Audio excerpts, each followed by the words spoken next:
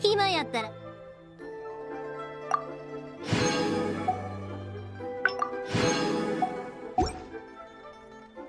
何か話。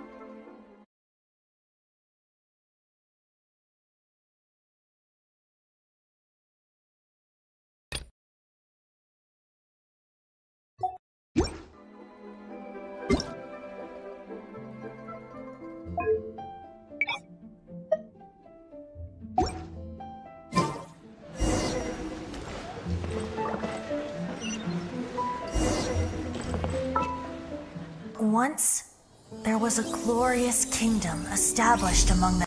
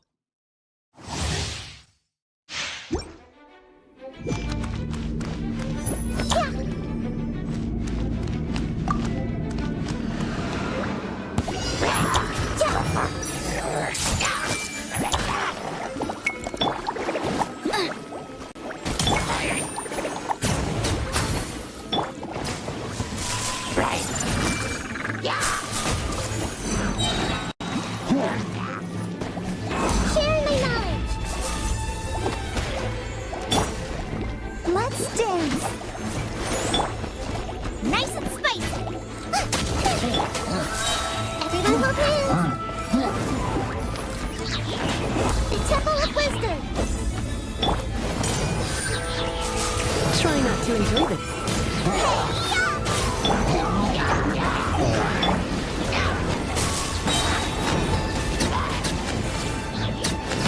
I see everything. Make yourselves at home. I'll protect us. Let's spark things up. Grow, grow, grow. Your taste.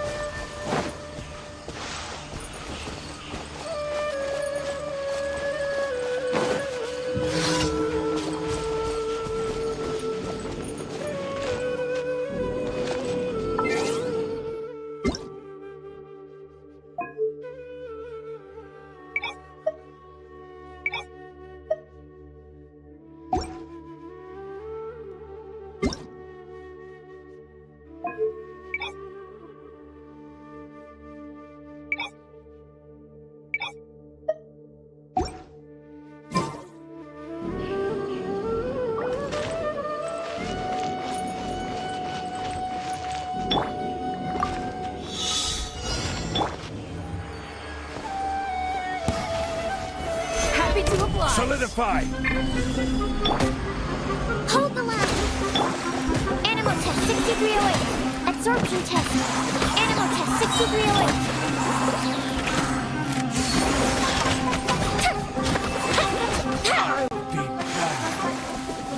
That's close enough. You are not welcome here.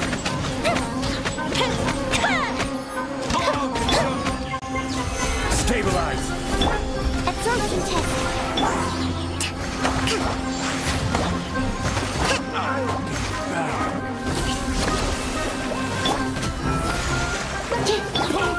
Fuse is lit.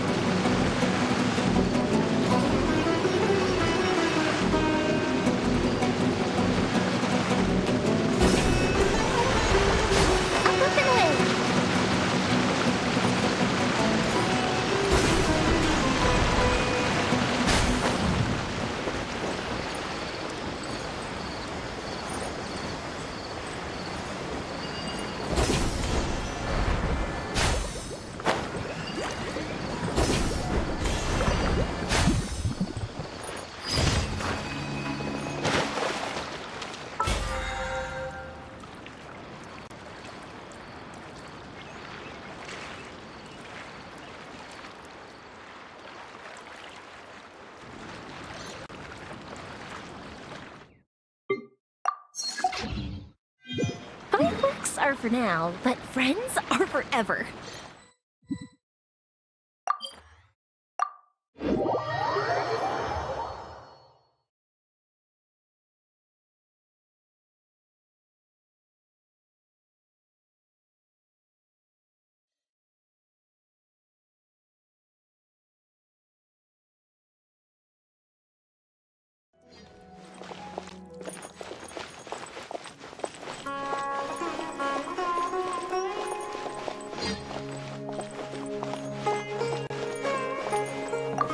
Add Astro. Thank you for Add Astra.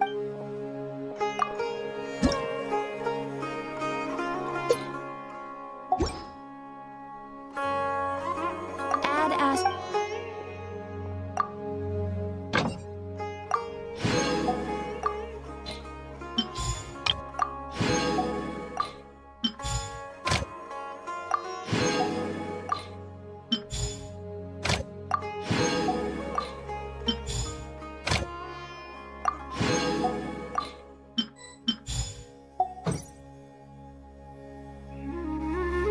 Add Astra.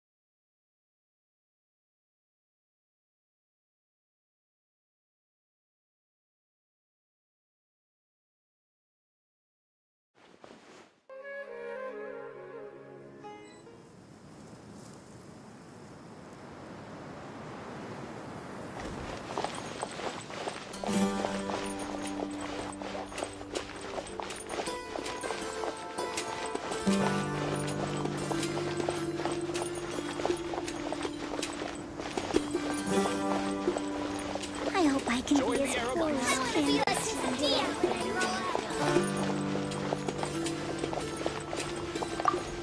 Hey, and Mora, or trade anything you own. It's as worrying as it can get. Candace, we're here! Has everyone arrived? Everyone is already waiting inside. Well, what are we waiting for? Let's join them! Please, wait a moment.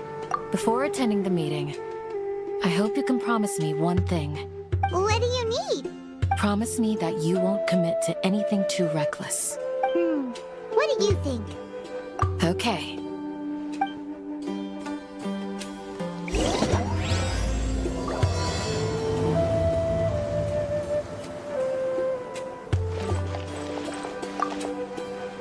They're all waiting for you. Oh, of course not. It's all a bunch of nonsense. I hope I can be as cool as Candace. Join the Aramites and embrace a wonderful new life.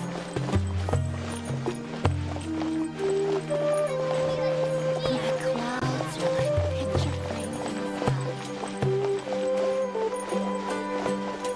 I'm so glad.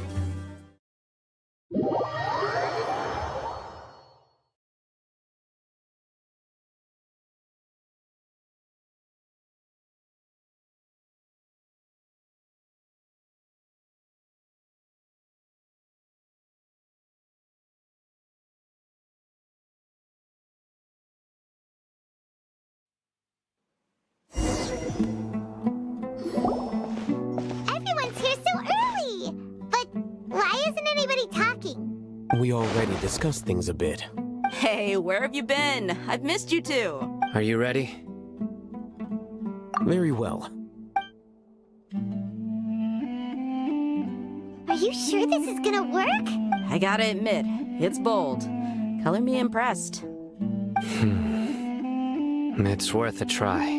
The point of discussion is to arrive at a solution. Let's cut the small talk and move to the next point. You're making Paimon nervous.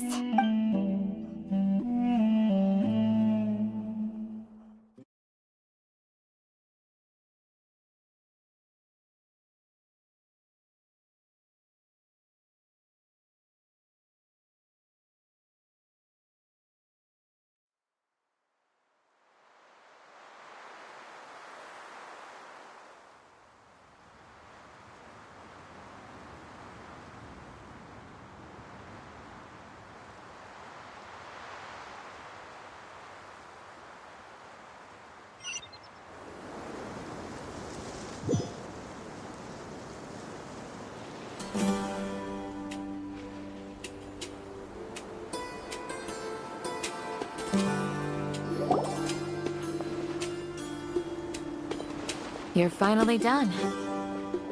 I have some other stuff to take care of. Catch you all later. Come on, don't give me that face. I know what you're going to say. I'll be careful. That's what I wanted to hear. Take care. Well, traveler, Paimon, judging from your expressions, the meeting must have been quite productive. You can tell? I'm not that good at scheming or strategy, but I can sense people's emotions. And based on your reaction, things must have gone quite well. Paimon's a little worried. Hopefully nothing will go wrong. To be honest, I feel the same. But you're already some of the most capable people I know, so you have my trust. Candace gave us a compliment. Your deeds speak for themselves. Candace, we stayed behind to tell you that, although you won't be coming with us, we'll be sure to remember your words. I'm very glad to hear that. I've said the same thing to everyone here today as I said to you when you arrived. Your safety is the most important thing. Only when you're safe can the plan be successful. So please, take care. You're welcome. And thank you for taking my advice. Good luck with everything. I'll be here in the village praying for you.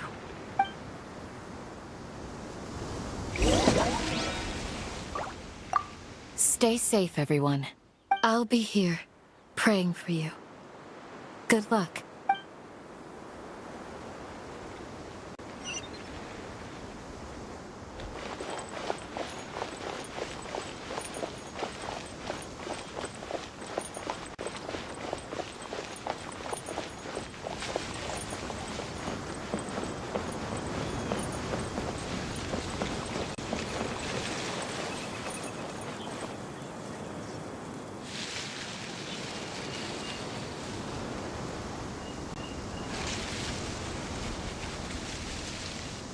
Sounds good. I'll go make some preparations. Okay. I'll hit them. Have you finished saying your goodbyes? Yeah. Also, Candace told everyone to be careful. Yes, she did. But I think my point also bears repeating. Our plan is not child's play. We won't be able to achieve anything if we're simply careful. We must go beyond that and fully commit ourselves to it. I hope this is clear to you. Huh? Shouldn't you be saying something more cheerful to boost our morale right now? Didn't we already do that during the meeting? You can never have enough words of encouragement. In that case, Candace can cuddle you to your heart's content while I continue to remind you of the seriousness of our situation. We all have our jobs to do, after all. It's like how some people can be put in charge of logistics while others will fight on the front lines. Speaking of the front lines, you don't look anything like a soldier. Of course. Compared to the mercenaries, I'm merely a feeble scholar. But the advantage of not being a mercenary is that I get to stay in a safer place and offer my strategic insight. Just think about that mercenary who lost his mind. Mercenary groups are facing constant danger every single day. Well, being a scholar is also a high-risk occupation, and you are a scholar. I'm not like the rest of them. Even among members of the same species, some will exhibit far more potential than others.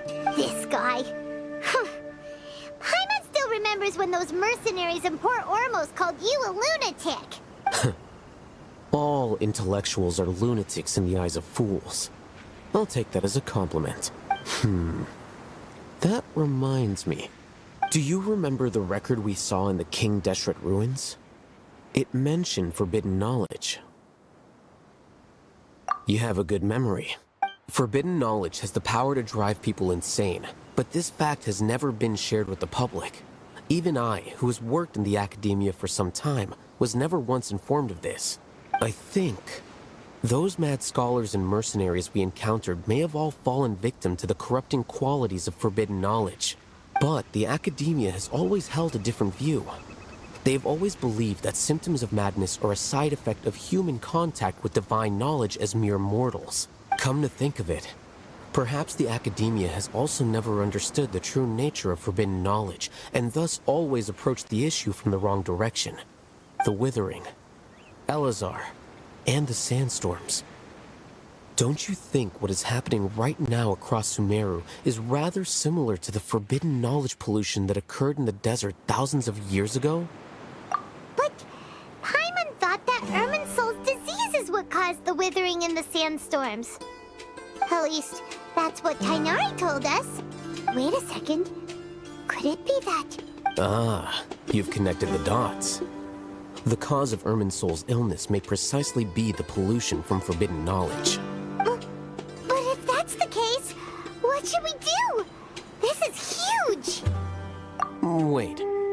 Why do you think Lesser Lord Kusanali would have a solution to this situation?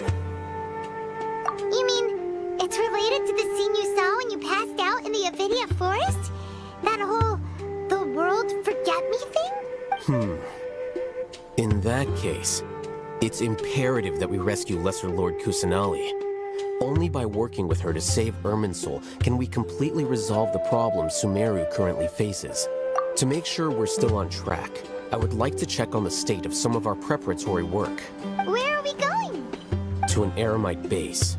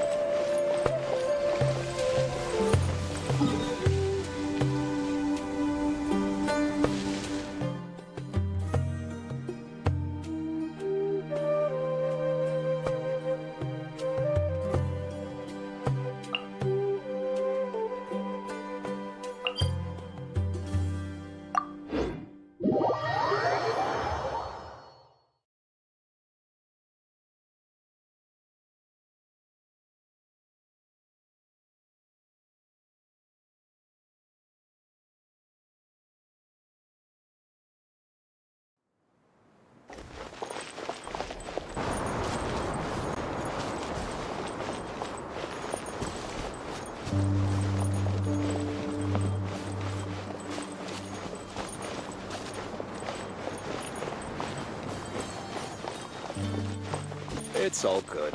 Whatever the boss says.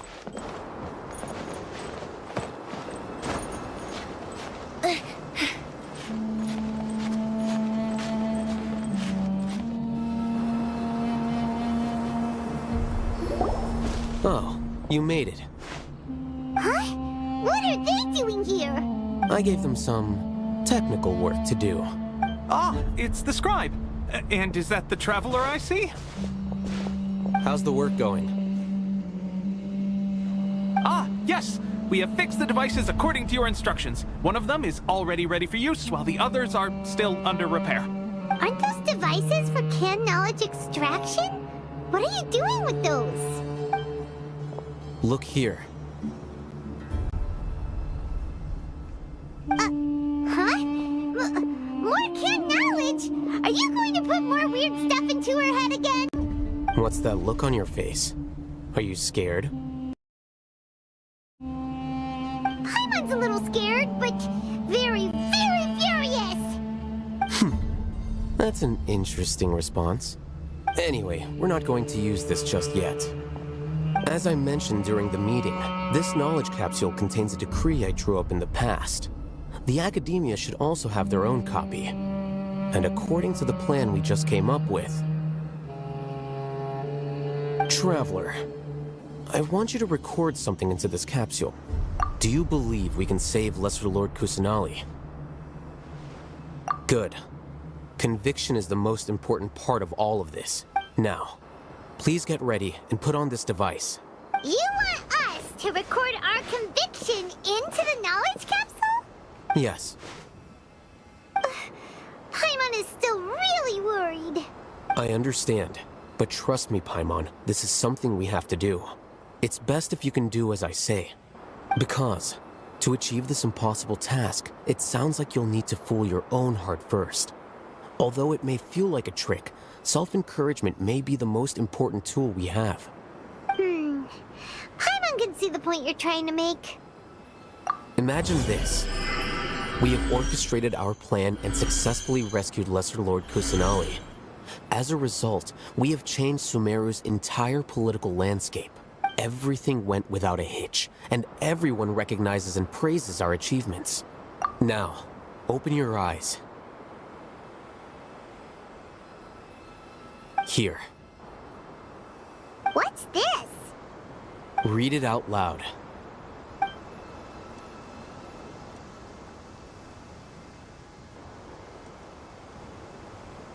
It's done.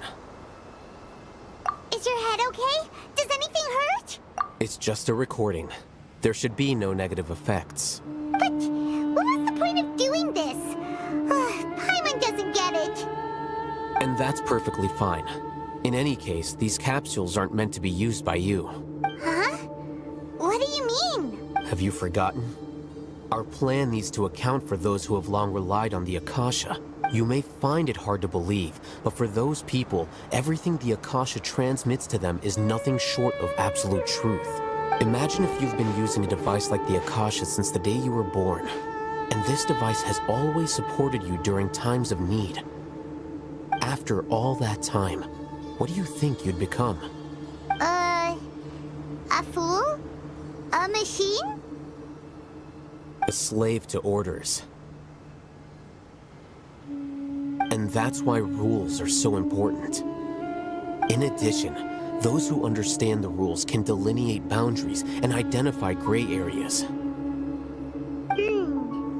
But why would you need to identify the gray areas? You could say that those kinds of ambiguous zones can be very interesting. One might even say they're advantageous in the right hands. Things you're interested in are really out there. Are all Sumeru scholars like this? Anyway, that's enough chit-chat. I'm going to take those two to work on some small projects. You can head to Caravan Rebot and start preparing for the next step. Small projects? We're going to tinker with the Akasha terminal and make a few modifications.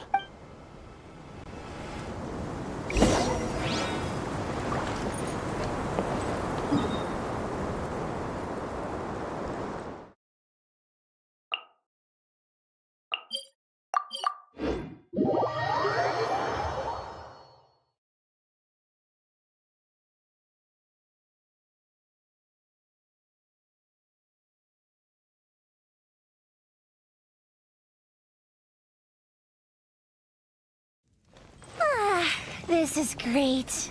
I feel so relaxed all over. I could almost food. I thought we agreed on a plan. How can you go back on your word? The plan is too radical and carries a high risk for casualties. I've given it a lot of thought.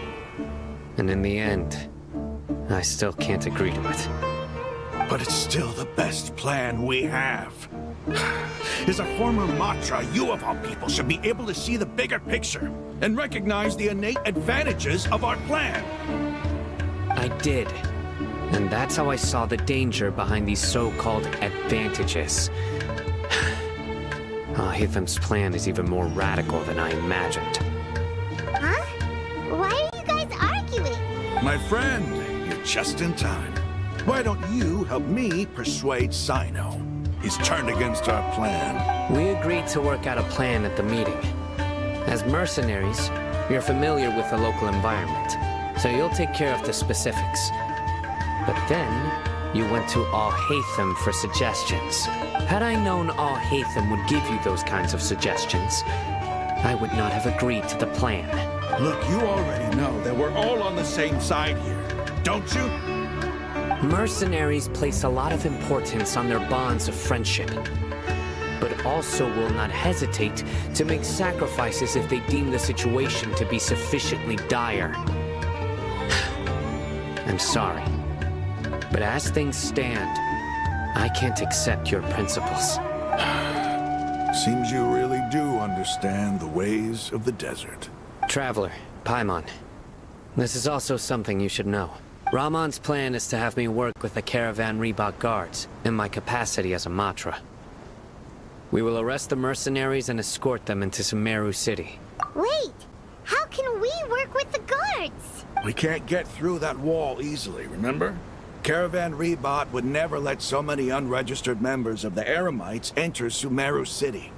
My plan will clear us of any possible suspicion, and also let us enter the city as a big group. There is no better way. That also sounds like something Al-Haytham told you. Am I right? Doesn't Al-Haytham know how dangerous this plan is? Of course he does. He told me, there is no perfect plan, but this can get the job done. He also said that with the help of Sino and the Traveler, our chance of success would increase significantly. I never blindly trust anyone, and I've always had a good eye for people. I think he made a number of valid points. It's my own choice to trust you. If I make the arrests alone, I can control myself and prevent you from getting hurt. But I can't guarantee that kind of discipline from the guards. To make the whole thing more convincing, you'll need to resist to some degree. Casualties are inevitable once push comes to shove. I'm okay with the deaths of enemies. But now that we're allies, I'm against the meaningless loss of our own. I can't believe a Matra would actually care about us. I've lived a hard life, and I can say that people like you are hard to come by. I've always treated my allies with honesty and respect. They have the right to know important things like this. Now you're making this hard for me. Hey, is there something we can do to help? I knew you would say that. We can help fight some of the mercenaries, which should reduce the number of times you'll have to struggle directly with the guards. That should help at least a little bit. Sino, on behalf of my people, I thank you for your kindness. But this is a mission we cannot turn our backs on. We strongly value the lives of our friends, but the goal we are about to achieve is even more important. We have no fear of casualties, because we crave the spoils of victory. So please, lend us your support. We will show you the determination of us desert dwellers. Well, now that you've put it that way, I can no longer refuse. But remember, you need to follow the plan and not do anything reckless. Candace made it very clear that we can only achieve our goals if we can ensure our safety. Since you and I both recognize the significance of this operation, there should be no more animosity between the followers of the Dendro Archon and those of King Deshret.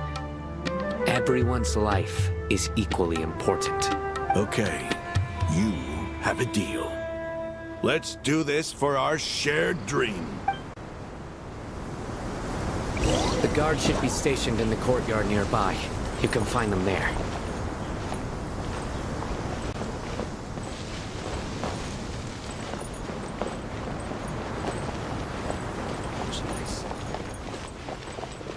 There must still be traces of King Deshret's familiars in the desert!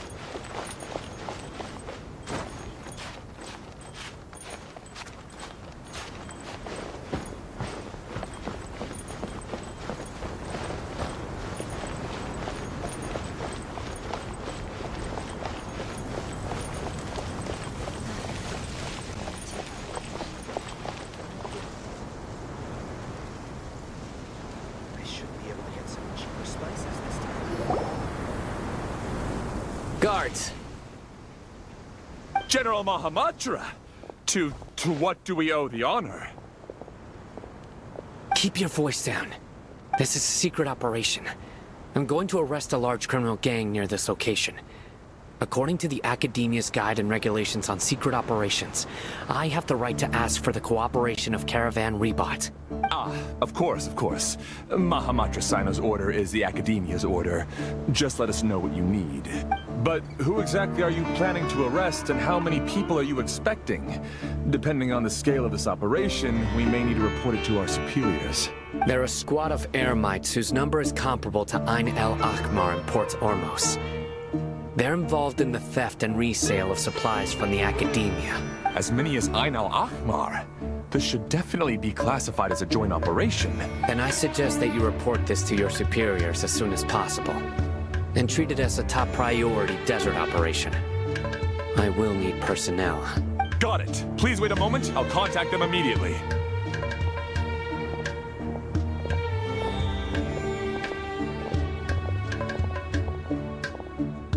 Because this is work. Because I trust you. Paimon can't believe you're still in the mood to chat. This whole thing has Paimon scared stiff. Aren't you even a little worried? What if these guards already know that you have betrayed the Academia and are no longer their General Mahamatra? Even if that guard doesn't know, their superiors might, right? We discussed this, remember? The Caravan Rebot operation is of great importance. But don't worry, the guards there shouldn't know that Sino has stepped down. How can you be so sure? First, the other Matras still don't know why Sino has left, which proves that the Academia has been covering up the matter. Second, this is a crucial moment for the Academia's God creation plan. If something were to happen to the General Mahamatra, it's bound to attract a lot of unwanted attention. No matter how you look at it, they don't seem interested in sharing the news of Sino's departure. A reasonable inference. I agree. Which brings us to our next issue. I'm sure some of you have been wondering if the prediction function of the Akasha will affect our operation. The Akasha is still in operation, so I must remain on high alert. Actually, considering the power of the Akasha, it's quite strange that it hasn't already tried to interfere with my actions. I've given that a lot of thought. For now, I don't think you'll need to worry. If you remember, when you first came to Aru Village, all your actions and routes were predicted by the Akasha. It even gave that information to those who kidnapped the village keepers. But things like that never happened again after we met up with the Traveler. That's true. But why? Look at it from a different angle. Why do you think the Akasha will predict your actions? Because my personal data has been entered into the Akasha. That's true, but the key to this question is, how well can the Akasha make predictions about a person? Haven't you ever thought about it? Just how can it do this in the first place? Because the Akasha controls the entirety of Sumeru. The Academia firmly believes that all human actions can be explained through logic. By sorting and analyzing entered data, the Akasha can derive behavioral logic and predict the actions of those who fit an existing logic model. However, at the risk of sounding like an advocate for fallacies, can everyone truly be considered logical at all times? Emotions are part of our behavioral logic. But can you guarantee that every experience of the same joy or pain would be equally intense? How can our feelings and opinions be predictable down to the letter in every single instance?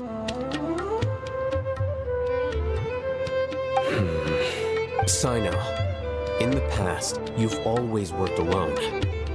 In the absence of another person who could sway you or your thoughts, the Akasha could produce predictions that were similar to your real-life behavioral principles. Decisive and principled, you were used to solving problems alone. That's why the Akasha could figure you out. But now, you've joined a team. And I believe the Akasha hasn't yet figured out the full composition of it. Our thoughts and logic have intermingled and weaved themselves together to become a complicated, chaotic mess. Any one of us could potentially disagree with another. The Akasha lacks data on these interactions, and it's impossible for it to predict your actions in the future based on your decisions in the past. After all, there's probably a limit to just how much we can be modeled or controlled by data. So, in my opinion, you're probably safe for now. Makes sense to me. I agree. The Akasha is not alive, and I don't think we can be completely controlled by something without a mind of its own. Is that so? I guess there are things that even the Akasha cannot calculate, and people will not be forever trapped by the past. I'm so glad that this is settled. Next time, pay attention during our meetings. Will do. Just remember to stay vigilant. Footsteps! General Mahamatra, we were not expecting your presence here. I'm the security officer of the Grand Deshret Desert District. My name is Luxembarbo. This is my assistant, the Traveler. She will be working with me. The construct next to her is for her work. Beep! Construct! Beep! What a great honor to meet you. Your golden hair is as bright as the sun. And, is this the latest technology from the Academia? Have you made a decision regarding the matter I mentioned to your subordinate? It seems to be a dire situation, so of course you will have our full cooperation. To be perfectly honest, I've always longed to go on a mission with someone as well known as yourself. There's no need for flattery. Yes, sir. Take your most elite platoon and follow me to the eastern side of the district. We will carry out the operation there. Understood. Map. Hurry, bring the map! In 2 days, we will engage Rahman's Eremites and capture all of them. Any questions about the time or location? None at all, sir. Good. See you then. Yes, sir.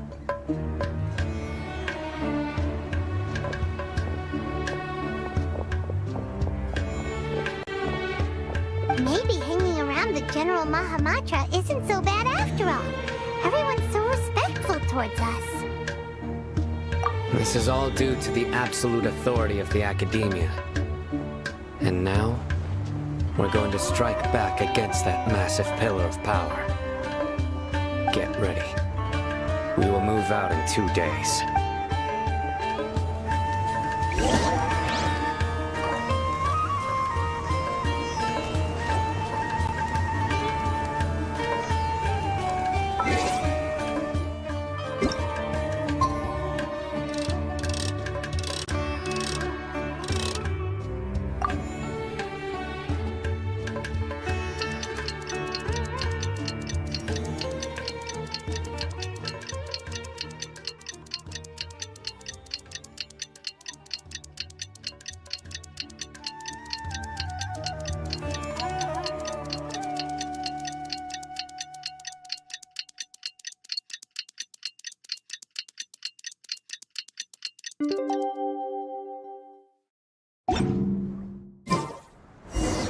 It's time for the operation!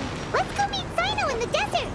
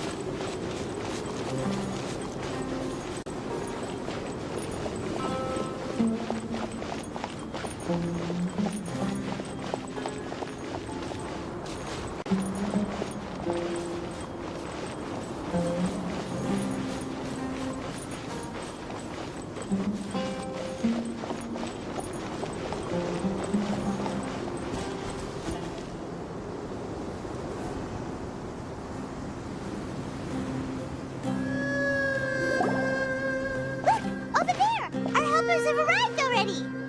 Let's hurry over! Wait a moment. It's you.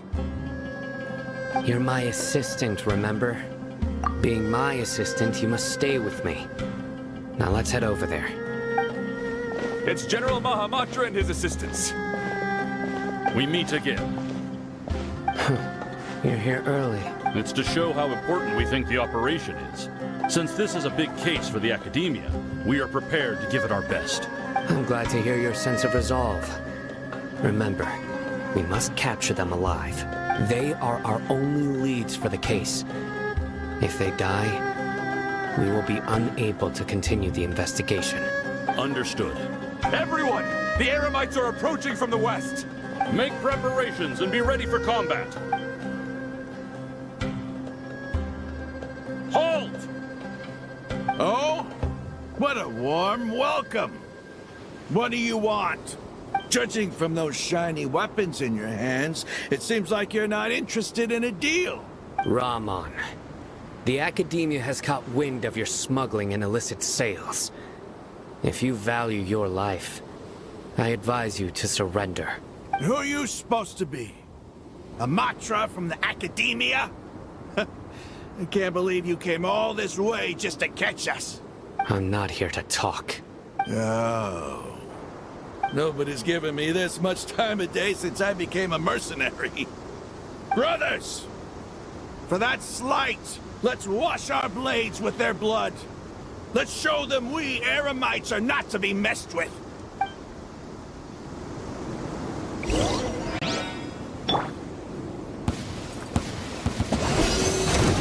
Stand clear. Thrust and rebuild. Uplift and replace. Time for a lecture.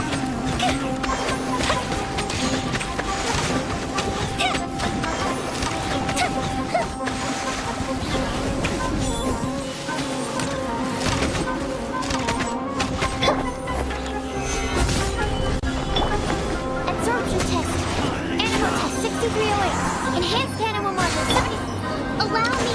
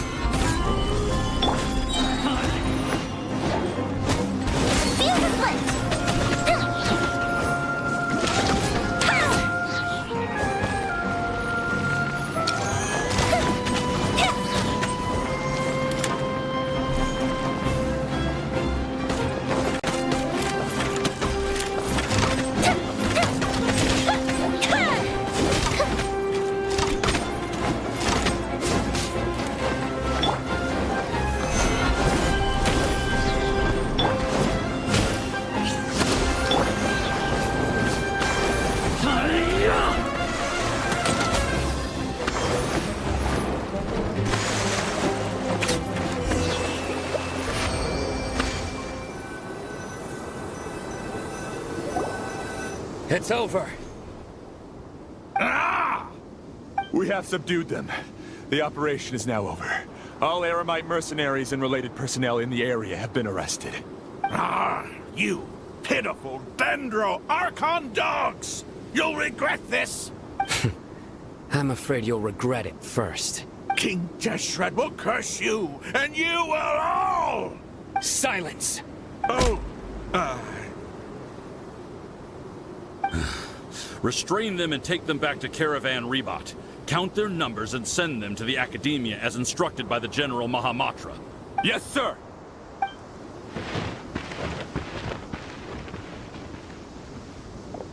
Mahamatra Sino, I will now take my leave. If you need further assistance, please come to Caravan Rebot and ask for me. Understood. You are dismissed. There they go. Let's talk elsewhere.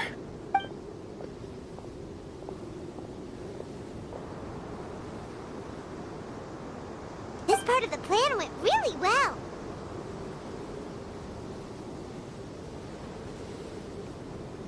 Yes, things went perfectly. That's fantastic!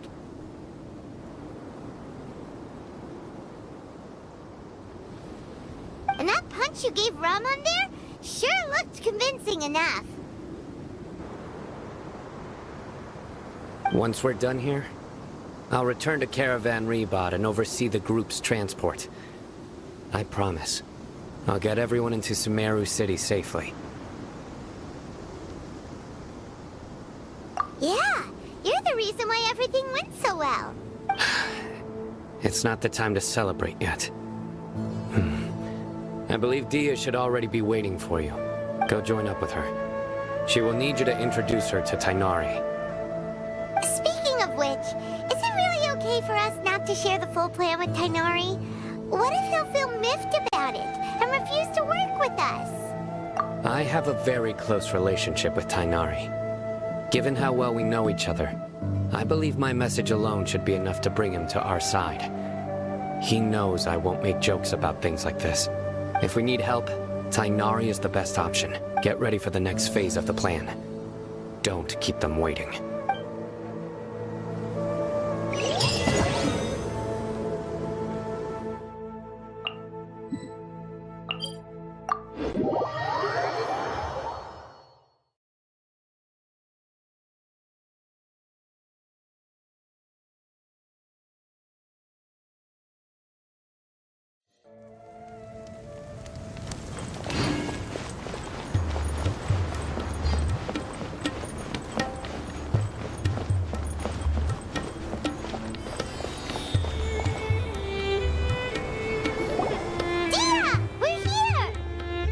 It's about time. Didn't you say our part of the plan is the most important of all? And here you come rolling in late. In the time it took you to get here, I already did 5 laps around the place, downed 7 drinks, and even did some clothes shopping. Sorry. We didn't mean to keep you waiting. I just wanted to fix your attitude and rub it in a little.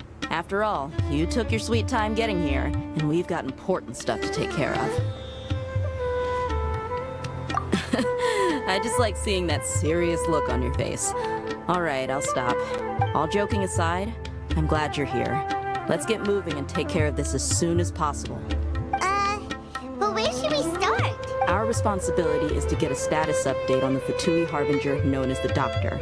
We need to make sure he won't get in our way when we rescue Lesser Lord Kusanali. Dealing with an institution that controls all of Sumeru is already hard enough. If the Doctor were to crash the party, it would be next to impossible for us to achieve our goals. Yeah, we sure don't want him showing up. Ooh, he really gives Paimon the creeps. Right? Hearing his name just reminds me of those stuffy old geezers in the academia. I'd rather not have to deal with someone like that. According to the plan, we should first go to Pardis Di and ask for Forest Watcher Tighnari. If all Hatham and Sino's sources are solid, then we can be sure that Tighnari still has the Academia's trust. So, we'll find Tighnari and convince him to get us the latest intel on the Doctor. Then, depending on what we learn, we'll make any necessary adjustments to our plan. The sages have placed spies everywhere on the other side of the wall. I'll follow you as a bodyguard. You should be honored. I don't offer my services to just anyone you know. But Paimon thought mercenaries would do anything for Mora. That's certainly true. But when multiple employers are vying for your services, you should always go with the best offer. Let's see. If I were to charge you a bill, I guess I can apply a discount. How much more do you want? I was not sure we can afford it. How much do I want? Hey, how about paying me with a smile? What do you say? I haven't seen you smiling much recently. If you ask me, someone like you must look lovely when they smile. Come on, give me a smile so that I can be less worried. Looking good! I hope this pretty smile will become our lucky charm. There are many kinds of smiles, but only a truly joyous one can bring blessings to others. Let's consider this smile a down payment for our future victory. Let's go. It's time to pay a visit to Pardis Di.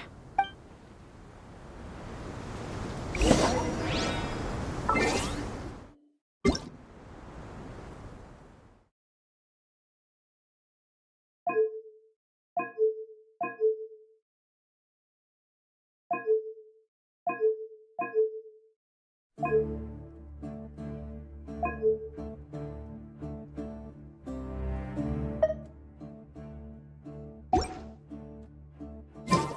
you ever kept goldfish as pets? They're very cute. I should start preparing for the next on-site investigation.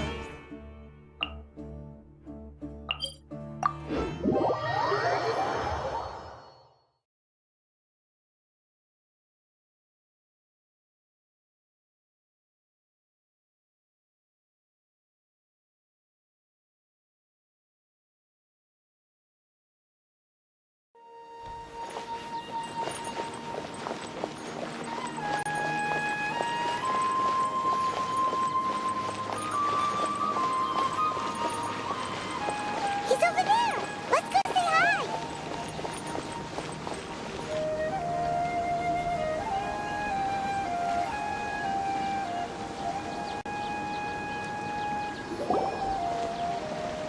Kainari!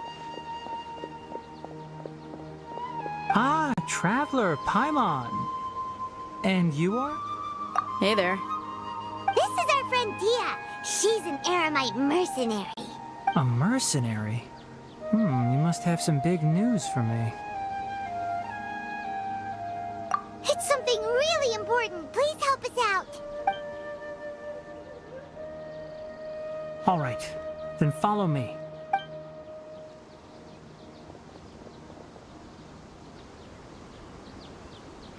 This place is better. We won't be disturbed by any passerby. Okay, what is this important thing you want to ask me? The doctor, huh? He's that strange-looking Fatui Harbinger with the mask. Paimon thinks he has blue hair. Yes, I know him. Actually, he left Party's DI just a little while ago. He left already? Yeah, he came looking for me. Can I ask what it was about? Sorry to ask you like this after having just met, but your answer is very important to us. For now, all we can share with you is that your friend Sino is working with us. Sino, you say? I see. So that's why he hasn't been at the Academia. Okay. I will answer your questions and will assist you any way I can. You don't have to tell me everything that's happened. Sino's name really does work wonders. You're not even a little worried that we might have made it all up? Despite having just met you, I can sense that you're the serious type. Between you, the Traveler, and Sino, none of you strike me as the type that would conspire to deceive me. You don't need to tell me anything you don't want to. I'll also get straight to the point. The Harbinger you mentioned came to me because he wanted to take the scholar Hypatia away with him. Hypatia? Why would he want her? And what do you mean by take away? Is he planning to leave Sumeru? Yes. He told me his return to Snezhnaya is imminent.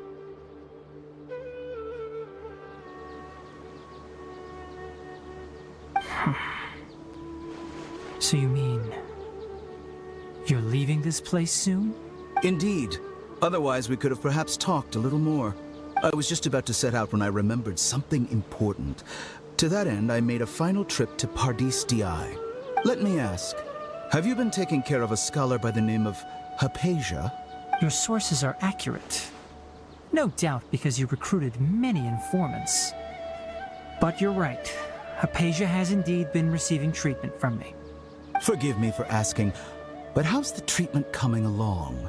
Given the way you're asking, I assume you have something to say. Since you asked, I'll be frank. I would like to take Hypatia to Snezhnaya. It's incredibly difficult to transfer a patient. As a scholar yourself, shouldn't you at least be aware of this? Oh? I can't believe your utter lack of faith in me, to the point of even questioning my general level of knowledge. How unbefitting. Well, you're the only one who's ever made such a request. I have my ways of keeping her safe during the journey. In addition, I can also promise that under my care, Hypatia will receive the most advanced and effective treatment. I will personally supervise her treatment and see to her recovery. Would that be agreeable to you? Hypatia was born in Sumeru and remains a scholar of the Academia. Her situation has not become dire enough to necessitate her transfer to another nation. Transporting her to Snezhnaya is risky, and the potential benefits are unknown. As the person currently responsible for her treatment, I cannot possibly sign off on this transfer. Your suggestion is rude and reckless. I'll pass. I don't know much about the doctor, but after talking with him, I realized that, just like many other scholars, he possesses an aura of arrogance that I've come to detest. It's not so much that he's looking down on others, but more that he's so confident in himself and his abilities, to a point of near insanity. I would never refer a patient to someone like him. I prepared myself for a protracted battle of wits, and was really surprised to see him just give up on the topic. Still, his reaction really concerned me.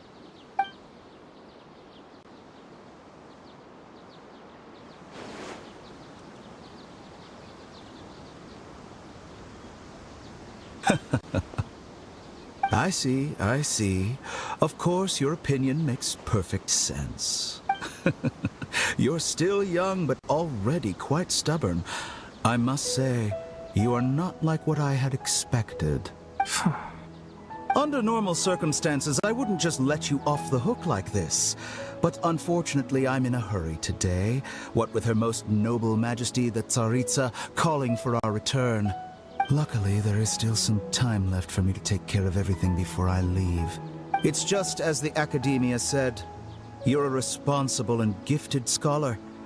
Sadly, even with all of that, you're still lacking a bit of shrewdness.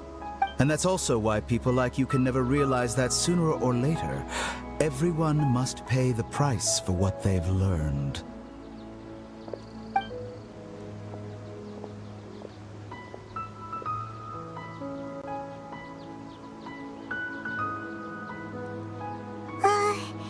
Paimon can't help but feel like he's hinting at something unpleasant.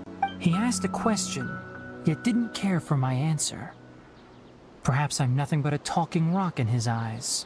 He never came off as malicious, but an utter lack of compassion permeated throughout our conversation. From his tone, I can sense that he's always looked down on others.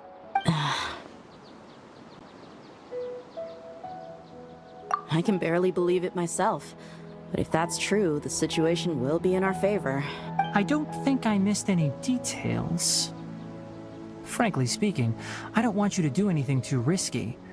Now that you know a little more, it should be easier for you to stay safe. Sorry we can't tell you everything. We appreciate that you helped us anyway. I won't forget your kindness. It's okay. I have an obligation to do so. To be perfectly honest, all of this may have started because of me.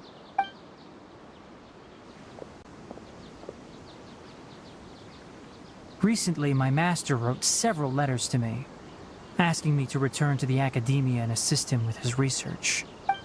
Hasn't he already asked you several times before? Yes, but there's something off about this most recent batch of letters. The handwriting and tone are both familiar, but some details have been omitted. My master will occasionally leave a few dots on the back of the letter. One dot means that he wrote the letter on a sunny day, and 3 dots stand for a rainy day. This has been a habit of his for many years, but I didn't find any dots in his recent letters. I believe something may have happened to him. I get it. Since you are always at Gandharvaville, you would like me, someone already working at the Academia, to investigate this matter, right? I'd like to ask you to do that for me. If you can keep yourself safe, please withdraw immediately at the first hint of danger. I can do that, but I have a feeling it won't be that simple. The Academia has been working on a big project. I'm not quite sure what it is, but your master might be involved with it. If the higher-ups really are hiding something, then it will be difficult to remove myself from the situation once the investigation starts.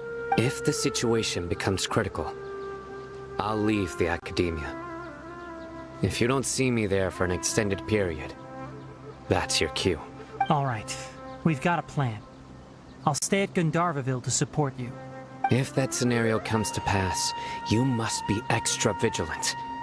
And be wary of any messages or direct requests from the Academia. I must say, I didn't expect a warning like this from the General Mahamatra.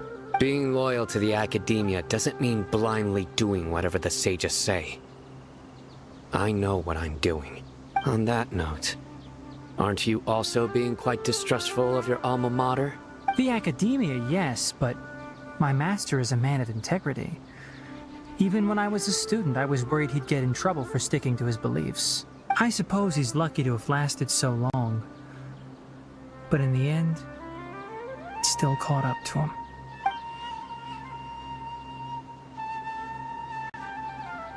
I see. So you noticed something was up with the Academia from the very beginning. This may well be how Sino became involved in all this. In that case, I must keep my promise and help you however I can. Also, if you run into Sino again, please help me pass on a message to him. Trust your own senses and experiences. I think this may be something he needs to hear right now. Okay, we'll find a chance to tell him. Thanks. Right. Now let's go hunt down this Harbinger.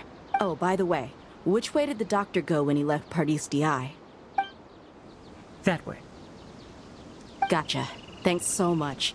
We'll be on our way.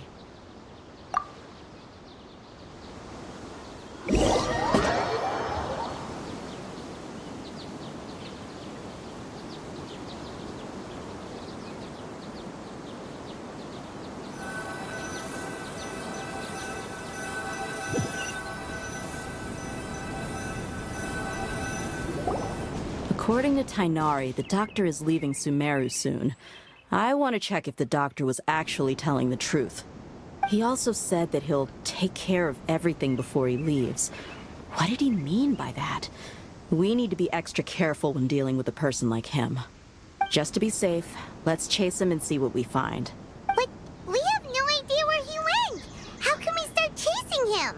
We'll do it the mercenary way. I'll find leads as we go. All you have to do is just follow me. That Harbinger may have tried to cover his trail, but he still left some traces. Or perhaps he never even thought about concealing his whereabouts. Maybe that's just how arrogant he really is. Yep, we're headed in the right direction. The traces are still fresh, but there's no sign of his entourage. Clearly they're in a hurry.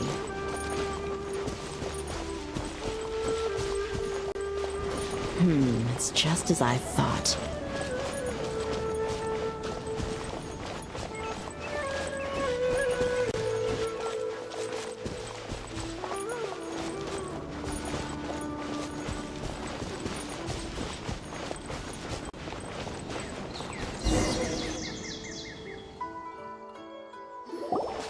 We can stop here. I think I know where the doctor went. To the south of here is Port Ormos, which seems to be where they're headed. Port Ormos? They're going to leave by boat? That's right. Let's go to the port and have a look for ourselves.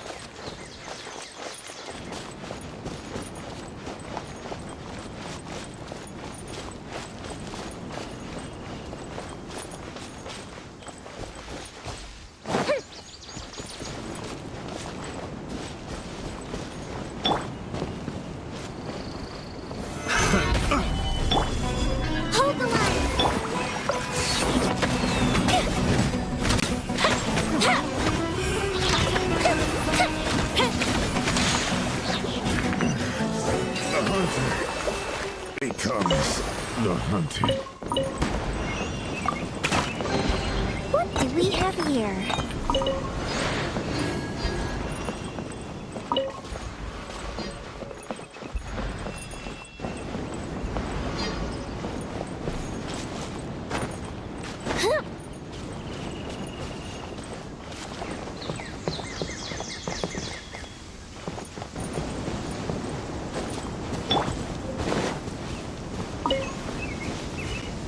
Following orders. Welcome. Solidify.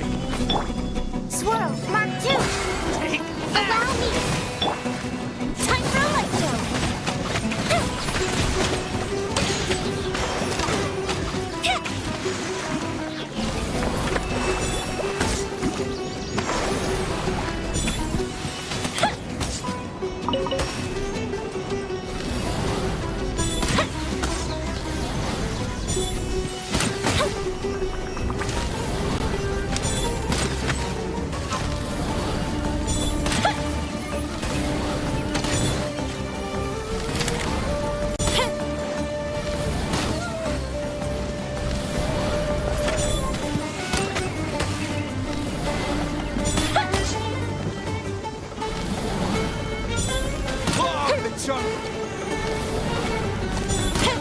I'll be back.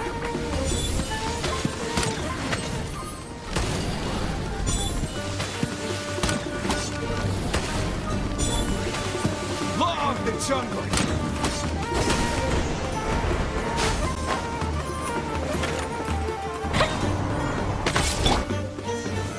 Stabilize.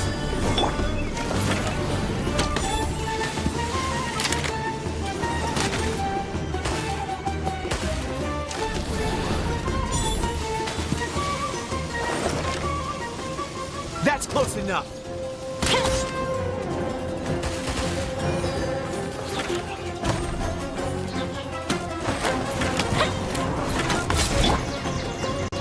Absorption test.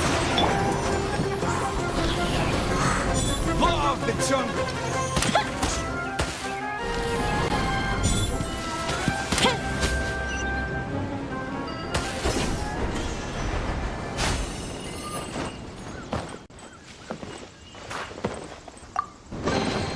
Ooh, will we find any firework materials in here?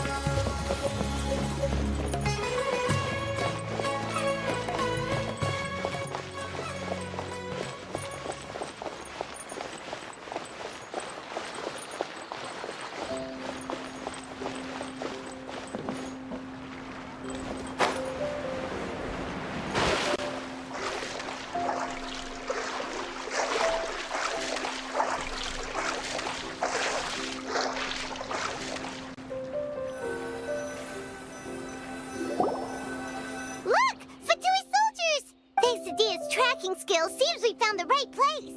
Shh! Don't draw their attention. The port is crawling with Fatui soldiers.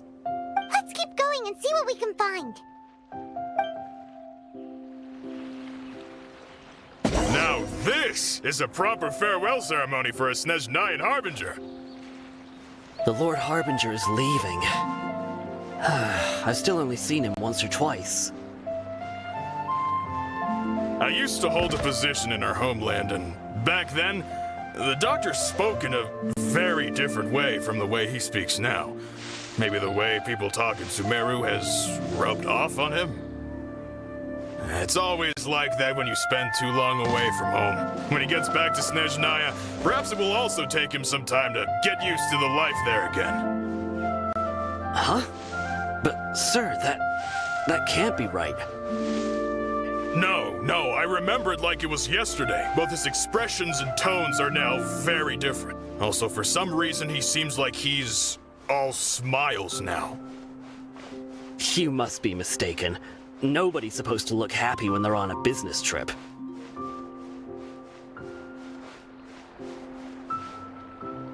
The doctor is on that boat. So he told the truth after all. He is actually leaving Sumeru. Let's get closer and find a place to hide so we can observe him.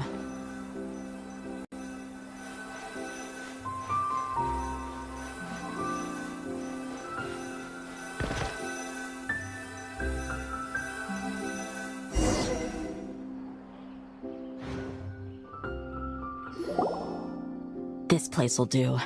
We can hide here while we keep an eye on the boat.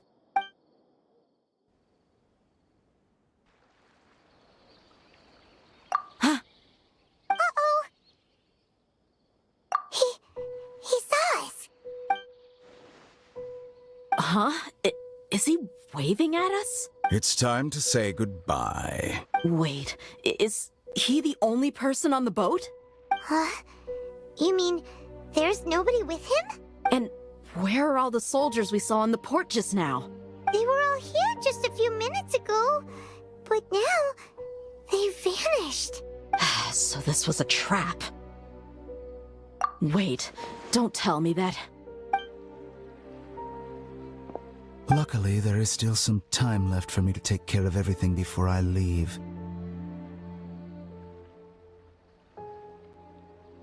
Oh no.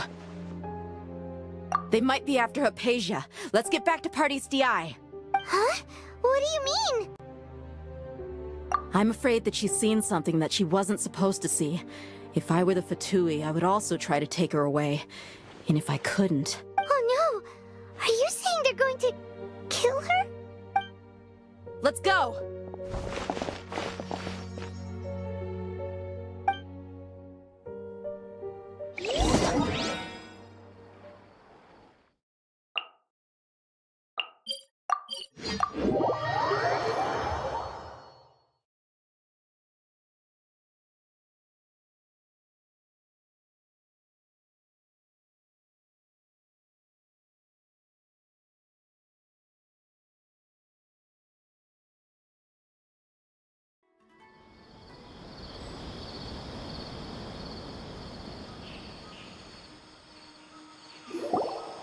Pardees Di is not a place you Fatui can just show up and do as you please. I believe we've already made ourselves quite clear. Our superior gave us permission to search for and collect medicinal herbs in Pardees Di for research purposes. But you've been in Sumeru for some time already. I find it coincidental that you chose to only come here today. Even the Grand Sage himself may not have the right to question our research, much less an ordinary scholar like yourself. I've done my duty to inform you. Don't make things difficult for yourself. It would seem that my words have fallen on deaf ears. You can keep trying to deny it, but coming to Pardees Di now? I'm pretty sure you're not just looking for herbs. With all due respect, your baseless speculations will only lead to unnecessary trouble. Well, you only have your Harbinger to blame. He knows nothing about keeping a low profile. I may be staying at Pardees Di as a scholar, but that doesn't mean I'm no longer a forest watcher. It is still my duty to protect the peace and safety of the scholars who have contributed so much to Sumeru.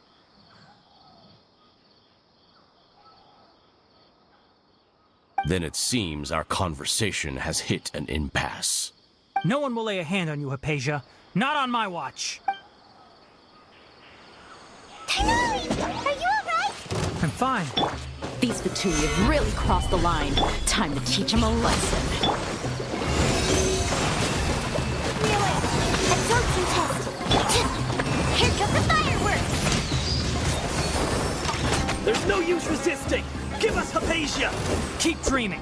Yeah, Tighnari, beat him up.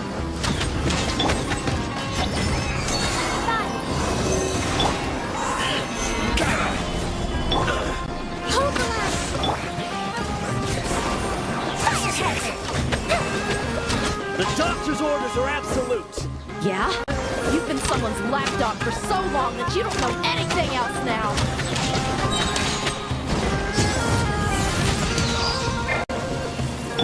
This is order. Fuse is lit.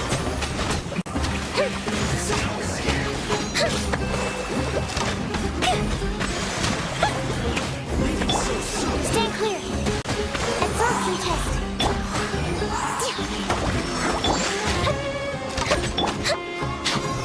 Solidify.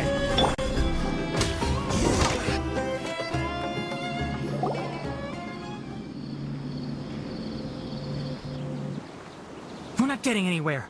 Traveler, Paimon, please go to Hypatia. We need to make sure they don't try to sneak around and attack from behind. Got it. Hypatia's still here. Doesn't look like anyone's broken in.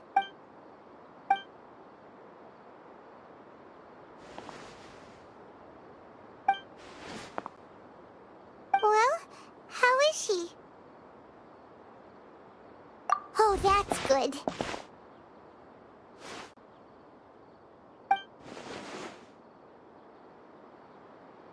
So, you think this is over?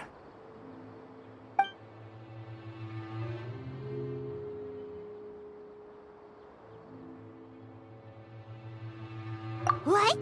The Balladeer is here?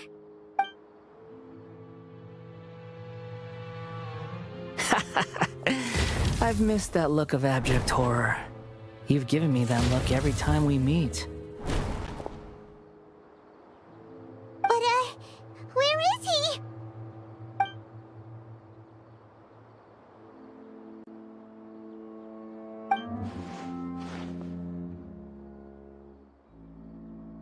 I can hear all of your thoughts, you know.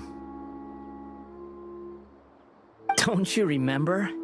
I already saw you the first time you came to Party's DI and made contact with Hypatia. I didn't need to do anything. It is her honor to be able to connect her consciousness with me. Who are you talking to? It can't be the Balladeer, right? That's impossible. I know you must be curious.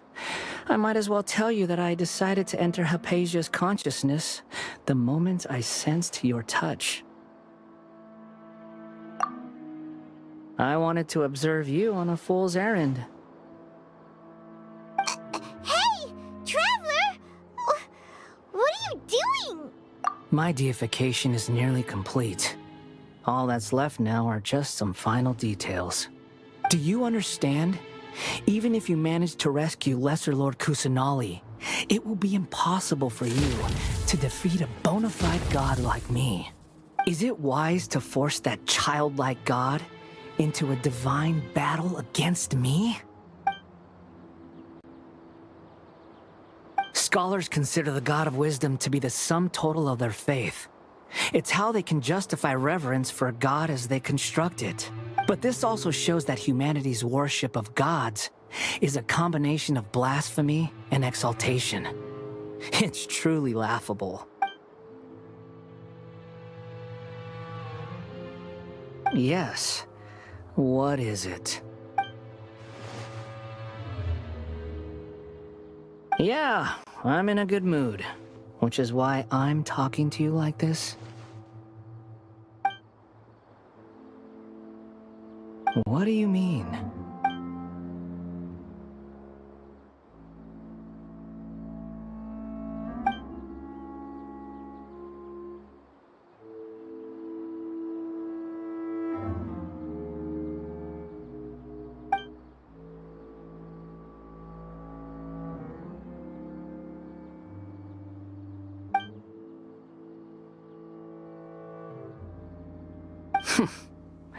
Those words almost make you sound like a friend who actually cares. But you're wrong. I'm different from all of you. I was born to become a god. My entire life up until this point has just been a meaningless routine. Just think about a sheet of paper. By itself, it holds no meaning. The content recorded on it is what gives it value. All I had recorded down before were some painful memories and boring human feelings. Such senseless drivel should have been erased a long time ago. Indeed, to me, the sight of you fools in your futile struggles is far more amusing. Tell me, just what has this world done for you to protect it with such zest and conviction? I'm connected to your consciousness, so I can hear what you're thinking and sense the depth of your determination. This is a good conversation we're having. So here's a word of advice. Let go of your misguided guardian complex. You know nothing about the truth. It'll be for your own good, as well as everyone else's. Humans are a species that can only find bliss in ignorance.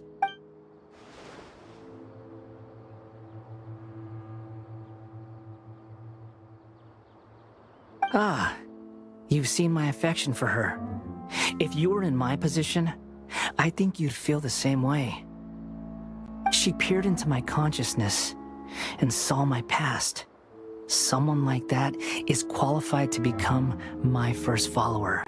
All gods need followers. So Hypatia has been chosen. Her appearance heralds my imminent arrival at the throne of divinity, while her worship shall become my glory. You're doubting me again? No matter. Soon, you'll know what kind of authority you're challenging.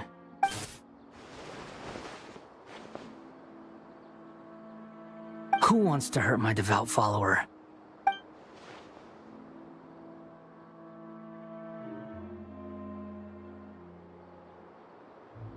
The doctor wants to hurt my first follower?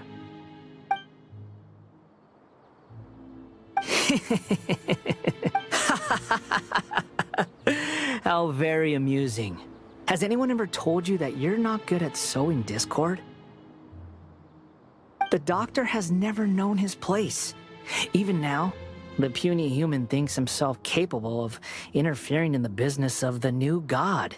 You're still too naive if you think a few words will be enough to convince me to destroy the doctor. But I'm willing to give you a gift, just like my expression of affection towards Hypatia. It is an honor for you to be able to stand here and speak with me. As my listener, you will be rewarded.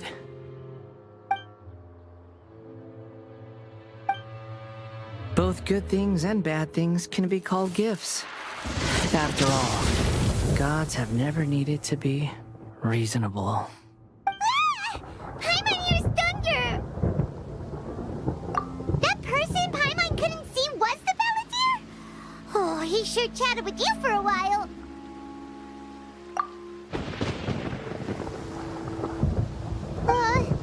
Where is the storm headed? That means anyone outside is in danger! Let's go! Tainari and Dia still must be fighting!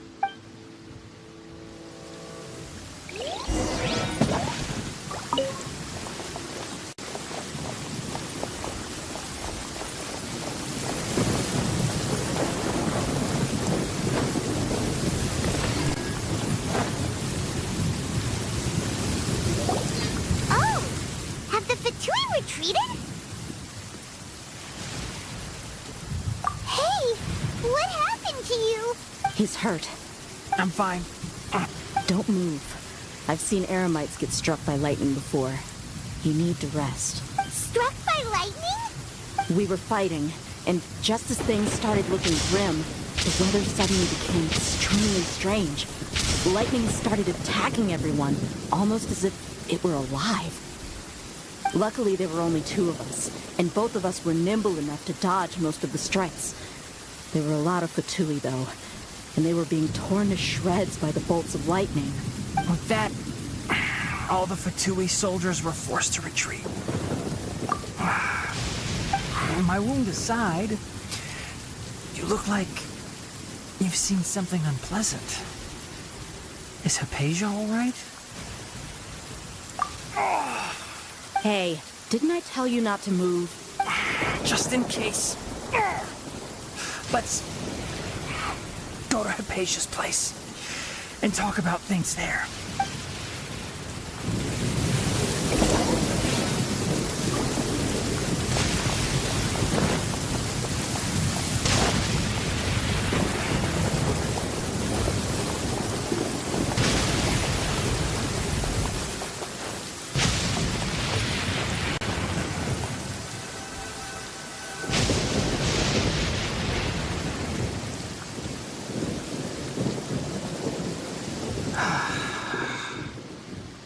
Thank goodness she's fine. Hey, how about taking care of yourself first?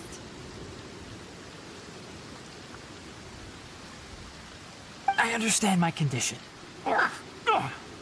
The wound is not fatal. I'll be all right.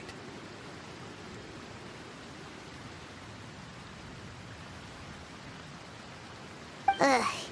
The more you understand medicine, the worse of a patient you become. I know. They always think they can push through the pain. Oh, he sat down. Let me rest for a bit. Sorry, traveler. Now you may start.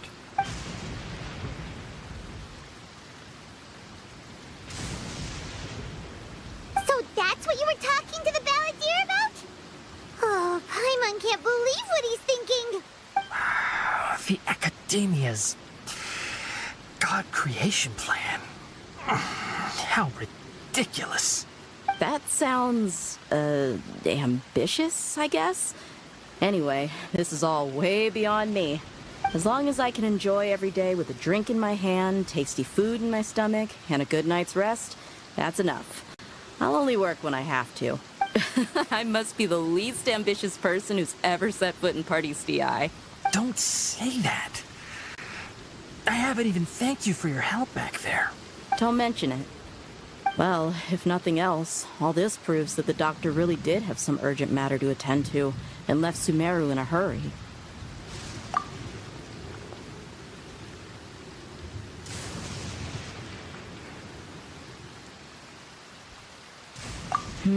Maybe the Fatui want to cover up some secret of the balladeer. Is that why they tried to seize Hypatia? You said the balladeer claimed that Hypatia has seen his past. So, what could be there? Have you noticed? The balladeer is not happy with the doctor's actions. He thinks the doctor has no right to consider himself as his equal. So, if the doctor was to show up again, would the balladeer zap him with lightning? Based on what the traveler has said, I think he would. Having the doctor gone benefits him as well as us. In other words, we've successfully completed this stage of the plan. The doctor is out of the picture now. Yay! That's a big accomplishment! I'm also happy for you. Thank you for the help, Tainari. Make sure you rest up for now. Yeah. All right. Okay, that wraps things up for us here at Party's DI. Traveler, it's about time we rendezvous with the others at the Grand Bazaar. Let's continue to keep a low profile. You can head there once you're ready.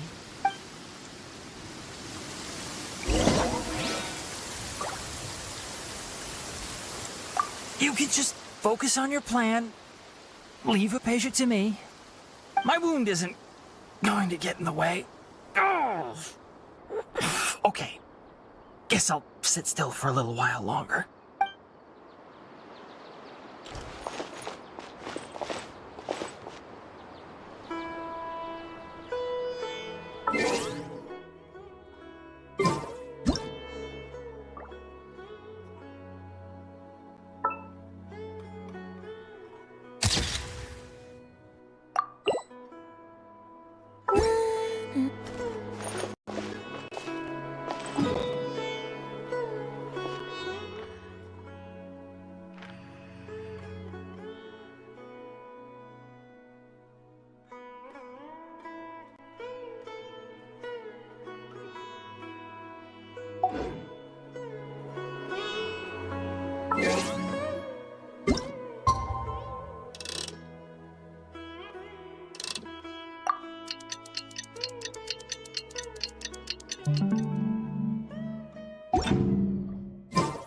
If we've got nothing else to do, why don't I tell you a story?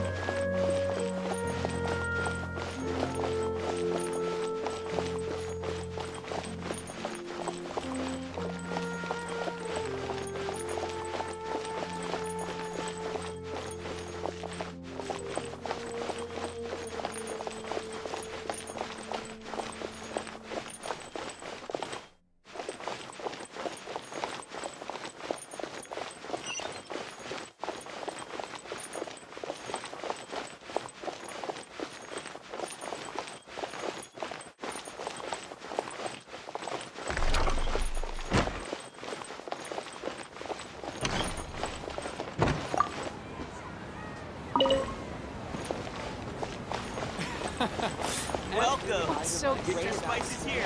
We've got all time. All right, everyone is here.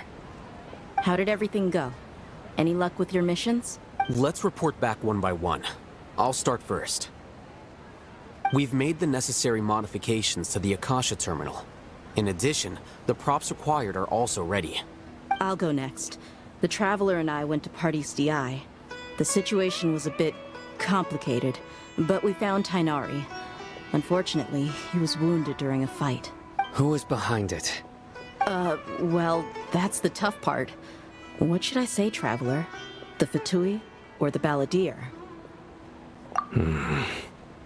After some back and forth, we confirmed that the doctor has left Sumeru by boat. He has something urgent to attend to back in Snezhnaya. So, we've successfully removed the doctor from the picture.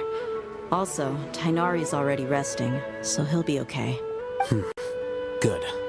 Oh, Tainari also asked us to tell you this message.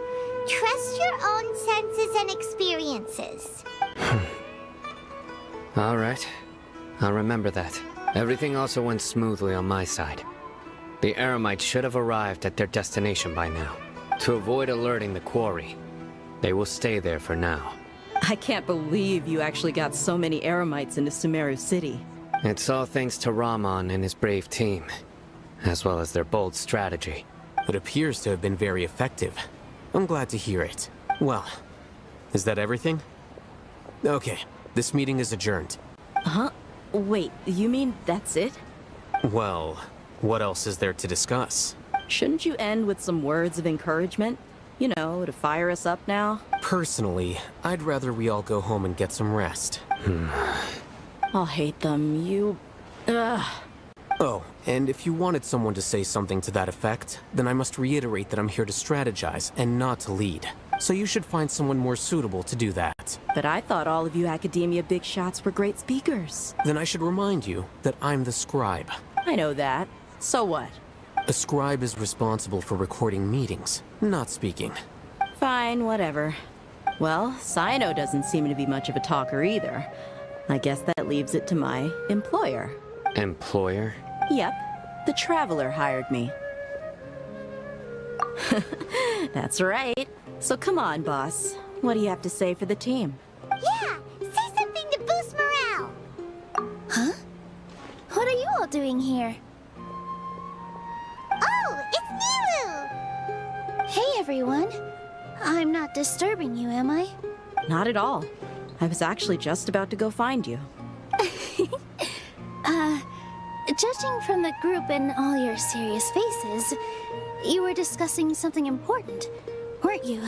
But you also look like you're up to no good. Seems pretty interesting. Welcome, Nilu. Would you like to join us? Huh? Join you? You mean you also want to discuss something important with me? Yes. Something very important. Nilu, are there any breaks in your performance schedule in the upcoming days? Huh? Wait, you're seriously inviting me?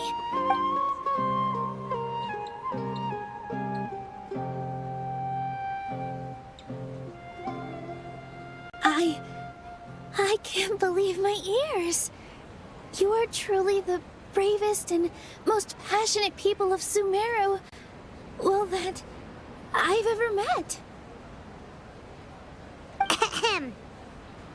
Oh, right. The Traveler and Paimon are not from Sumeru, but you are awesome as well. That's right! I must admit that I'm a little scared, but I'll try my best for Lesser Lord Kusanali. If I can somehow use my abilities to help you, then count me in. Remember, believe in yourself. Okay. I'll get my friends at the Grand Bazaar to help us tomorrow. Just remember not to say too much. Be discreet. Yep, you got it. All the preparations are done. Now, can we finally conclude this meeting? So, have you thought up what you'd like to say, boss? Yep. It's a grand plan and we're all super awesome!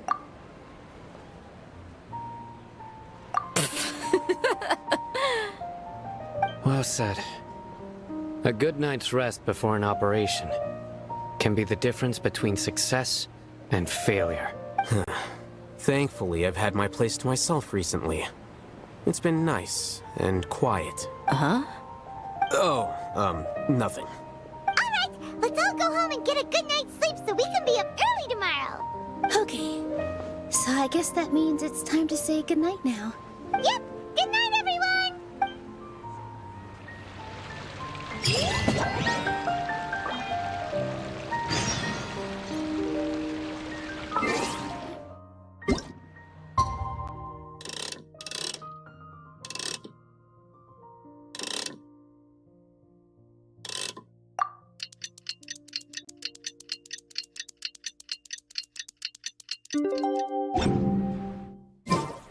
Today's the Academia's Near Garbaha Day. We can finally put our plan into action. Al-Haytham should be waiting for us. Let's go to the Academia and find him. Welcome.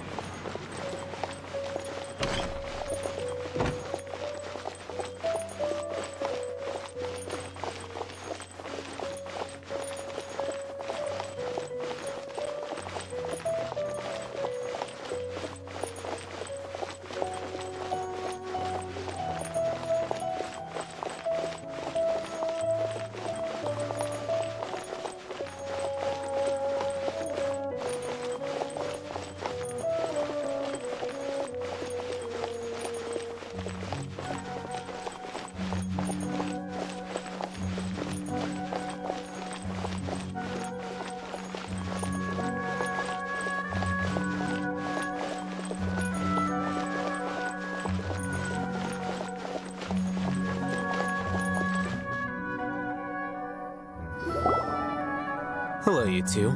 Sleep well? Not really. Paimon got too nervous thinking about today and didn't fall asleep until the sun was almost up. What about you, Alhaitham? Naturally, I slept just fine. After all, a good rest should be considered part of the plan, since energy is an important resource. You just want to show off how calm you are. It's crucial to dissipate any tension before we execute our plan. The only thing you're doing is being annoying. Anyway, do you need me to go over the game plan again? Our target is Grand Sage Azar's office. Everyone in the Academia knows that's where the Grand Sage's console is. Only they can operate it. Many restricted commands and operations are executed via that console. I'm sure that console has a way to free Lesser Lord Kusanali. You know, Paimon's been thinking, what kind of technology could let the sages imprison even a god? That isn't something they could have accomplished with their scholarly talents alone. In the Sanctuary of Surasthana, there's a device of Greater Lord Rukkhadevata's that she once used to isolate herself while meditating. 500 years ago, the Grand Sage at the time modified the device so that it could no longer be controlled from the inside. They were effectively trapping one god with the power of another. So, how are we gonna get to the Grand Sage's office? Don't forget, today is Nyagarbha Day, arguably the most important day to the Academia. The sages and core Academia personnel are busy loading the latest batch of research developments and legal decrees into knowledge capsules so that they can be entered into the Akasha. All the Darshan's researchers have their noses to the grindstone, and the Academia's grounds are flowing with all sorts of people. It's the perfect time for an infiltration. When the Grand Sage leaves his office to supervise the entering process, that's our cue to access the console and free the Dendro Archon. Well, yes, that's just the visible side of our plan, after all. If precedence holds, the Academia should have already started preparing for Nyagarbha Day. Everyone should be in position. All that's left is for us to lead the charge. Let's go. So are we just gonna walk in through the front door, or...? Yes. Were you expecting a stealthier approach? Paimon can't think of a good comeback. Alright, it's all on Alhaitham if things go south.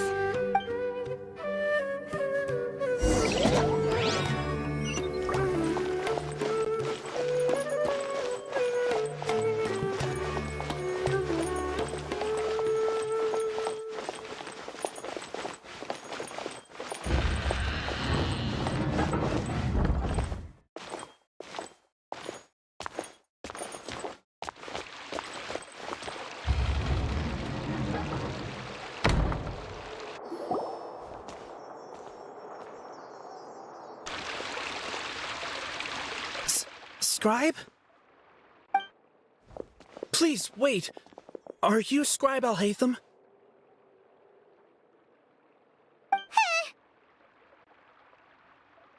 That's me. Is something the matter? I'm in a hurry. No. I was just surprised to see you here. I had heard that the sages were looking for you not long ago, but I didn't know what for. And, also, please don't bring outside guests into the Academia. Outside guests? How did you arrive at such a conclusion? Your groundless inference shames the Haravatat Darshan. What did you say? I'm the top student in Haravatat, and I earned 3rd place at the last Inter-Darshan debate. Don't look down on me! That wasn't my intention. As your Haravatat senior, I just assumed that you possessed a greater aptitude for critical thinking. Look, based on what you already know, the purpose of my return and the reason they're here should be obvious. Is that so? Wait a moment. Let me think. Don't tell me the answer. The sages search for you. So, from the start, the sages weren't looking for you, but this traveler? And you were gone from the Academia for so long because... Hey, shh. Yes, you've proven yourself as the top student in Haravatat. I surmise you've arrived at the correct conclusion. As I expected. Please forgive me. I wasn't thinking clearly just now. Thank you for getting me back on track. It's nothing. We'll be on our way then. All right. Thank you for your contributions to the Academia, Scribe.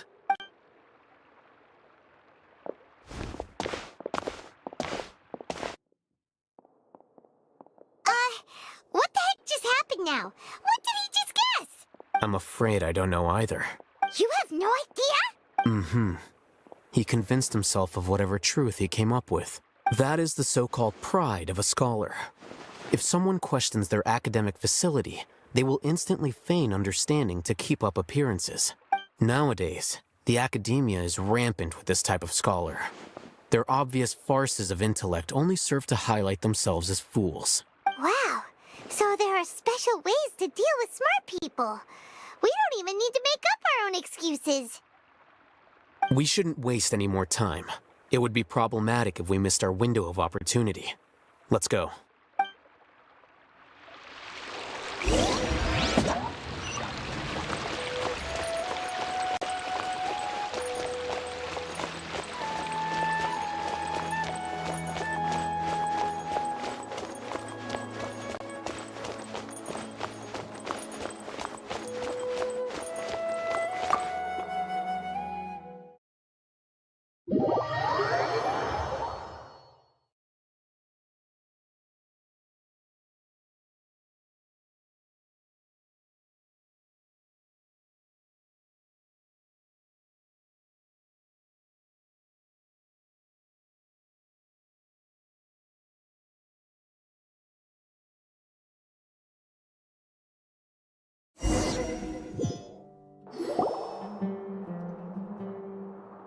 Is this the Academia's library?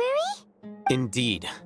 Known as the House of Dana, it is quite possibly the most extensive special collections library in Teyvat.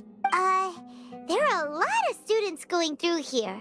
Is it really okay just to waltz right in? The Academia marches to a fast beat, especially since it's Nagarbaha Day. They're all occupied with their own matters. Just act natural. Now, hurry along.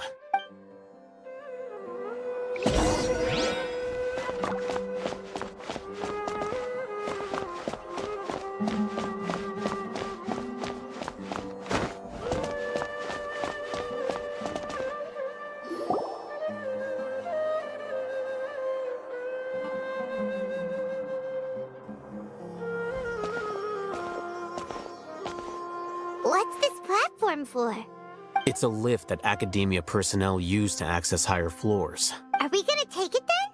The Grand Sage's office is up there somewhere. No, not right now. We can't guarantee that we won't run into the Great Sage. Let's step back and observe for now.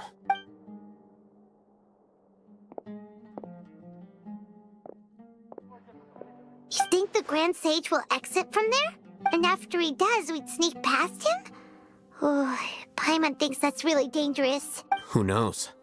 However, if we can confirm Azar's current location, our operation will be much safer if we...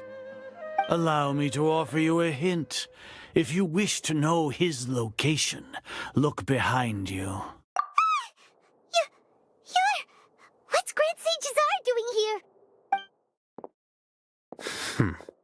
Do not tell me you believed the Academia would not grow suspicious of you after such a prolonged absence, Scribe. An eyewitness had informed me of your whereabouts, so I came to personally welcome you. Great Sage, I didn't expect you to care so much about me. I'm truly flattered. I'm sure, but compared to you, I am far more interested in these two unexpected guests. You are the Traveler and Paimon, correct? It's a pity that only now have I been afforded the opportunity to formally meet two of Sumeru's most esteemed guests. I do apologize for my lack of decorum. Excellent. You immediately initiated discussion instead of attempting to prepare some perfunctory excuse. You clearly understand the situation at hand, and have no intention of making a reckless stand. The foot traffic here renders this place unsuitable for discussion. Please, follow me to my office.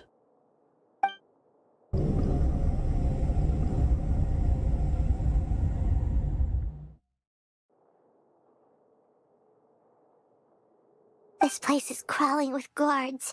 There's no way out for us. All right then, traveler. What did you wish to discuss with me? Today is Neagarbaha Day, so I still have many responsibilities to attend to.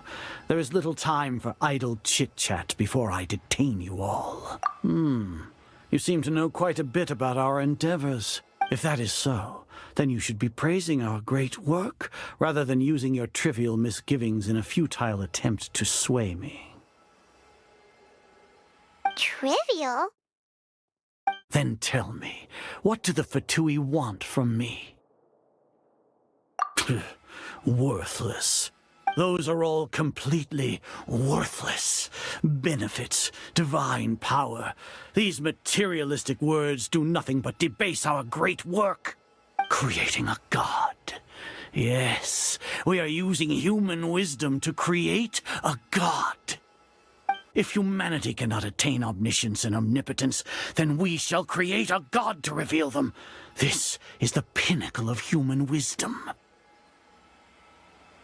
We shall regain a god's guidance at long last.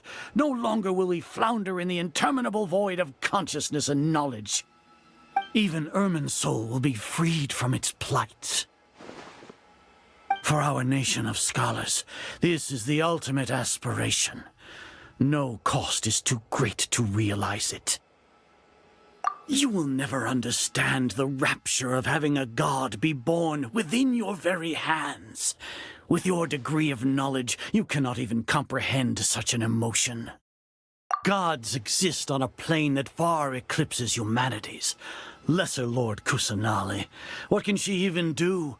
Care for the people? Fend off sandstorms? Fabricate silly fairy tales? These are but child's play for the academia. Does that make us equal to the gods? We are a people favored by Greater Lord Rukadevata.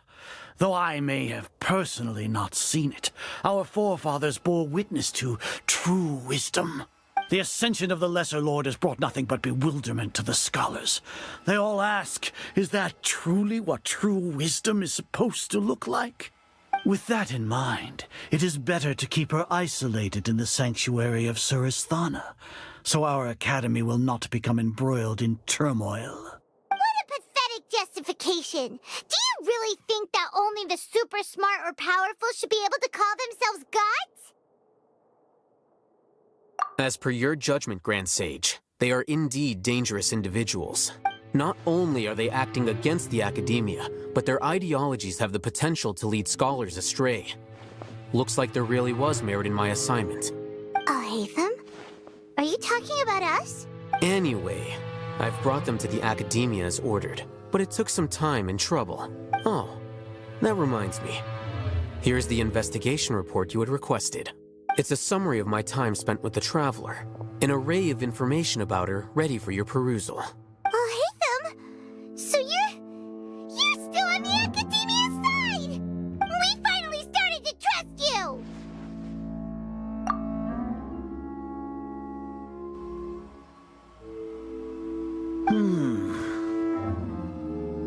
Excellent. Detailed contents with no errors. I would expect nothing less than an immaculate report from the scribe. As it is Neagarbaha Day, I'll enter the information on you into the Akasha. Surely you know what that means. We'll be monitored, just like Sino. With the Akasha's calculation prowess, all of your actions will be predicted with an accuracy of at least 98%. Furthermore, your data will be updated in real time whenever new information presents itself. To put it into words you can understand, wherever you go, you will be walking under an invisible leash. This is Sumeru's greatest penalty for dishonest persons. Are you not familiar with the concept that great responsibility begets an equally great suspicion? In any case, you are Sumeru's most concerning external variable. Locking you down will greatly decrease the chance of any undesirable outcomes coming to pass. You're despicable! Despicable? Perhaps from your perspective, but I suppose you had mentally prepared yourselves for this, no? Your ploy was to sacrifice the traveler here, was it not? Lord Azar, I know what you're trying to say, but I've been following your plan this entire time. Why are you doubting me at this juncture? Must I delineate your entire plan? Very well. I will spell things out. First off, I received an eyewitness report that you were spotted with the traveler at Caravan Rebat. However, you immediately departed for the desert and escaped surveillance range. Judging by the time, you all likely encountered the truant General Mahamatra in the desert. Am I correct? Maybe Paimon shouldn't have mentioned Sino just now. The Academia had not received correspondence from its scribe for a prolonged time. You were also in the company of the Traveler, a close associate of Lesser Lord Kusanali and General Mahamatra Sino, who had defected from the Academia. With their instigation, what was the probability that you would betray the Academia? Rationally speaking, 50%? 70%? What do you think? Regardless, that's only a guess. The facts are that I've brought the Traveler right before you, and I gave you my report. Indeed, your boldness deserves praise. To think that despite status as an outlander, the Traveler is still willing to sacrifice for the sake of your plan. If I'm correct, you have a contingency plan to save Lesser Lord Kusanali and ruin our great work. Sneak into the Academia on Nia Garbaha Day, using Alhaitham's status as the scribe. For there is a good chance that an opportunity to save the Lesser Lord will arise. Should your intentions be discovered, Alhaitham will turn traitor and sacrifice the Traveler, thus proving his innocence. He can then stay inside the Academia and continue searching for a way to proceed forward. As for Sino, according to the Akasha's calculations, he will soon return to the Academia and confront me in person. I suppose this is also a part of your plan? You'll see me as a traitor regardless of what I say. No? Even if you impugn me, it would have little effect on you all. You misunderstand. Losing our scribe would irreparably damage the Academia's regular operations and the development of Sumeru's future academic systems. However, under the current circumstances, even that is trivial compared to what we stand to gain from our great work. You said that I betrayed the Academia, but you, Azar, you've betrayed all of Sumeru, betrayed its archon. So flight has turned to fight at long last. Guards!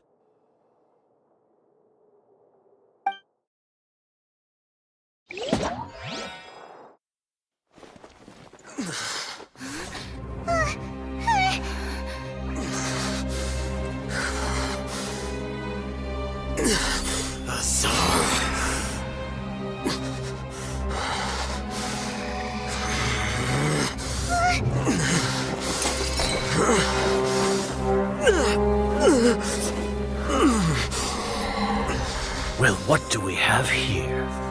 So you stole that divine knowledge capsule. Traitor! You traitor! Even the most rational scholar will yearn for the power of a god in a moment of desperation. Aren't you doing the exact same thing as me, Alhaitham? Unfortunately for you, no god will lend you their power. Azar!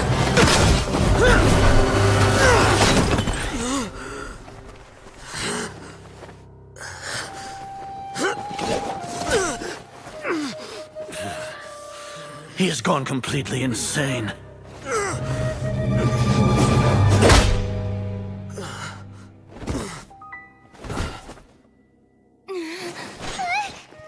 Take him to the Matra and exile him to Aru village.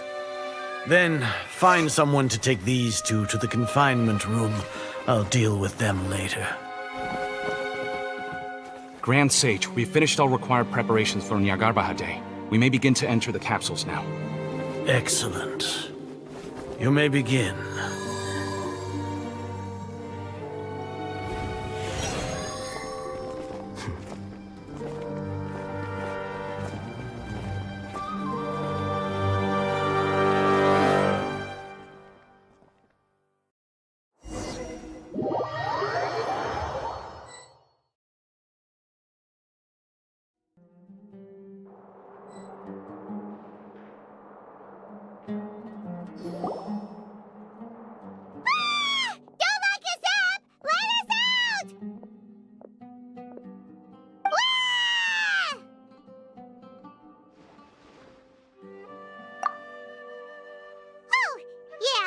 Paimon got a bit carried away there. How was Paimon's acting just now? Great, huh? Everything's going according to plan so far. We made it into confinement, and Alhaitham's probably done with his part too. We even managed to trick Grand Sage Azar. Alhaitham sure knows how to cook up a plan. What are we doing next? Paimon has trouble remembering things when she's worked up. Right. Paimon thinks it went something like this.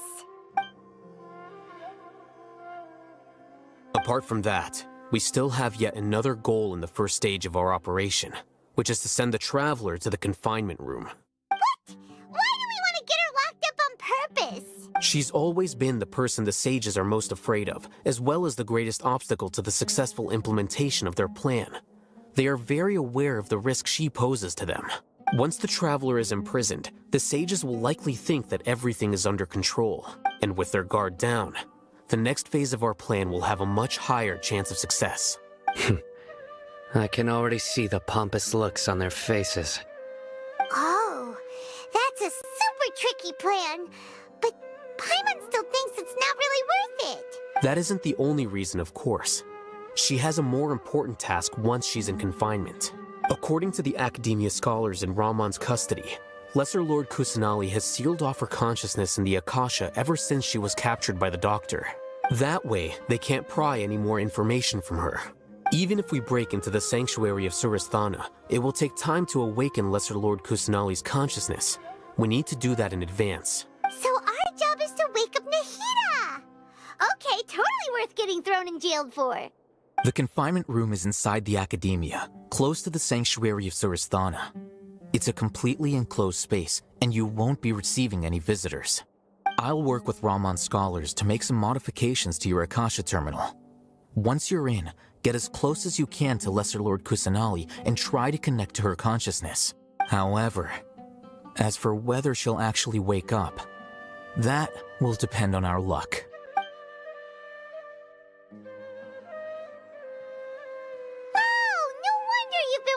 Akasha terminal today. It's the one that Alhaitham modified. Paimon thought they'd take our Akasha terminals when they locked us up in here. Were they being careless? Alright, so what now? Sounds easy enough. We can finally talk with Nahida after all this time. Let's do it. There's a light flashing on your Akasha terminal. It's almost like... the faster it blinks, the better the signal!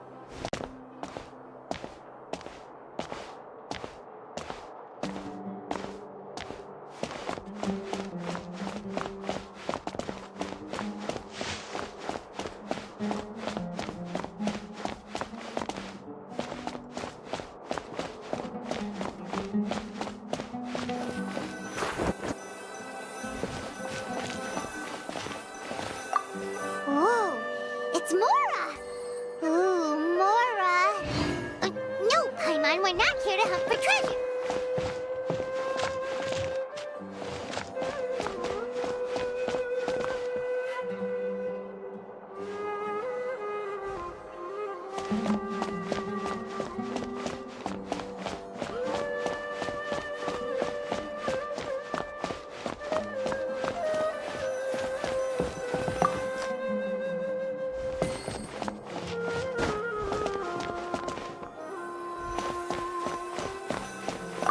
Here? No signal again. Is it getting jammed?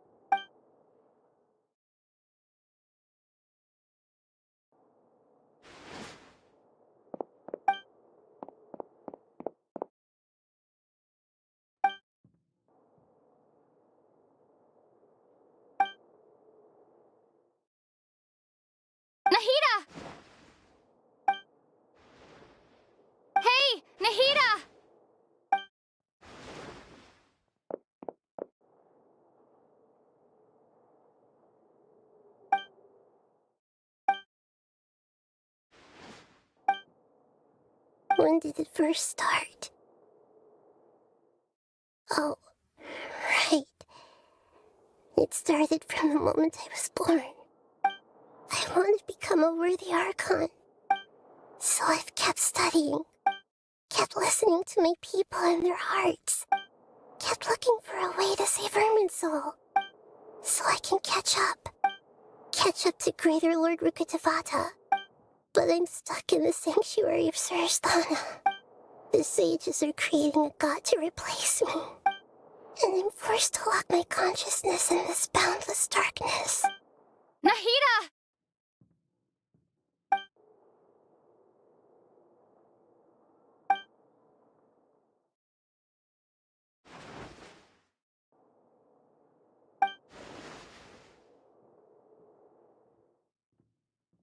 Nahida!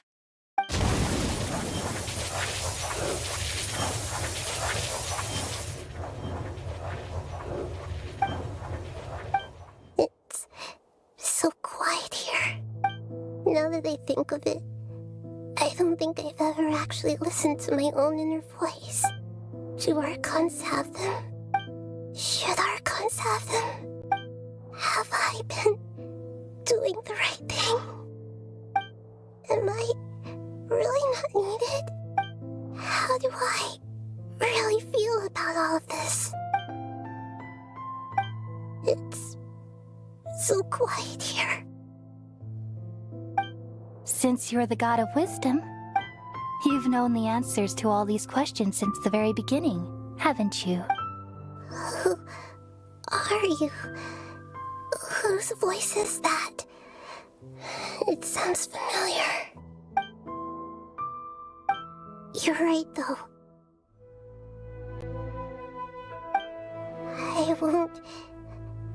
I won't ignore my own voice anymore.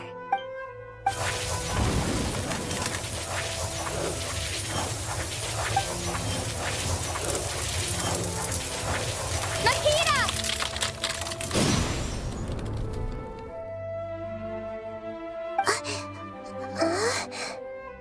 Nahida? Did you wake me up? Thank you. Why are you here? We're here to rescue you. Are you alright? I'm fine. It's just, when I think of everything that's happened to me, I feel really angry now.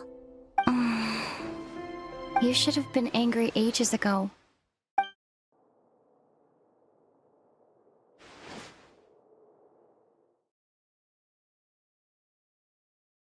Huh? Oh, you're back! How's everything? That's wonderful news! Great! We weren't locked up for nothing. When you went to wake up Nahida, Paimon was listening for any sounds outside. You were out for a long time. There are fewer and fewer scholars going about now. You think everyone's done with their Nyagarbha Day stuff? Yep, so that means our next act is Nilu's performance.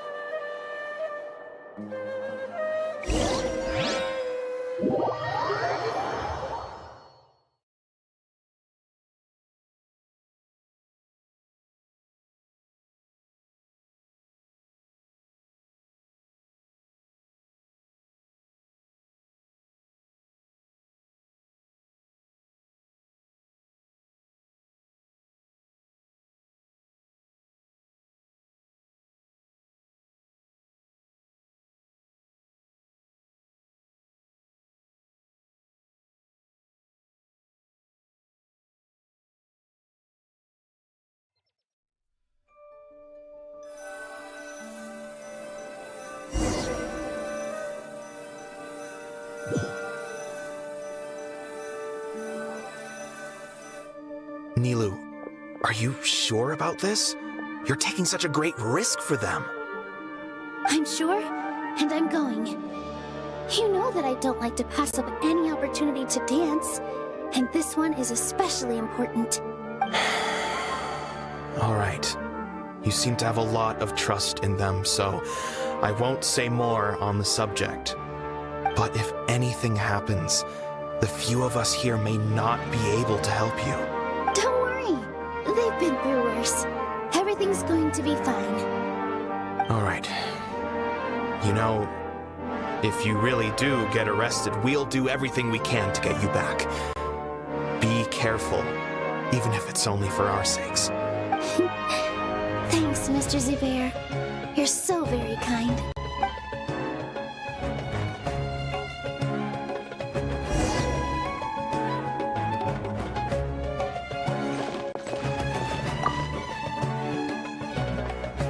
Always remember that your safety comes first. Don't forget that you're the star of Zubair Theater.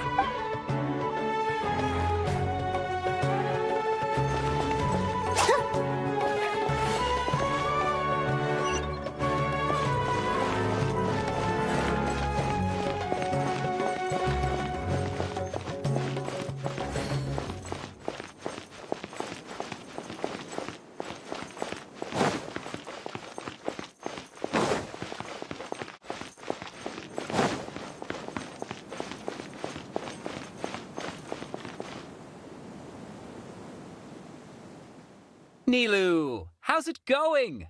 Nervous? Definitely more than usual. But it's because I'm worried I won't dance well enough. It's okay. Just focus on your performance. We'll take care of everything else. You sure know how to talk.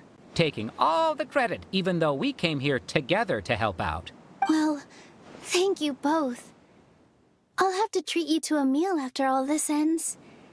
I really, really appreciate all of your help. Ooh, that sounds great. Huh? How can we say no to that? All right, let's get back to business. Nilu, we'll be here to keep people from going to the academia so they don't interrupt your performance. I was planning on telling them something like, the academia's been conducting a weird experiment, and some of their test subjects escaped. It's really dangerous there, so stay away. Oh, you couldn't think of anything better? Oh well, I guess it does sound like something the academia would do. I think it sounds great. I'm counting on you guys. Don't worry, it'll be a piece of cake.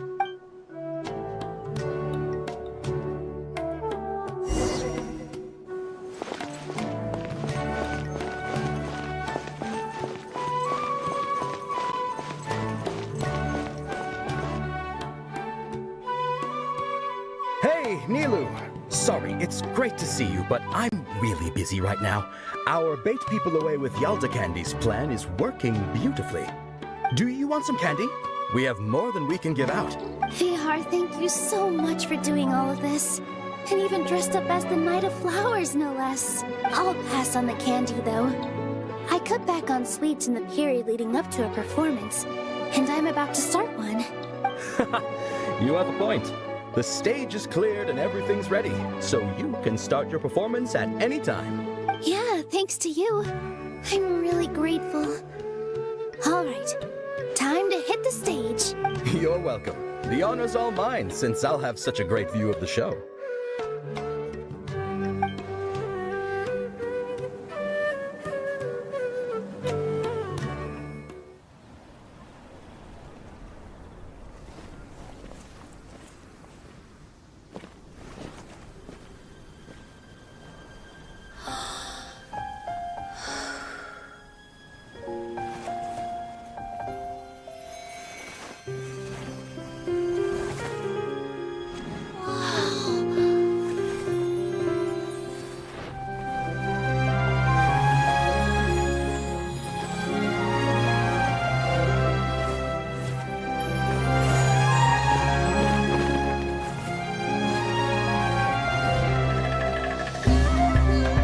I've never seen a performance like this.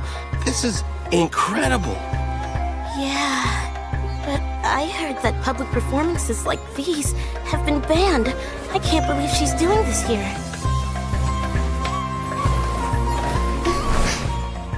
Grand Sage, there's some commotion outside.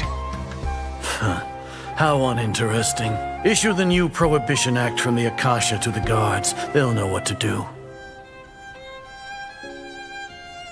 Do you think we should, stop her? Let's just watch for a little bit longer.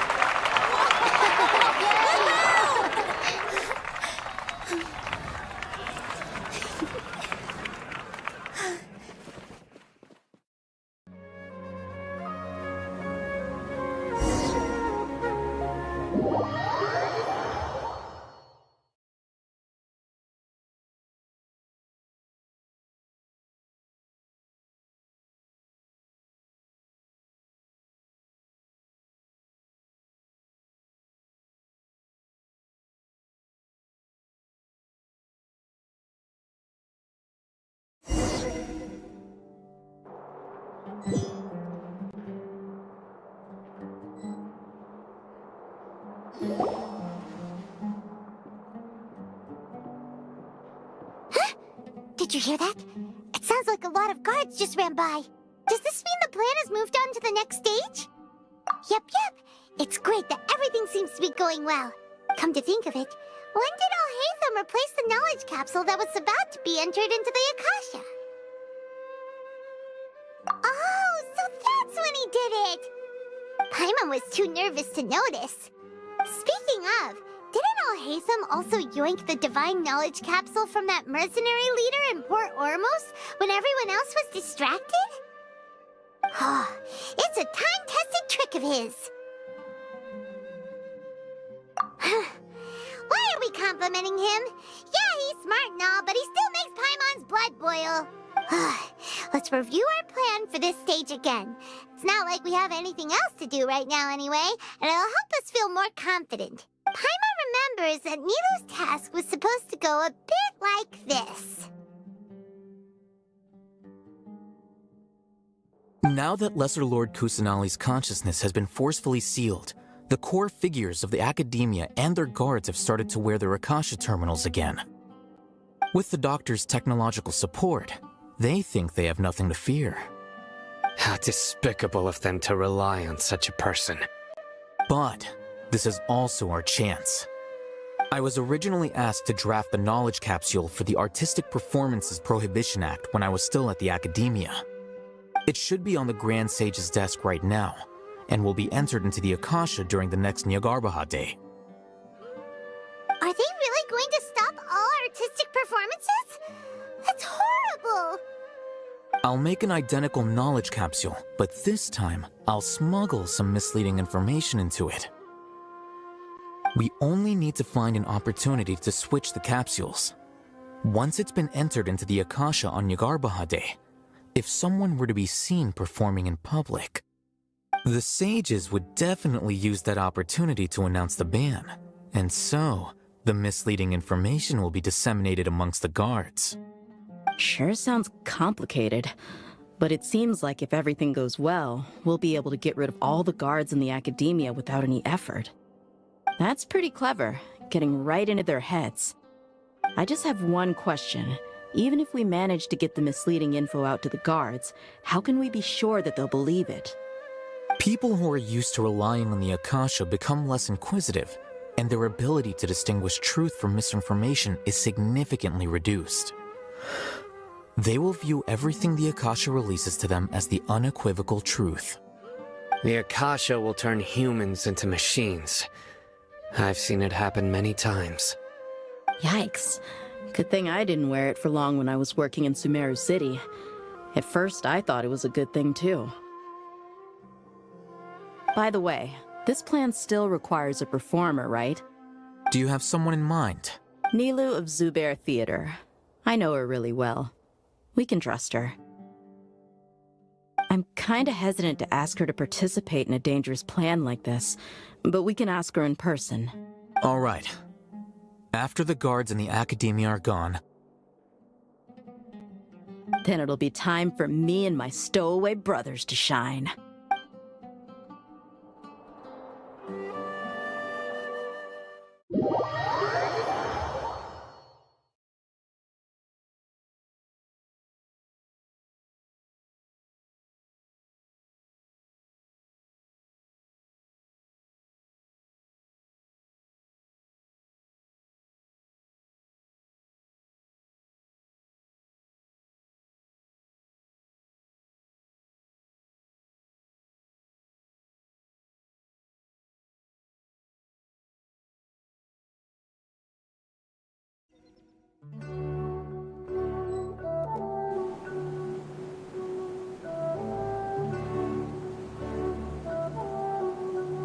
Here they come. Did you see that, Raman? They came out from the academia in droves. After laying low in the city for so long, this is the moment we've been waiting for. My brothers have already sprung into action. We couldn't do anything to them inside their coop, but outside the academia, this is our hunting ground. With a lioness like you, the prey sure won't be able to run far. We still need to eliminate the guards as soon as possible. If we give the sages enough time to realize what's happening, the plan's doomed. All they've done is to sit on their cushy salaries and twiddle their thumbs all day while we fought and struggled every day in the desert. The only advantage they might have is their numbers. Speaking of which, most of the guards who report directly to the Six Sages belong to the Corps of 30, but they have a completely different reputation. Following those blasted sages every whim, throwing away all the principles of being a mercenary. As someone in the same profession, I'm obligated to teach them a good lesson today. Indeed, the trap has been set. All we need to do is lead them there. All right, let's each take a road and herd those scattered guards back into one place. Make sure to attract their attention. Isak will be the key. You gave such an important task to that child. Will he be okay? It'll be fine. Isak was so determined to help, so let's put our faith in him. Besides, even if he's caught, the guards would be too scared to do anything to him. They've never seen Lesser Lord Kusanali in person, after all. You've got a point. Anyway, I think I see them coming. Let's head out. Good luck.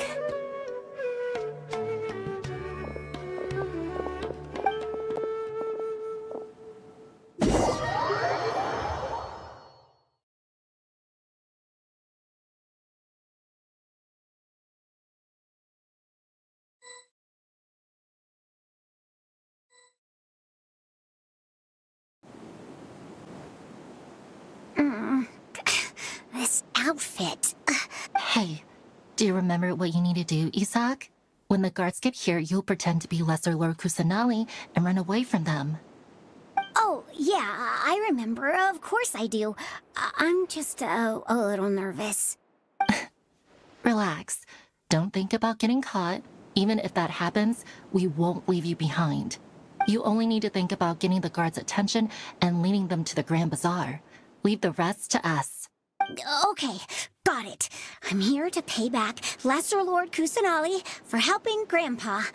I won't get cold feet. Hey, they're here. I can see the Academia guards.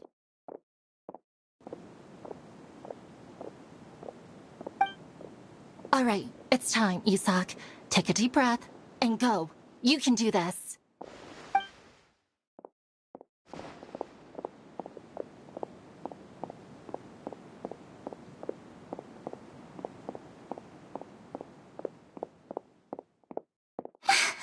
Why is there a guard over there? Did he already run ahead of me? This is different from our plan, but there's no time. I need to make a choice.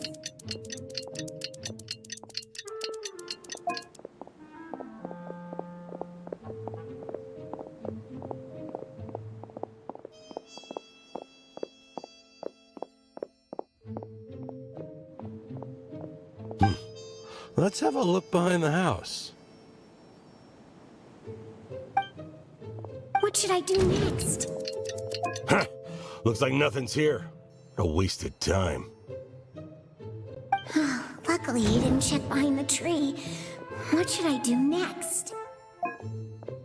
The guard looks alert. What should I do next? Hey, stop! I saw you. Don't try to run.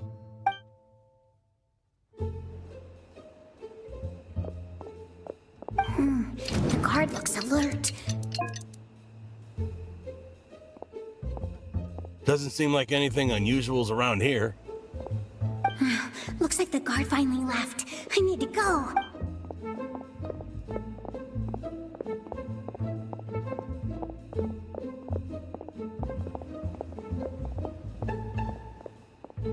Hey! Lesser Lord Kusanali is over there! Stop! What? Lesser Lord Kusanali? How did I not notice that? They found me. This is bad.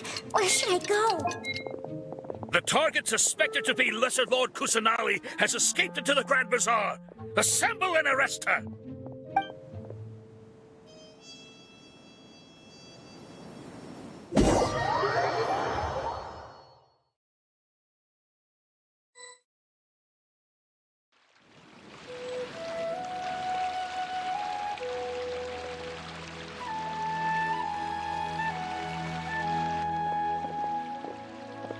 Where did she go? How did she disappear? Did we lose her? Hurry up and find her! Hey, why is your team here? Didn't we say to split up our search? Hurry! Hurry! This place is... Why are you all here? Yeah, isn't it one heck of a coincidence? Everybody's here. What on earth is going on? I suppose that's all of you? Who are you? Did you set us up? What are you planning? Phew, that was rough. I almost got caught. Little brat! So you're not actually Lesser Lord Kusanali. Who exactly are you all? Eremites from the desert? Just some colleagues. Think of this as a business competition, or a personal grudge. After stepping into our traps, stop thinking of yourselves as hunters. Behave like the prey you are.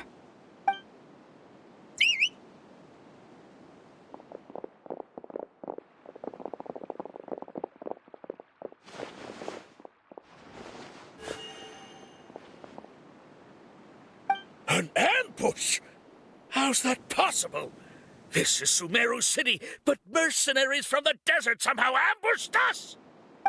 You've spent all your time hiding away in the academia. This place has long since become our hunting ground. Brace yourselves!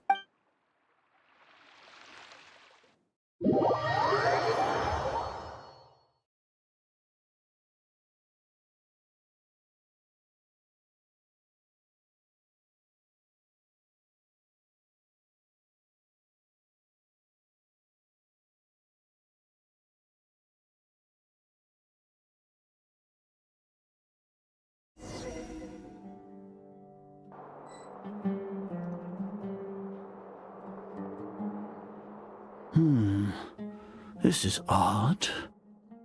The academia has quieted down after the conclusion of the Niagarbaha Day ceremonies, but it's much quieter than usual. Where are the guards? Why have I not seen a single one? Guards? Guards! Grand Sage, how may I be of assistance? I called for the guards. Why did you come? My apologies, Grand Sage. Right now, all Academia guards have entered the city to perform the ordered arrest. I thought you knew. Arrest? Who is there to arrest? I have an ominous feeling. Arrest Lesser Lord Kusanali, right? Is that not what the order was? Lesser Lord Kusanali? You mean she has disappeared? Yes. I wouldn't dare make up something like that. Right now, everyone is in a panic, and many are saying that Lesser Lord Kusanali will take revenge on us. What happened? Just what is going on? Lesser Lord Kusanali somehow escaped? Was it Alhaitham and his party that freed her? That's impossible. The Academia is heavily guarded today, and any order to release Lesser Lord Kusanali would be strictly confidential. Besides, Alhaitham and the Traveler are already in our hands. What manner of trickery did they employ? How could Lesser Lord Kusanali disappear into thin air? Disappear? Wait. How was the arrest order distributed to the guards? It was issued by the Akasha earlier today. Only you have the authority to send messages like that, so I thought it was your order. Let me check.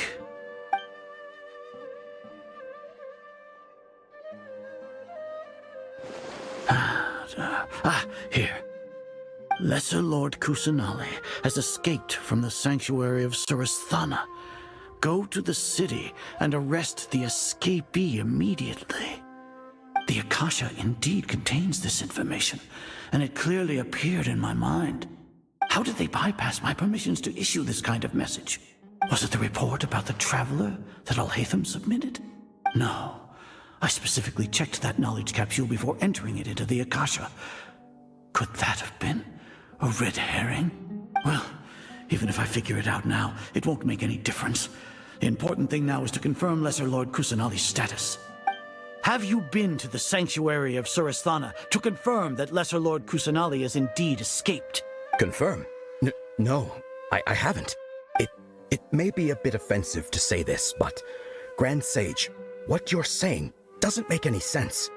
How can the information in the Akasha be inaccurate? What the Akasha decrees is fact. That is common knowledge to all of us. If we have to confirm the information and knowledge from the Akasha ourselves, then how is that any different from us learning that information ourselves? Wouldn't Greater Lord Rukkhadevata's legacy lose its meaning that way? In the beginning, it was I who asked you to believe in the Akasha, to believe in the legacy left by Greater Lord Rukkhadevata. Are you trying to use my words against me? No, Grand Sage. I'm merely confused because I believe in you. I never meant to refute you. Stay here and see if there are any suspicious people around. I'll go to the sanctuary of Surasthana on my own.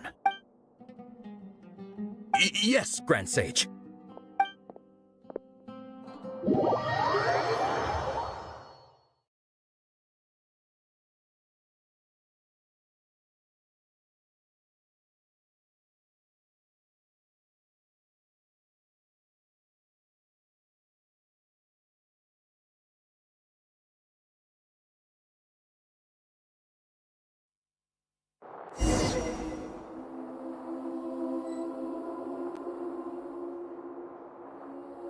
Lesser Lord Kusanali has escaped from the sanctuary of Surasthana. Go to the city and arrest the escapee immediately. How can that be? Stop thinking about it. Stop. It must be a trick of theirs. As long as I personally confirm it. Ah! Impossible. That's impossible. There must be something wrong with my eyes.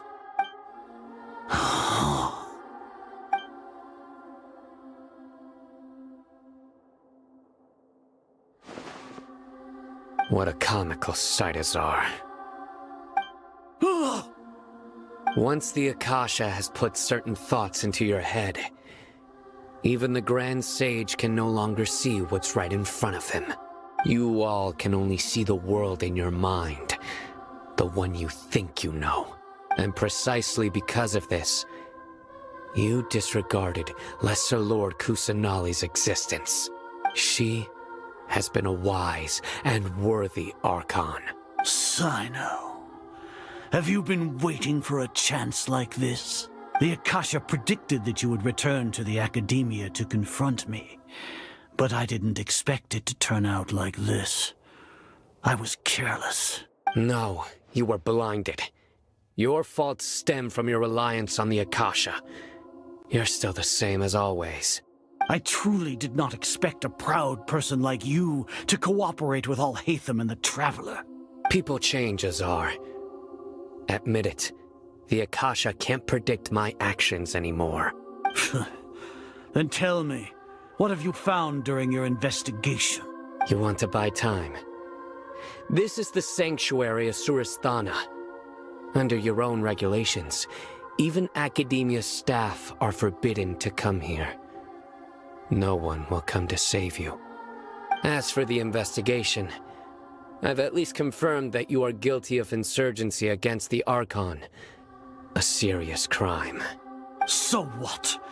Did you do all of this so I would plead guilty in front of you, General Mahamatra? No. I want you to plead guilty in front of the Archon herself. You once said that I had no standing to judge you. So now, how about judgment in the name of a god?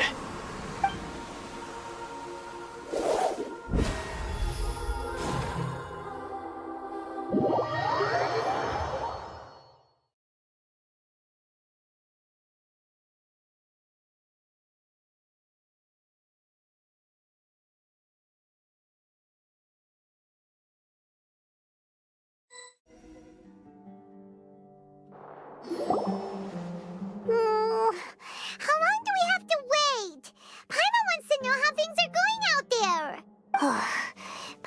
hasn't heard any sounds outside for a while. Hopefully something bad didn't happen.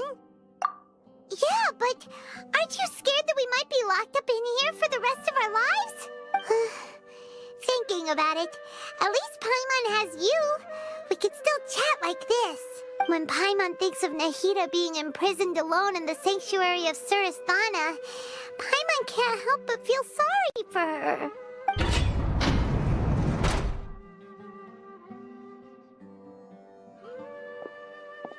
Here comes your savior. Dia! Paimon just knew you would come to rescue us! You two really owe me some big thanks. I had to search through who knows how many guards to find the key here. It felt even more tiring than whacking them. I'm exhausted. Thanks a lot. Need Paimon to rub your shoulders? No, that's, I'll pass. What are you afraid of? Oh, are you ticklish? Now isn't the time to talk about being ticklish. Things in the city and on Sino's side are both going well. The guards that stormed out of the academia are all taken care of. The Corps of 30 is in charge of the city's defenses, but we already talked to Asfand. They've been fed up with the sages bossing them around.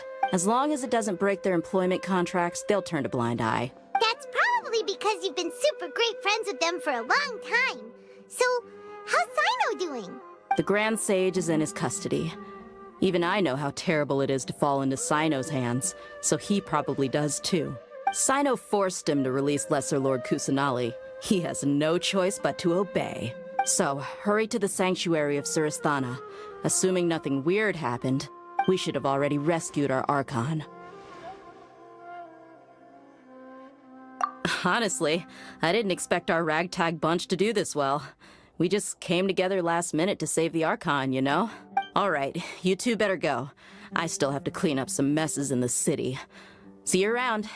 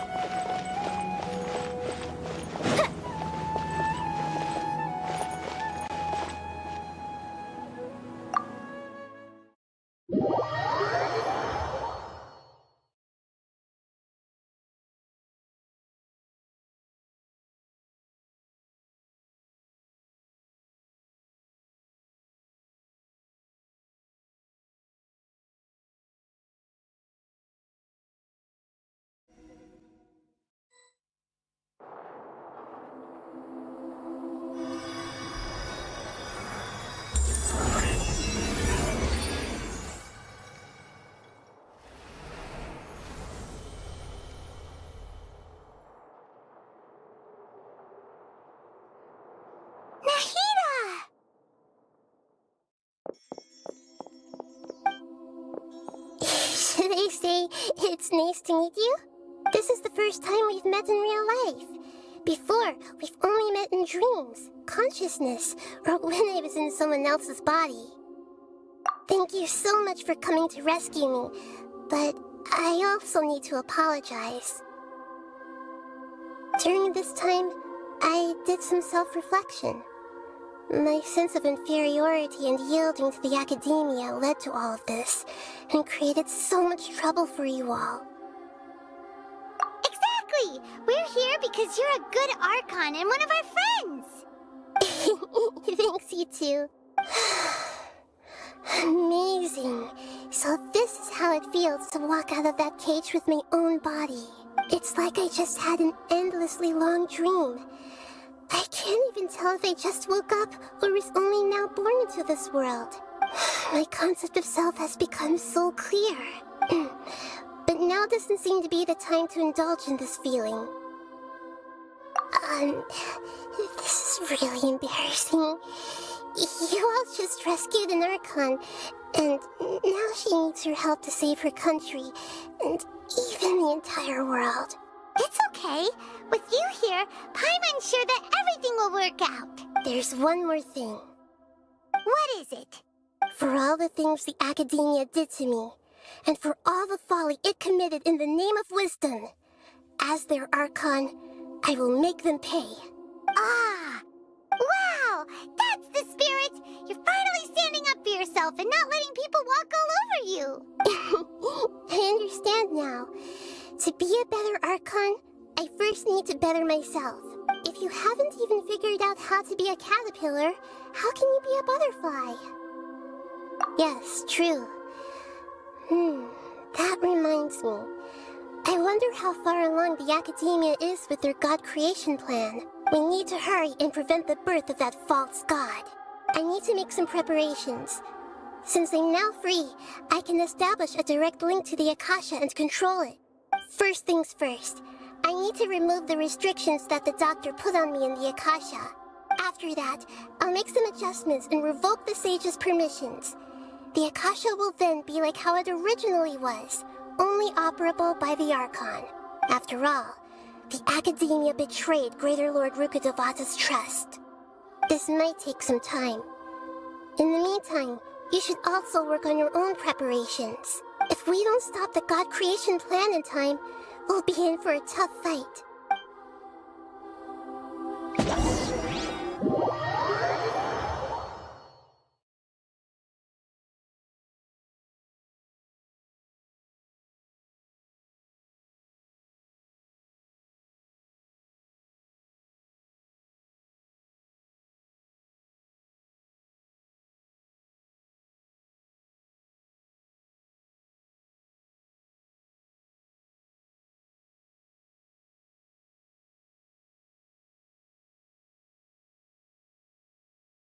You might as well prepare for a fight. When we're done, we can take a walk around. After all, we missed out on a lot of stuff when we were locked up.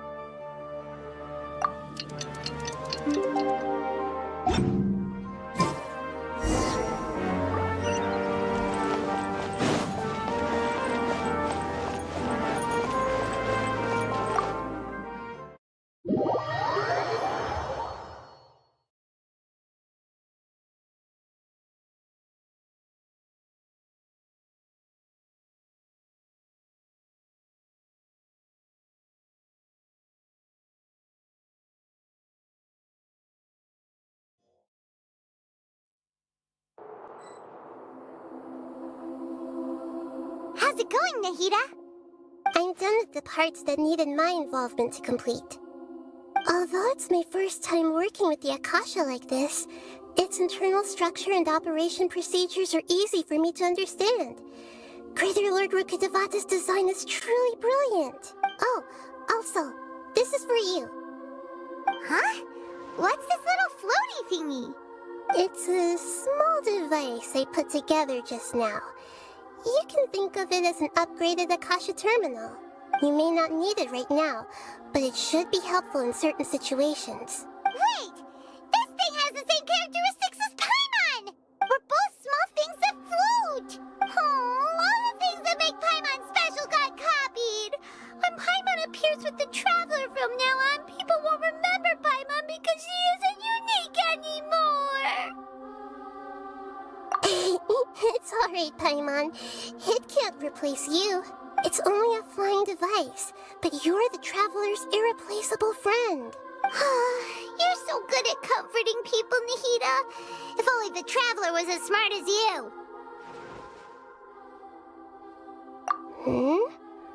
I was simply telling you what I feel to be the truth. I wasn't trying to comfort you. Nahida, you're natural at this. What you just said made Paimon even happier. By the way, there's something I need to confess. Even though I'm the Archon and in control of myself again, I'm not very good at fighting. You may have heard that an Archon's power is derived from their people's faith. However, I'm not as well loved as Greater Lord Rukkhadevata. If we get into a situation where combat is our only option, I'll have to count on you, and I'll do my best to provide support. I'm glad I can rely on you. So the God of Wisdom isn't good at fighting? That actually sounds about right. I've located where the false god is. Time is of the essence, so let's skip to it.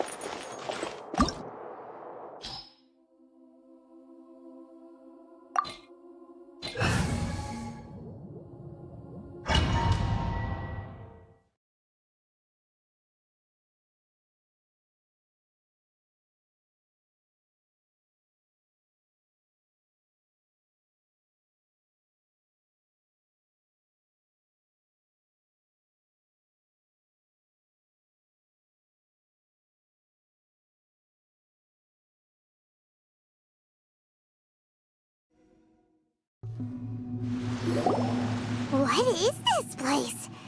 Is this really the way we need to go? Wow. Who would have thought there'd be a place like this hidden right slap bang in the middle of the city? The sages wanted to realize their god creation plan without being discovered. The safest and most convenient way would be to build within the academia itself. That's true. They were already hiding one god, so why not two? Judging from the structure here, the project is a huge undertaking. The sages really saw the god creation plan as their ultimate goal.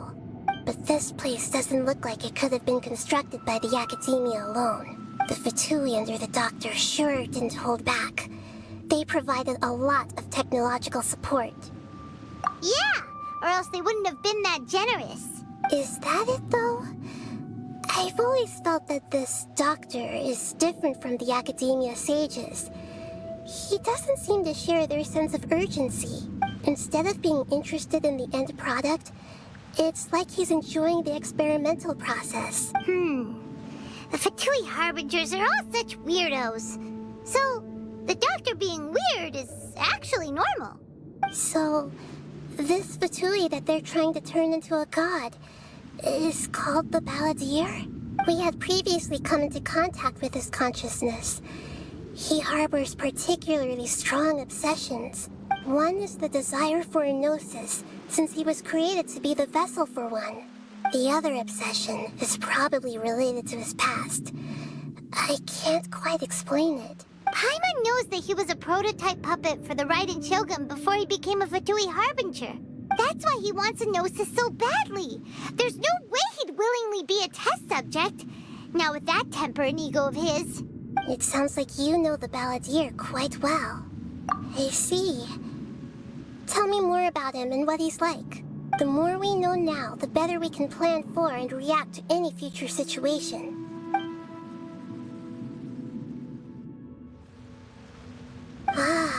see. How fascinating. Alright, time to go. Let's get through here and meet him in person.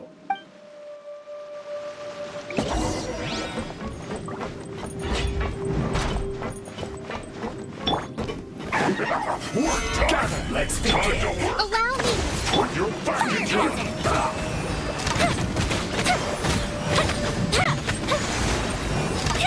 No slacking off! Stay right. Solidify! Not breaking a sweat! Stand clear! Animal test 6308. Absorption test. Rest and rebuild! Send this quickly! Fuse is lit!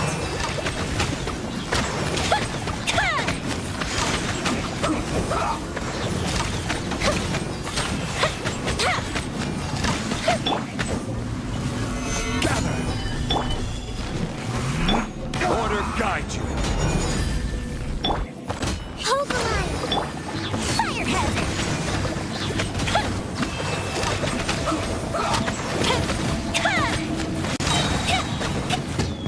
Here come the fireworks! Animal hypostasis simulation! Stabilize! Quickly! This isn't good.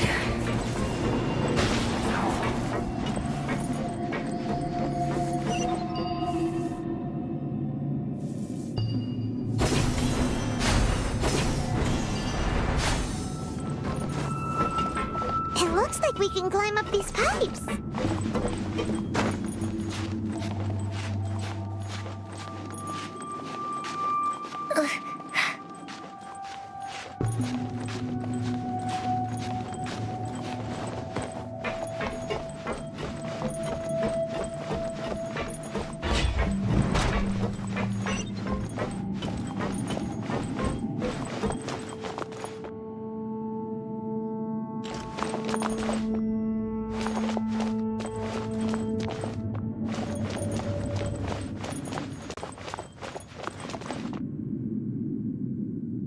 The pattern on the ground seems all messed up. Let's go around and see if there's a way to fix it.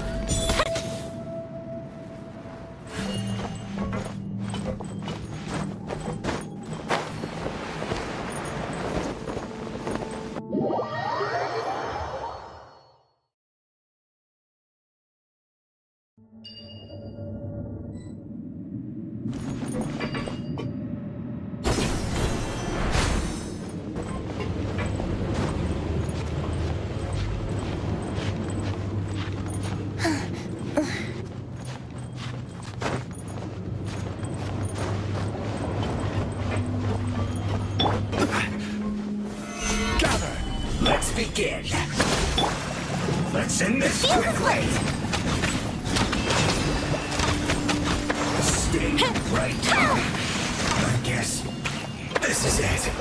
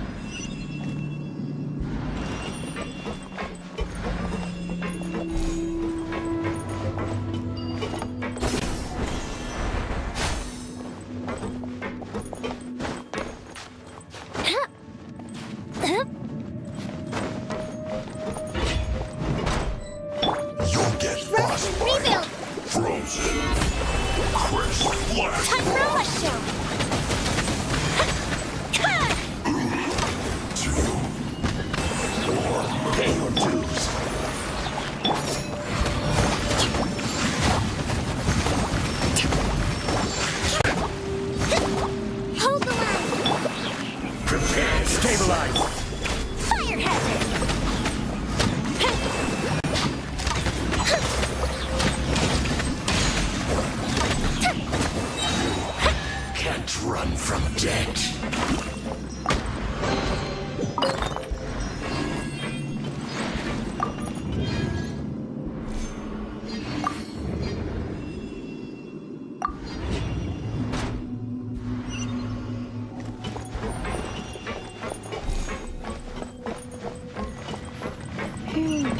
The cart is stuck. Maybe there's something wrong with the tracks.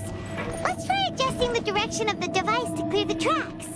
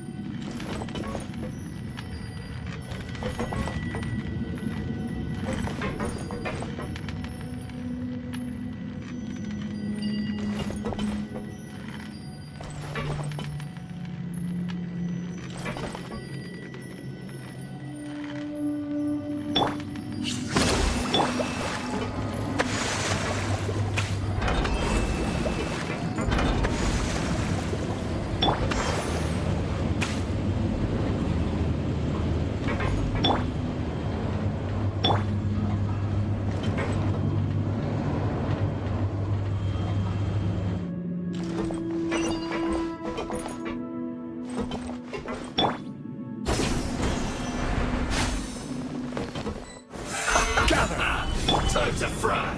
Rust, rebuild! Animal test 6308.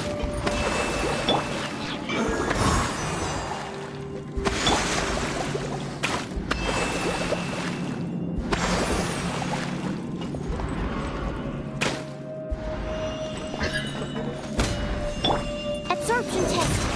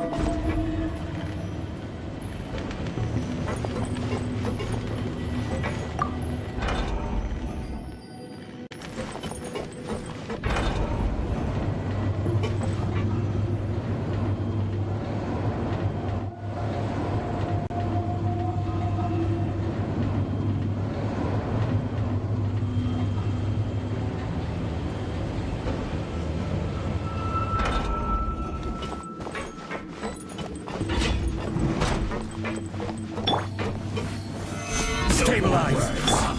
Hold the line! The fuse is lit!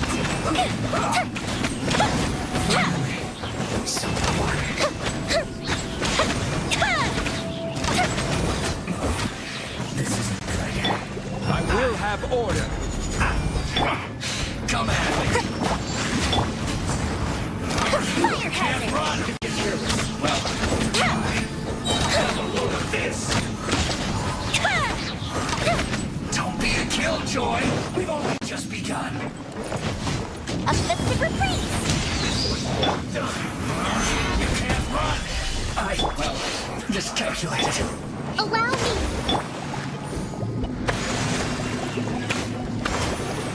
Roasted frog! Feels close! Time for a light show! Enhanced animal module 75! Stand clear! Solidify! Thrust and rebuild!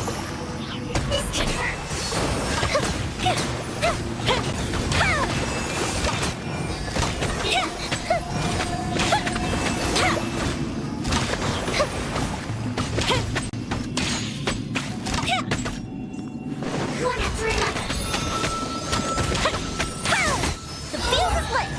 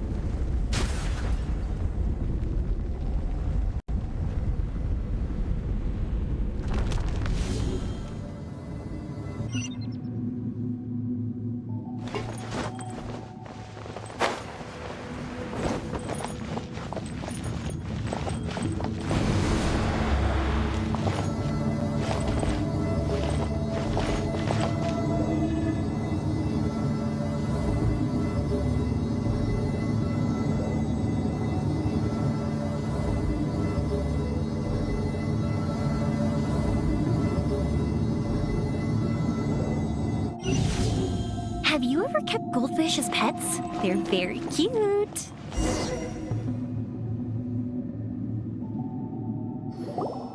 Looking at its operational status, we must prepare for the worst.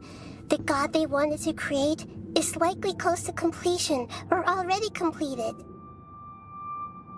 Oh no! What should we do? Paimon can't imagine how hard it would be to fight against a Fatui Harbinger with a Gnosis!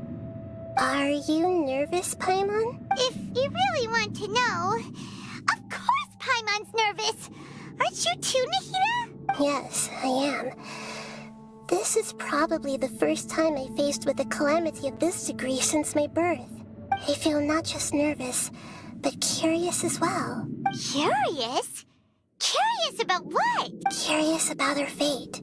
To me, everything we perceive in this world, everything we learn, and everything that happens to us is considered knowledge. And if it's a form of knowledge, then it can be understood. However, only fate is about that which has yet to occur, so it has always drawn my curiosity. So to me, fate is the ultimate knowledge. That's also why I love observing humans and all the things that happen to them. It all brings me great satisfaction. And now, at long last, I'm not just an observer anymore. I will personally experience my own fate with you by my side. Isn't this such a wonderfully exciting thing? Ah, so that's what you mean.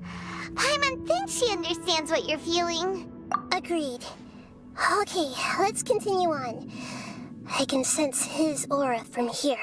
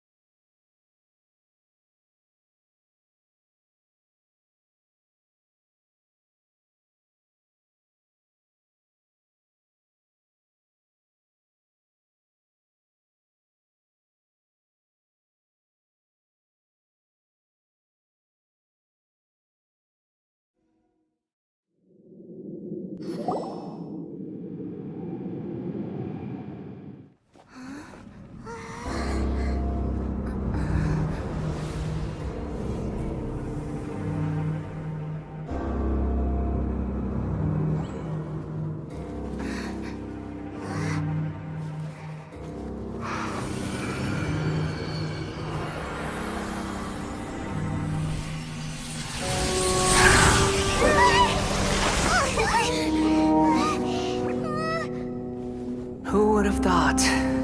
world would be so eager for my birth. I remember you, Booer, the god of wisdom, and standing beside you, the traveler. Is he all-knowing and powerful now like Greater Lord Rukkhadevata? No, I can't feel the same kind of divinity I felt from the Greater Lord. It seems that the sages didn't get the chance to infuse the divine knowledge capsules into him. But even still, he has undoubtedly become a true god now.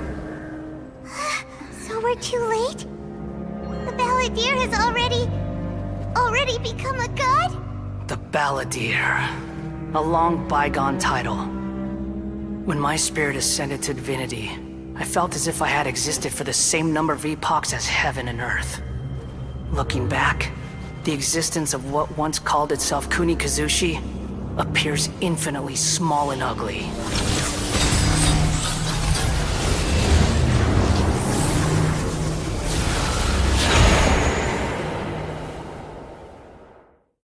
This imposing aura, it really feels like the gods!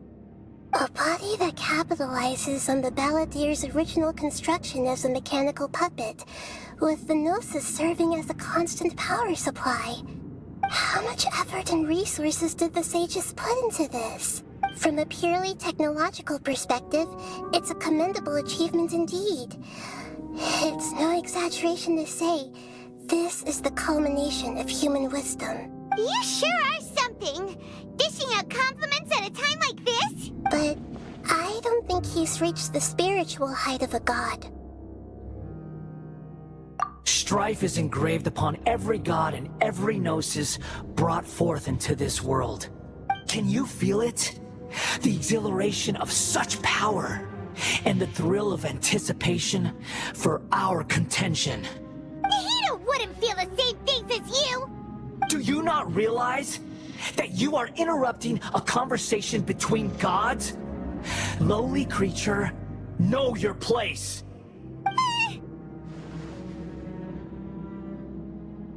The strife engraved upon a gnosis. You're talking about the Archon War. Tevat's current peace was not easily won. I didn't personally participate in the Archon War, but the way I see it, all those losses were meaningless, driven by the demands of the laws. There's no point in bringing it up again. Is that so? Yet I am deeply disappointed that I was never allowed the fortuity to personally participate in the Archon War. This is a first. Encountering a god in this world who does not crave power. No wonder your own people have abandoned you, god of wisdom. Your judgment is as your existence, unsubstantial. This is where everything ends, Booer, the god of wisdom. You should know that wisdom cannot solve every problem. Like now, where your only option is to face me in combat. Come! Let us reenact a scene of the Archon War. Come and inaugurate my birth as a god. Sure!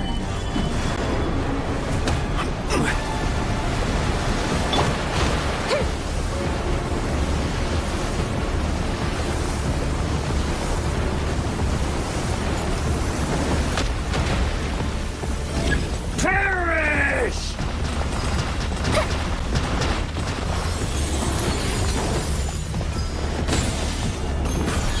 Insignificant pest!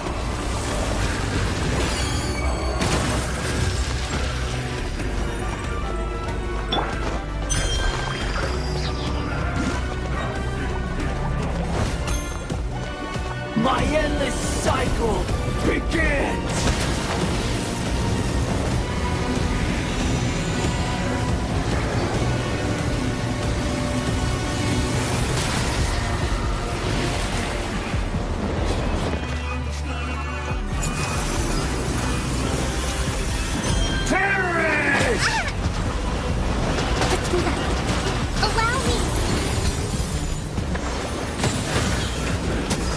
Insignificant pest!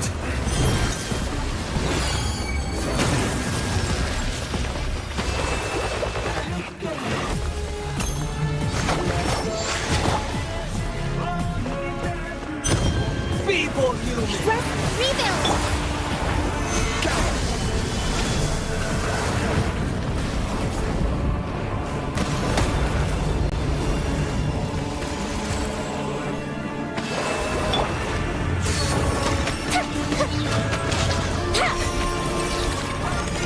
At my command, you shall fall!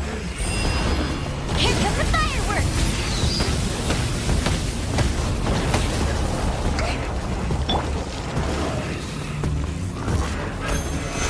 Solidify!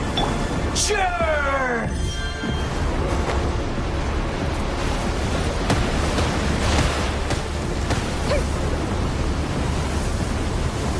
Time for a light show!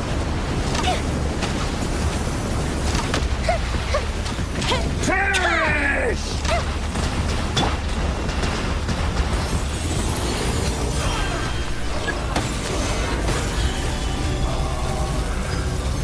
This is order.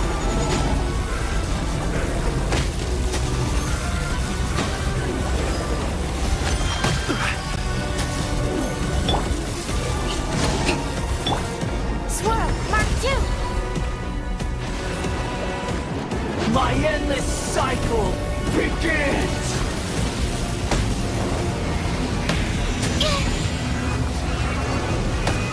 A minor error.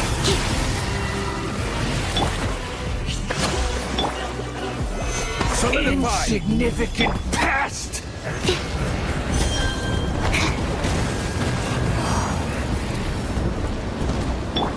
Fire hazard!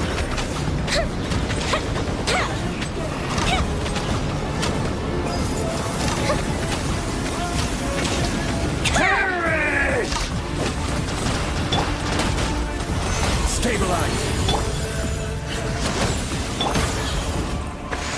Feeble human!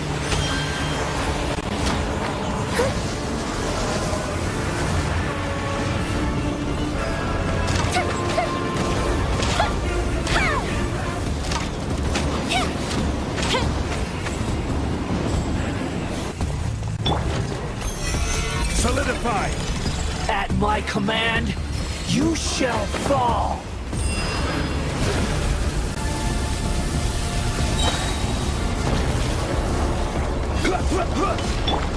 Go Bishop down! Time for a light show! Feeble human!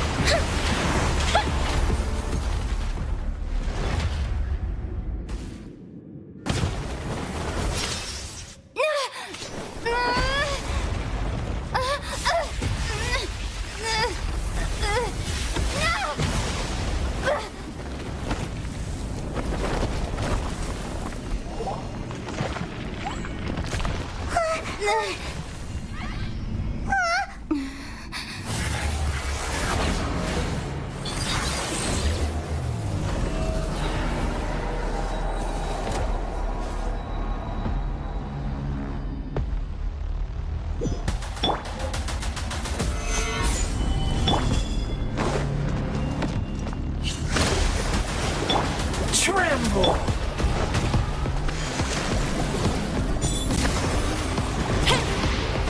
Burn to oblivion!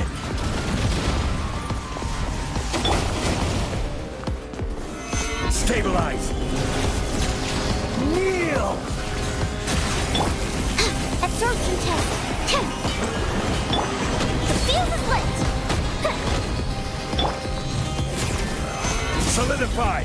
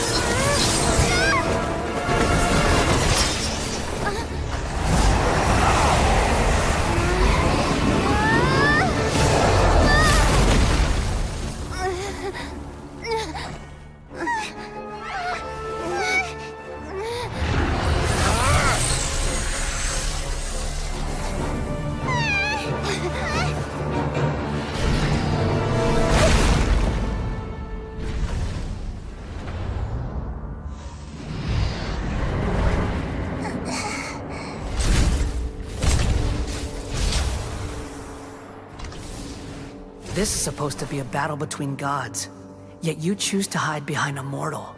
And now, you're acting like you'd sacrifice yourself for a human.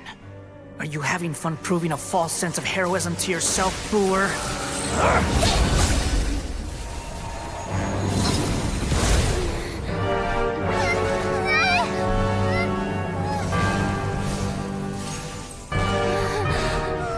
The data collection is almost complete. Do you even know how many times you've tried to take my gnosis from me?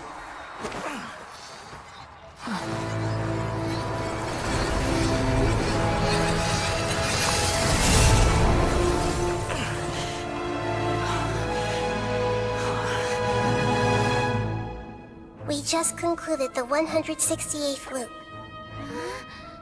Did you know that in the effort to create you, the people of Sumeru were forced to live through the exact same number of Sub-Zerus festivals and samsara cycles? The power of dreams. When did you use it on me?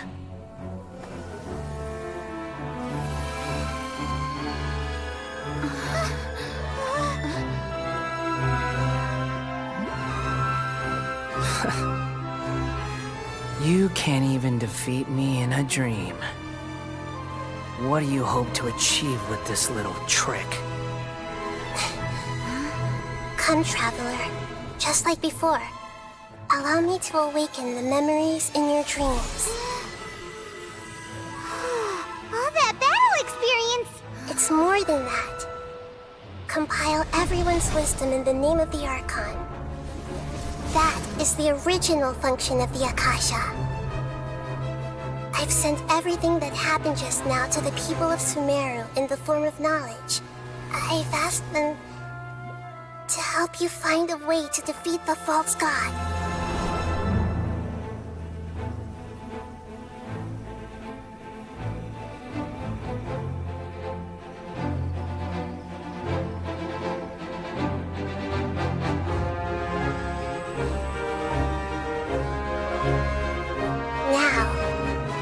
Sumeru's wisdom is at your disposal.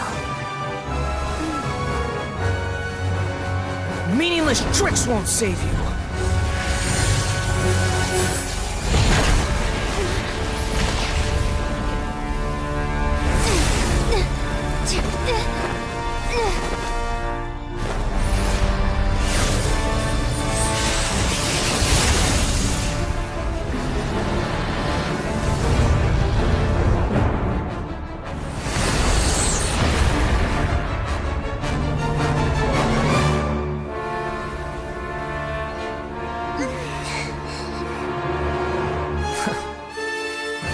Are you done with your tricks?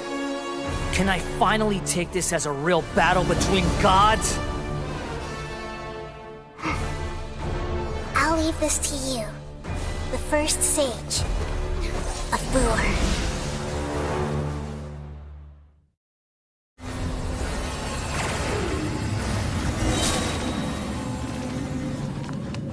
1,000 eons, mine to dominate! Stabilize! Order guide! A festive retreat! Time for a light show! You filth! Kneel! The Temple of Wisdom! Hey! Animal hypostasis in you? Solidify! The field is lit!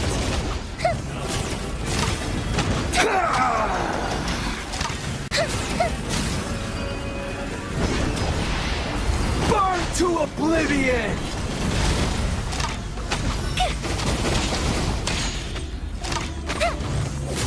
Time for a light show! Reality is pain!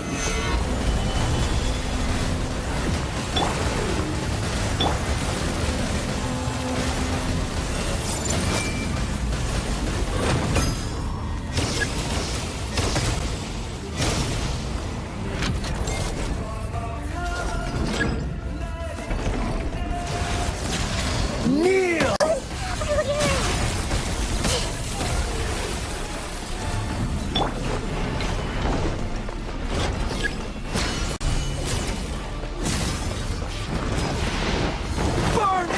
oblivion!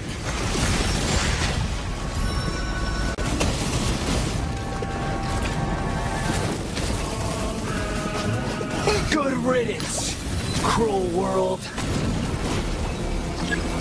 Hold the line! Stabilize. Fire hazard!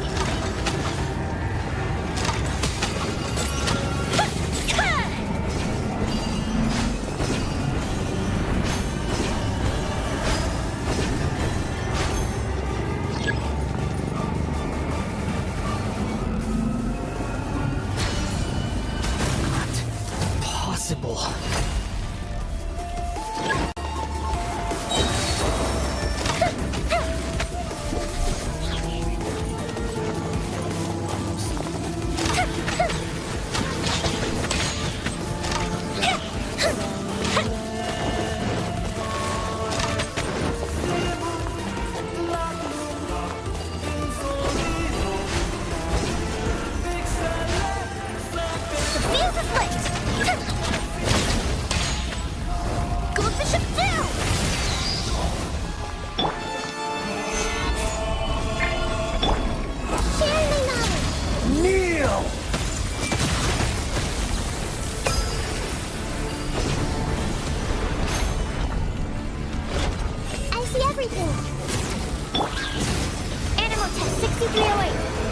Reality is pain! Swerve, Mark 2!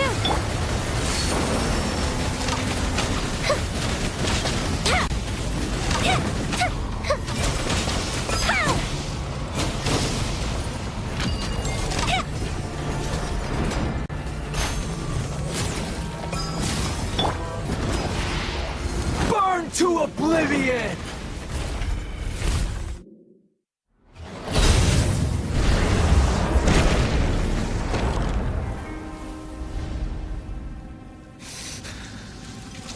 Humans. Filthy humans.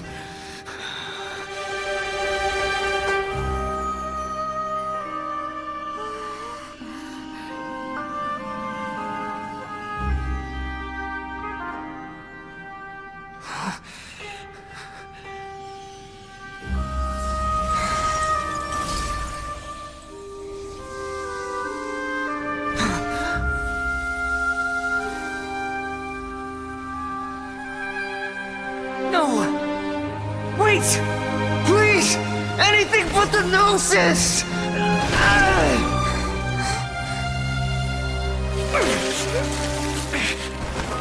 That's mine! Don't even try! I'll never go back!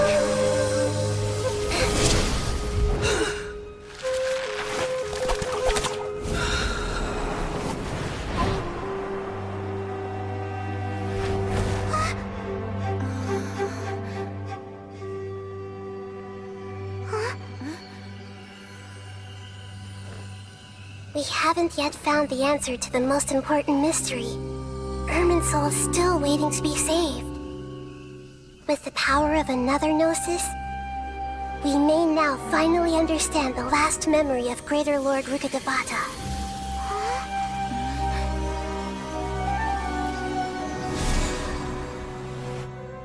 This is... That's right. This is the last memory of my predecessor.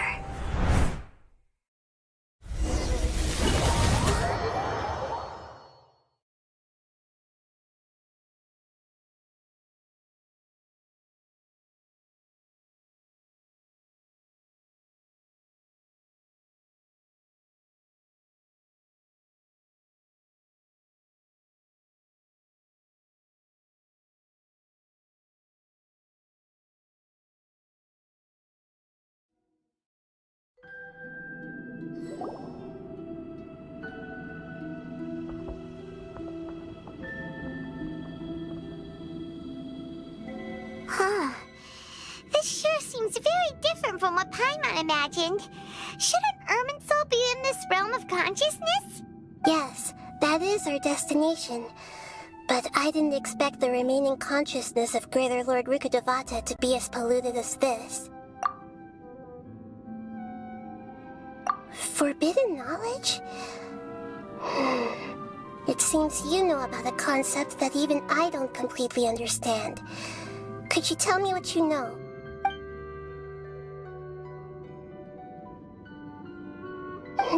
Your inference seems logical enough. Forbidden knowledge once polluted the desert thousands of years ago, but was successfully repelled thanks to King Deshret's self-sacrifice, and Greater Lord Rukkhadevata nearly exhausting her power. Then, a second instance of forbidden knowledge pollution occurred during the Conria Cataclysm 500 years ago. But I'm afraid it is much more serious this time, with Irminsul itself already in danger. So, if we're in the remaining consciousness of Greater Lord Rukkhadevata, and it's also been affected by forbidden knowledge pollution, then does that mean, in order to save us, Greater Lord Rukkhadevata? Yes. It's very possible that she sacrificed her life in the fight against forbidden knowledge. She didn't completely eradicate forbidden knowledge, but if it weren't for her actions, the pollution would have been far more rampant over these past 500 years. The way that everyone, including me, has forgotten everything about forbidden knowledge may very well be due to her restoration of Irminsul. Aww. Do you feel sad, Nahida? I'm just sharing her pain. The pollution of her consciousness here is severe. There is madness, chaos, and pain all around us. Did she fight to resist the forbidden knowledge pollution in such terrible conditions, all the way up to her last breath? She even used her last remnant of lucid consciousness to leave a clue for us to follow. Yes, her words were distorted by forbidden knowledge, so that's all we could hear. But now, we have a chance to find the answer to this mystery. We can cross the polluted consciousness until we found the right path to meet with her lucid consciousness. And then, we'll let Greater Lord Rukkhadevata tell us the truth in person. Each of us need to be mindful of the state of our own consciousness while we are here. Even with the Gnosis' protection, we must always keep a clear mind. Otherwise, we could go mad at any moment. That's so scary. Don't worry. It should be easy enough for you to keep that mind of yours clear, Paimon. Let's go.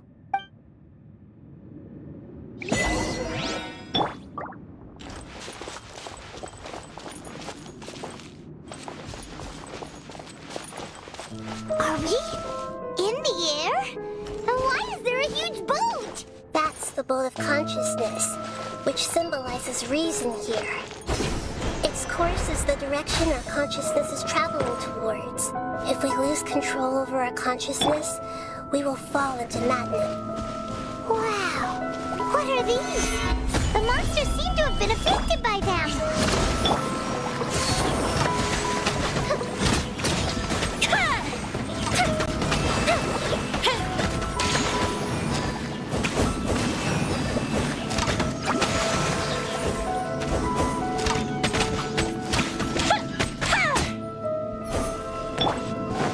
Absorption test. Animo test 6308.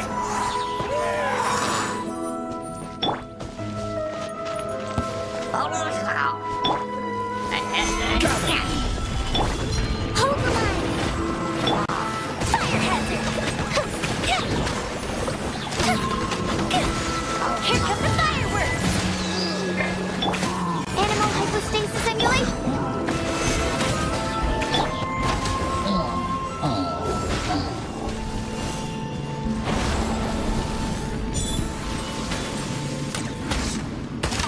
The fuse is lit!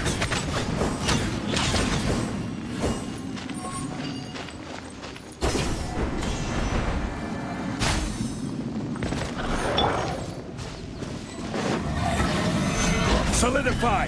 I will have order! Rest, rebuild!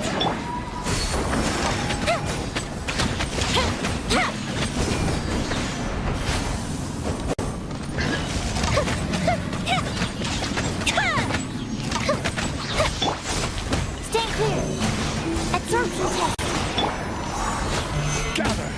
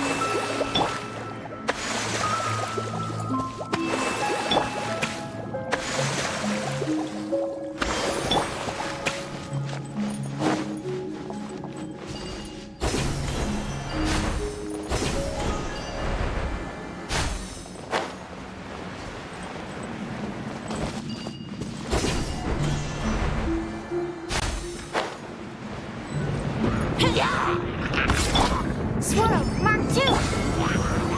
Solidify!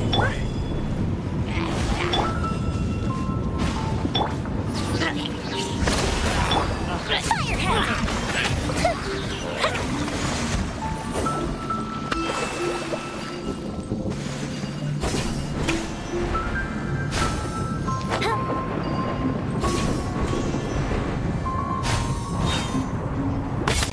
This is order! Hold the line! Time for a light show!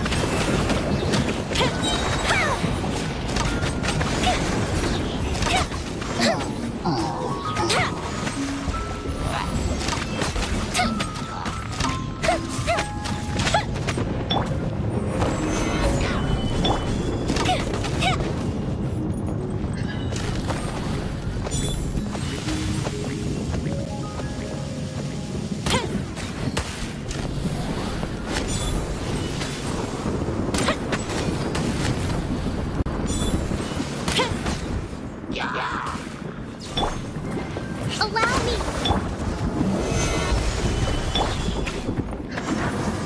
Here come the fireworks! The fuse is lit!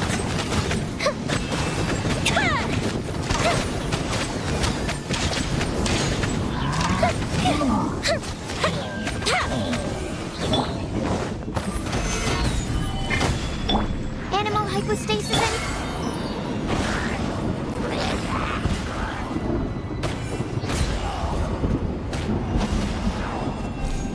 To control the boat of consciousness, we need to find the helm first.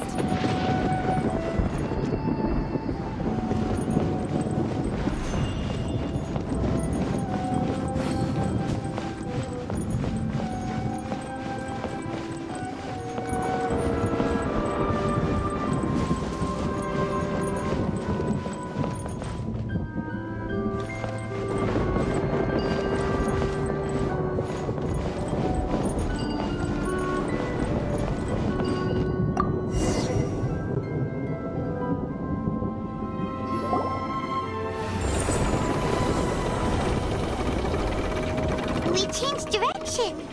Are we still going the right way, Nahida? Mm-hmm. Judging from the current route, the boat of consciousness will soon take us out of here.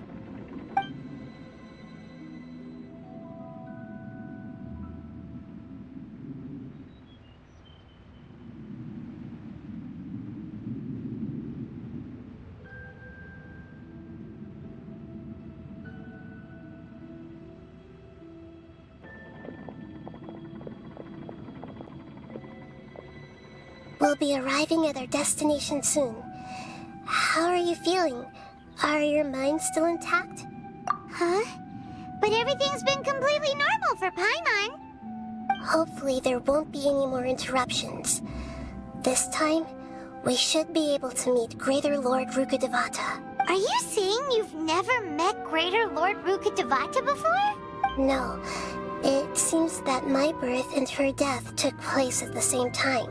Otherwise, I think she would have given me a little more guidance, and I could have done a better job. Hey, you've done a great job, Nahida.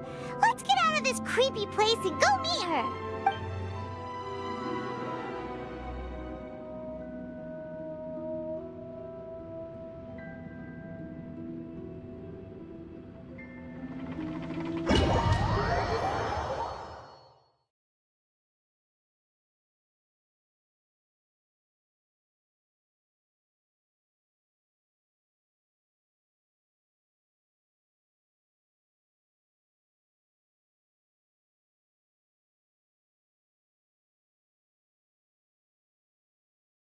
So, is this the place you were talking about?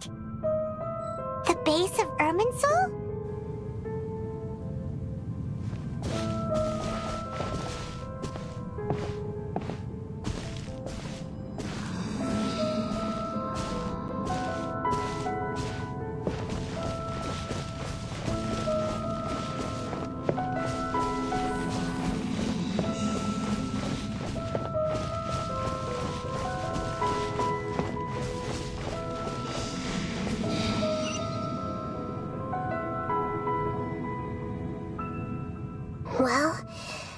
this is the place.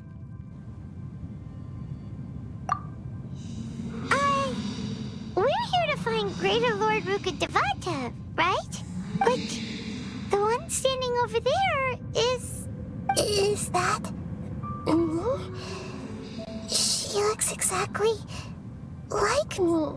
Are you Greater Lord Rukkhadevata? Yes, that's me. Are you surprised by my appearance?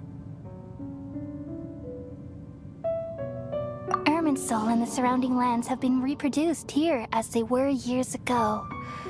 But this is just a realm of consciousness. We are manifestations of the same nature.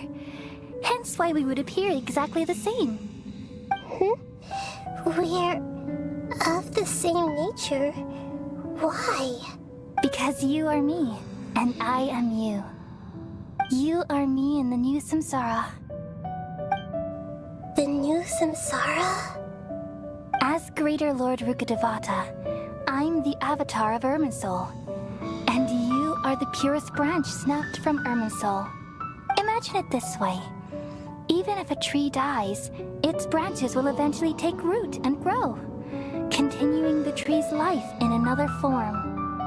I'm merely the remaining consciousness of Greater Lord Rukkhadevata. The real me has presumably died a long time ago.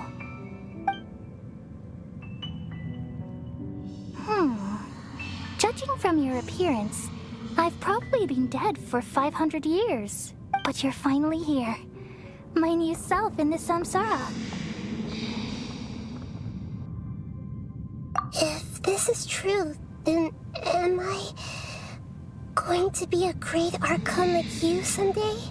Though we share the same nature, our fates are bound to be different. All things have their own fate. When a branch grows into a mature tree, it won't be the same as the original tree. That's why fate is the ultimate knowledge, isn't it? That's a great insight. Yes, very good. It's also precisely why you won't become like me. Really? But perhaps you may become an even greater archon than I. I already see a determination in you that I didn't possess in my time, and the future that it leads you to will be yours alone, along with the blessings from your past experiences. Don't worry. The growth of wisdom is like that of a plant. You only need to wait quietly for the flower to bloom. Come to think of it, the sages never had the faintest inkling of the meaning of wisdom. Thank you. Nothing makes me happier than discovering that the archon I always admired was in fact myself in another fate. It's so nice to speak with you, Greater Lord Rukkhadevata. I've always wanted to meet you. The feeling is mutual. From the moment I snapped the branch off Irminsul and created you, I've also looked forward to talking with you. Could you tell me why you wanted to create me? And what exactly happened when you died? Ah, I see. You're here seeking answers, right? Everything that day, even the sky itself, changed into a color like this. At that time, the seven were all summoned to the nation of Conria. Except for me. I had a more important task to attend to. I had to protect Irminsul. The disaster occurred together with the pollution of forbidden knowledge. At that very moment, with my consciousness connected to Irminsul, I sensed something was wrong. The pain started to torment my mind. By the time I reached Irminsul, it was already displaying signs of corruption. Had I not repelled the pollution of forbidden knowledge with King Deshret thousands of years ago, I might have felt even more hopeless and lost. So what exactly is forbidden knowledge? It's a kind of knowledge that doesn't belong to this world, and a form of truth that can't be understood. It came from the very bottom of the abyss. Even I could never understand it. The world is constantly rejecting it, leading to all kinds of bad phenomena. If we allow forbidden knowledge to pollute Irminsul, I'm afraid the entirety of Tevat could fall apart. So, There's knowledge that even the God of Wisdom can't understand? At that time, I knew I couldn't repel the forbidden knowledge with my strength alone, which is why I created a device that compiled human wisdom and named it the Akasha. It's truly the world's most amazing invention. Thank you. For a long time, I thought dreams were the fruit of human wisdom. Though it was selfish to do so, I borrowed people's dreams using the Akasha. Then I compiled their wisdom and all of my own power. Well, did it work?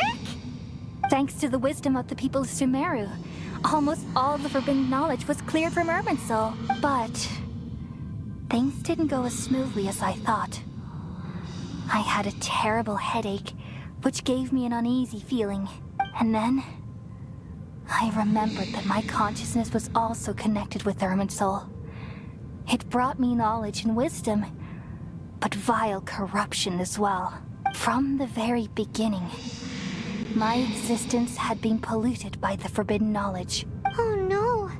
How could that happen? I've experienced that pain in your consciousness. It must have been a horrible experience. Yes, but my feelings weren't important. The important thing was that even if I died, my existence and everything related to me would continue to exist in Irminsul as memories and knowledge, meaning that the forbidden knowledge couldn't ever be permanently eradicated.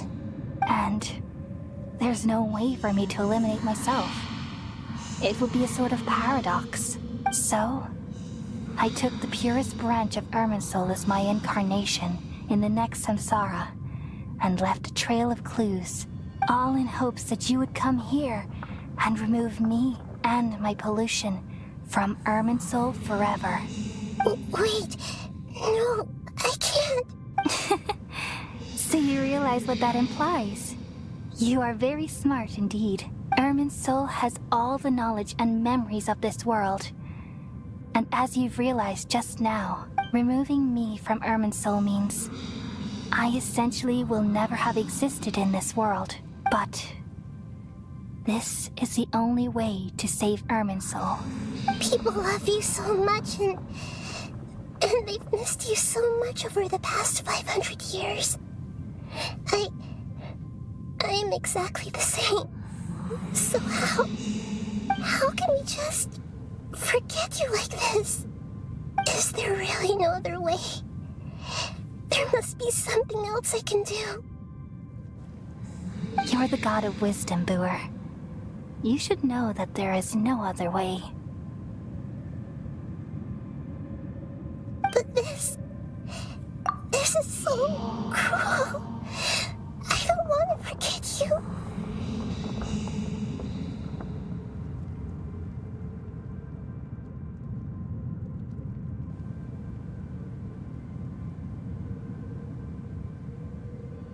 No need to feel so sad, Boer. As someone who delights in wisdom, you should feel joy at finally finding the answer.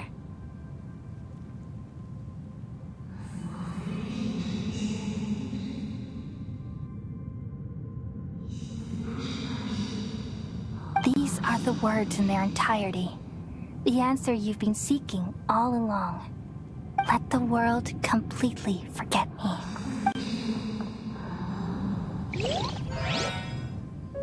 We all nestle under the great tree of wisdom, peering out to perceive the world. From the earth and from the rain, we perceive its wonders, until we become a white bird to perch atop a branch, and finally snap off the most important leaf. Once upon a time, I alone dreamed in this world. In my dreams, everybody would also dream after they fell asleep. Wild and wonderful thoughts would emerge from their minds. Some tumbled to the ground, and others floated to the sky, connecting all things in the world into one dazzling net. Among a plethora of worlds were numerous smaller worlds, all of fate, finding within the tapestry their brilliant glow. I gradually understood that these indescribable and constantly changing things are the most profound things in the world. Only they can completely repel the madness. Only dreams can awaken consciousness from the deepest darkness.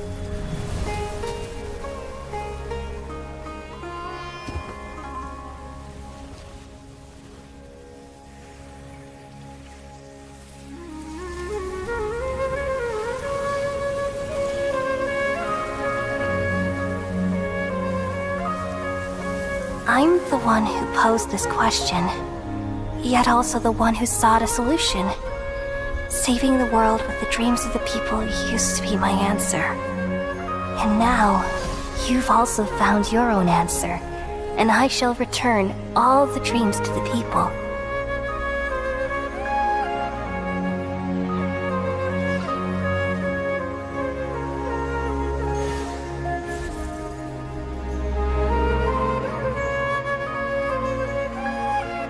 Goodbye, people of Sumeru. May you be blessed tonight with the sweetest of dreams.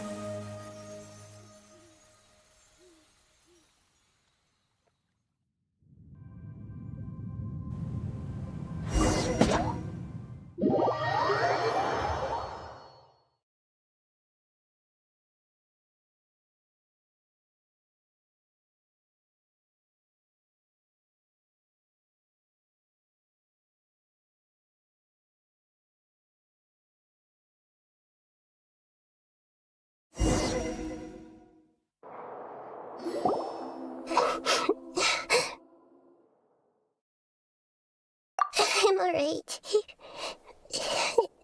I'm just a little confused. We've just saved the world, right? So why am I crying? I don't know where this feeling inside of me is coming from, but I feel very sad. Just now, we used the power of two gnosis to successfully connect with the Irminsul consciousness from 500 years ago. Then, we removed the remaining pollution from Irminsul.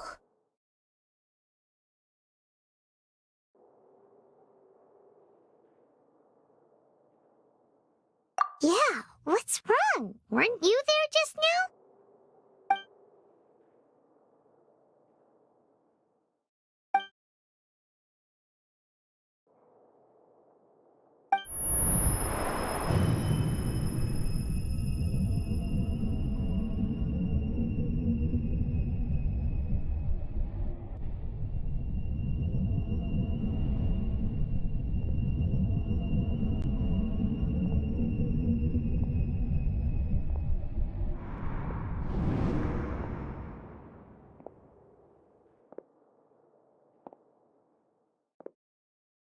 Huh?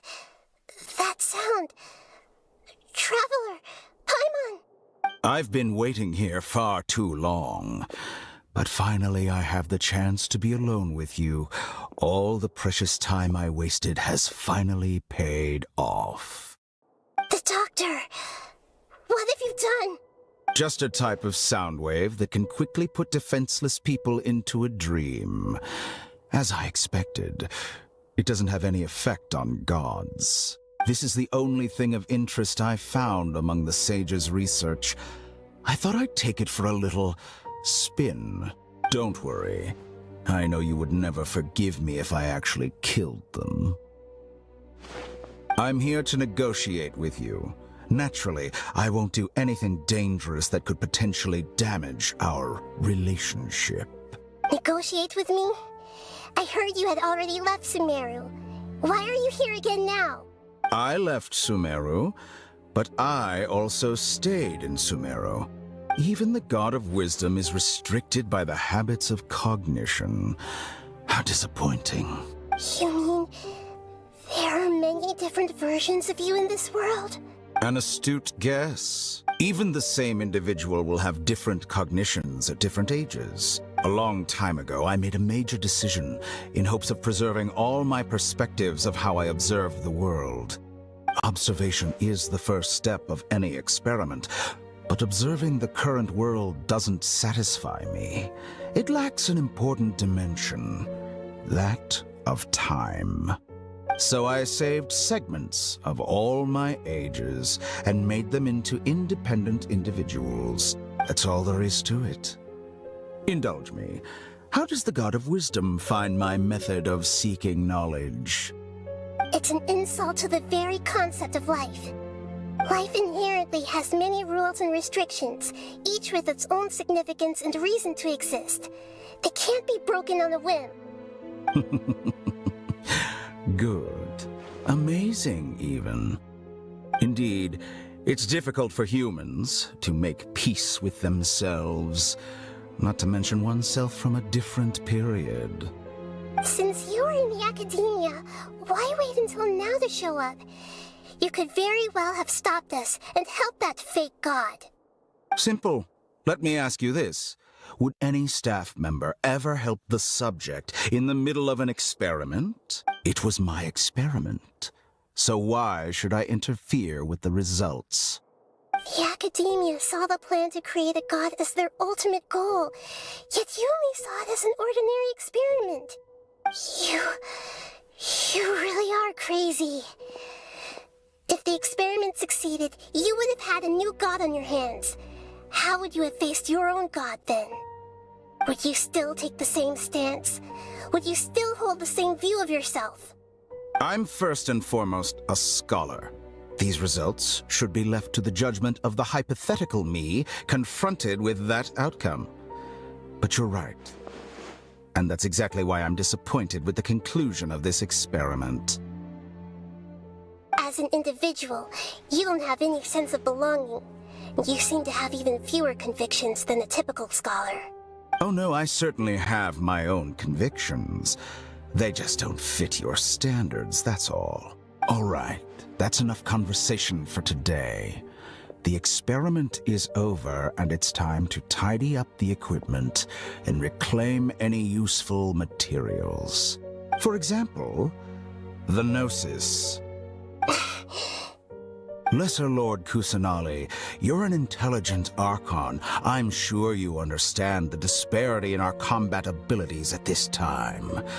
Besides, you have no way to use that electro-gnosis in battle. Didn't you say you were here to negotiate with me? Somehow, it's starting to seem like you intend to take it by force now. I'm merely stating a fact. After all, I'm also a scholar. Naturally, I hope to show proper respect and dignity to the God of Wisdom. Your hypocrisy is built on absolute confidence. I understand your scheme, but... what if I were to destroy the Gnosis now and awaken the heavenly principles? Awaken the heavenly principles? Do you think that's really possible? The heavenly principles have been silent for many years, but the Gnosis are symbols of their control over Tevat and all the laws. Will the destruction of a Gnosis attract the attention of the heavenly principles? And if so, how do the Fatui plan to deal with the consequences? Do you dare to gamble such a possibility with me? Gamble? How surprising. I thought you would show evidence or use rigorous reasoning to prove your point. The word gamble is the last thing I expected to hear from the God of Wisdom. But this is a clever move.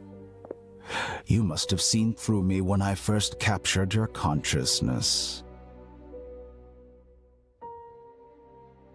As a scholar, I respect all possibilities. This has always been my principle and is an essential trait as an experimenter. Indeed, I can't ignore this possibility. So tell me then, what are your conditions? This foreign Gnosis will only lead to disaster if it stays in Sumeru. But this electronosis is the prize I obtained after defeating one of your fellow Harbingers. Now, as the one who initiated this cascade of events, shouldn't you pay the corresponding price? Price? Interesting. What price would you have me pay? How about erasing all your other segments? So this is how you wish to restrict me, the most threatening opponent of the Nation of Wisdom. What you request of me is like plucking out the eyes I have placed in the dimension of time. Segments are extraordinarily difficult to make. They require extremely rare resources and enormous amounts of time and effort, requiring me to destroy them all here and now. Bravo. A suitably wise decision on your part. Yes, how very interesting. Can I assume that you have long been wary of me? Among all the versions of me, this segment you see now is the most selfish. If it weren't me, your idea wouldn't have worked. What did you see when you were imprisoned? You were observing me, and that's how you know I've long grown tired of their doubts and endless arguments. Like you said, it's difficult to make peace with yourself. Being as smart as you are, have you managed to do that? I see. If you think all those versions of me are worth a gnosis, then deal. You sure didn't hesitate much. Is the relationship between all the versions of you really that bad? I don't think there's any need to dwell on that. The surplus versions of me can be exchanged for a gnosis. Do you think anyone can offer themselves at a higher price? Besides, with my abilities, it's only a matter of time until I find better perspectives. Perhaps it's best to say, you're just temporarily ahead. But what I'd like to know is, how can you be sure that I've really erased them?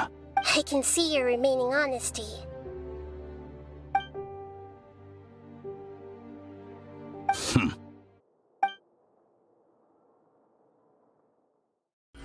What a ridiculous decision! You can't be serious! How could I have been so short-sighted? You think this is the end? Wait. I'll have my Please revenge. wait. You'll make Good this moment riddance. count. You will regret this. Well, have you confirmed that it's complete? Here, take it. The future of Sumeru City will be in my hands alone. I will shut down the Akasha and let curiosity and the thirst for knowledge drive the realm of academics once again. There won't be any further gaps for you to exploit. It truly pains me that my academic achievements have never been appreciated in my homeland. Of course, I have no interest in being rejected by this city for a third time. Another chess piece. And where is your dendronosis? Don't be greedy, Harbinger of Snezhnaya. No, this is a different transaction. If you intend to turn off the Akasha anyway, then there's no further use for the Gnosis of Sumeru, is there? Besides, isn't it the Archon's duty to deliver what's desired of the Seeker? Oh, judging from your expression, you don't seem to find the idea very agreeable. Then let's think of it this way. Since you're the god of wisdom, how about I exchange some knowledge with you? People exchanging knowledge with the God of Wisdom is the stuff of legends. Yet here you wish to exchange knowledge for the God of Wisdom's property. Arrogant as that is, it has piqued my interest. Let me ask you, have you in all your mighty knowledge ever heard the rumor that the skies of Tevat are fake? Huh? That's the secret hidden by Irminsul concerning the truth of this world.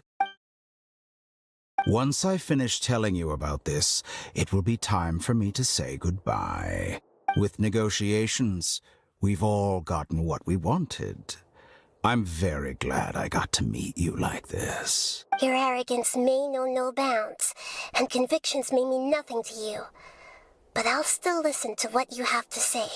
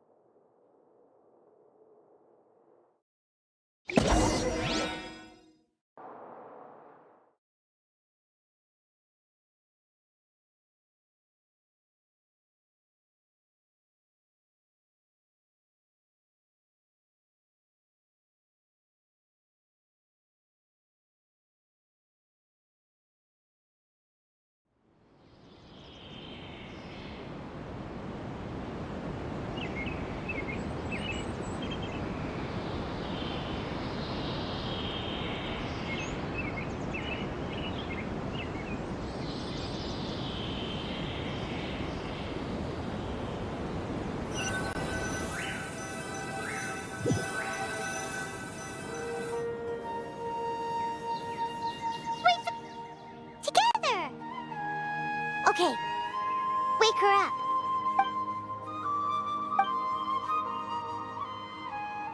Are you awake? Kali says it's time for breakfast. Come on, get up! Good morning! How are you feeling today? Good to hear. It looks like we've recovered pretty well. Not even Tainari could stop us from going out now, right?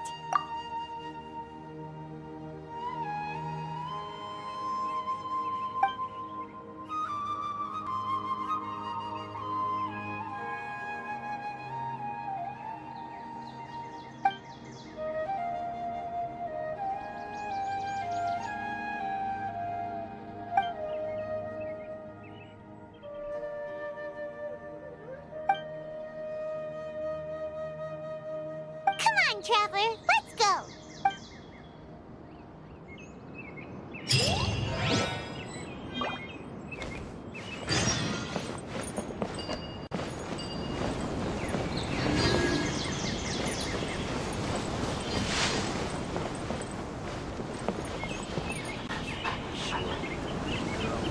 Good morning! Looks like you're awake. Yep, yep! I prepared some breakfast today. Please have a taste. I hope you'll like it. It's nice to have you here so we can eat something yummy. Well, now that I've recovered from Elazar, I'm feeling better than ever. I can even prepare 4 or 5 meals a day now. And Paimon bets they're all delicious.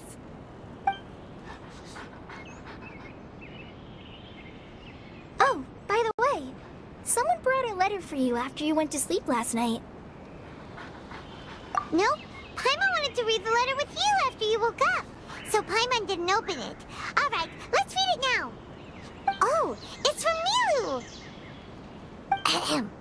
We're going to hold a feast at the Grand Bazaar and celebrate Cyano's reinstatement as the General Mahamatra. As heroes of Sumeru, please be sure to attend. I'll wait for you. The date of the banquet is written on the back. It's in 2 days. Oh, I've also heard that you've become heroes here as well. That's amazing. Sometimes I'm really envious of strong and confident people like you. Oh, you're embarrassing me. Anyway, let's go to the Grand Bazaar to have a look. Oh, before you leave, be sure to inform Master Tainari.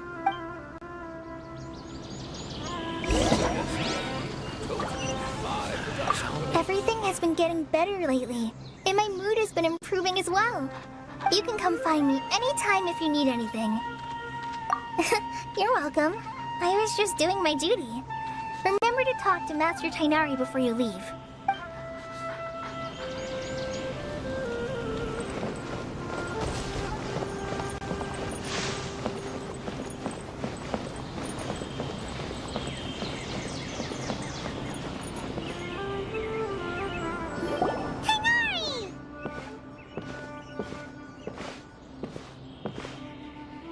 Good morning. How do you feel today? We feel much better. How about you? I'm recovering well. Thanks for asking. But from the looks of it, You seem to be already busy with work again. It's fine. I'm not that busy, really. The Elazar patients have recovered, as well as Hypatia. For now, I only need to tend to my Forest Watcher duties. It seems once Irminsul started getting better, everything else started to recover too. Yes, but there are still some residual effects. The withering is one example. Though it won't spread anymore, the existing zones won't just disappear. We forest rangers will still need to do the work. By the way, we have some good news. Sino got his position back. This news is hardly new. He had already mentioned it to me before. Huh? You mean he was already here? Why didn't he come to say hi to us? He visited once, but he was afraid of disturbing you while you were resting. He just asked me a few questions and left. Then you probably already know all about the celebration feast. Celebration feast? No, I haven't heard anything about that. Huh? But didn't Nilu say in her letter that they would celebrate Sino? He didn't tell you? Perhaps, or alternatively, he doesn't know about it either. Come to think of it, Sino doesn't seem like the type who'd enjoy a celebration feast.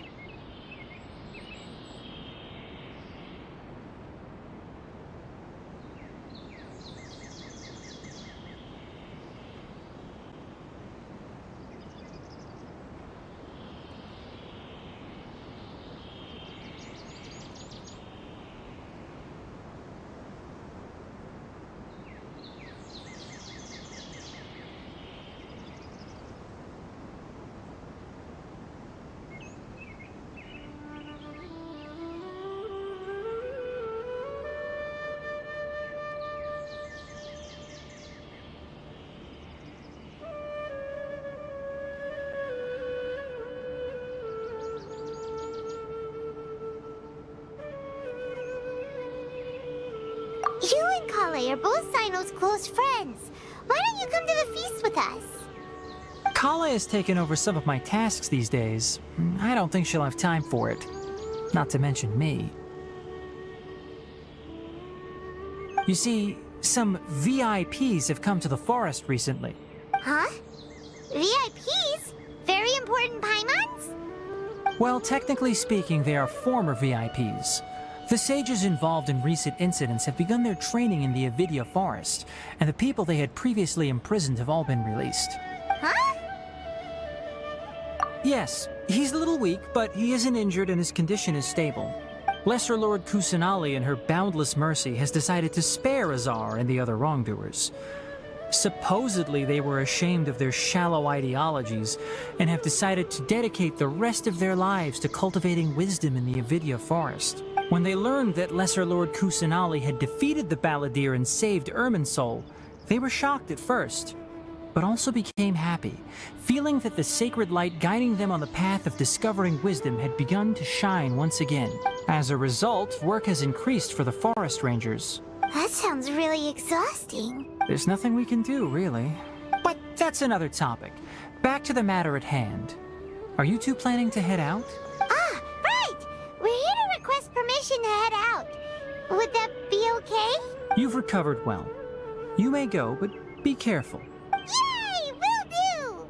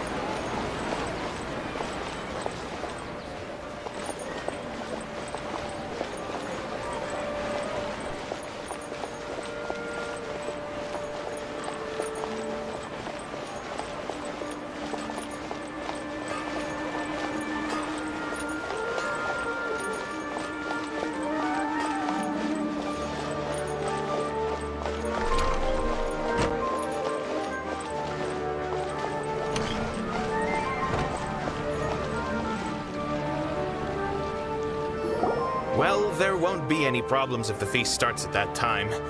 Everything has already been prepared. Mr. Zubair, I finished tallying things up here. Well, except for the guests.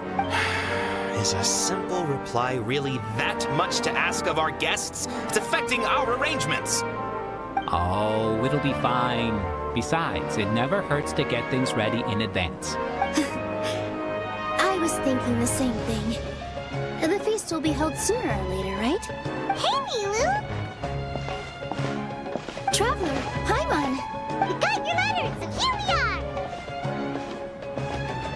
You're the best! The other guests haven't even replied yet. Huh? Are we the only ones that have arrived? Yeah. I had someone deliver letters to all of our guests. But maybe everyone is still busy with other things. Look, I get it. Sumeru is in an extremely important period of transition right now, but even if your friends are important figures, they shouldn't just ignore your request like this. Nilou is Sumeru's #1 celebrity, after all. You have no idea how happy I am to talk to people with good taste. If you consider enjoying Nilu's dances having good taste, then almost everybody has good taste. Because Paimon thinks everybody will love her performance. That's right. We all think she's amazing too. Nilou is an absolute favorite among those of us who frequent the Grand Bazaar. For Outlanders, you have a great eye. Master Zubair, let's have a vote for the most outstanding audience members next time. I think these two may win. Nonsense! It is not for us to determine the value of an audience. But indeed, we could try giving gifts to people with particularly good taste. I heard there's a device in Fontaine called a camera that can record people's appearances as pictures. Such pictures would make superb gifts. Ooh, good idea. I wonder where we can find one. I don't want you giving pictures of me to everyone. I'm satisfied just being able to perform here. There's always a lot going on at the Grand Bazaar. Yeah, and that's why I love it here. Traveler and Paimon, could you help confirm if the letters were actually delivered? If for some reason they didn't receive the letters, then please tell everyone that there will be a feast here. Yeah, we can also check out how everything in Sumeru is going now. When I wrote the letters, I heard that Dia was in Port Ormos, and Alhaitham was at the Academia. As for Sino, we've only heard that he appears at the Academia from time to time.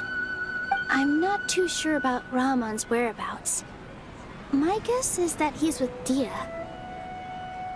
As for Dunyarzad, I just hope she's feeling better. I sent her a letter, but I was afraid of disturbing her. If you have time, please ask about her for me. Okay, got it. Let's go, Traveler.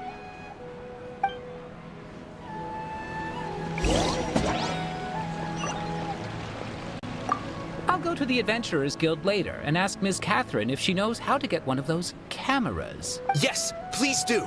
I'm sure the audience would be thrilled at the chance of receiving commemorative gifts.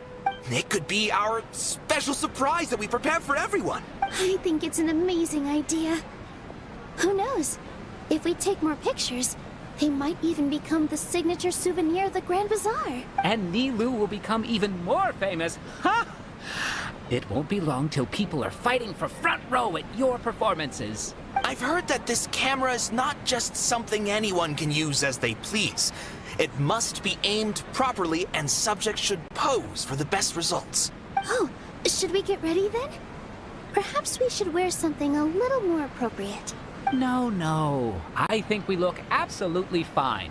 If anything, when we pose for this, clever invention, we should just be ourselves. You really think so?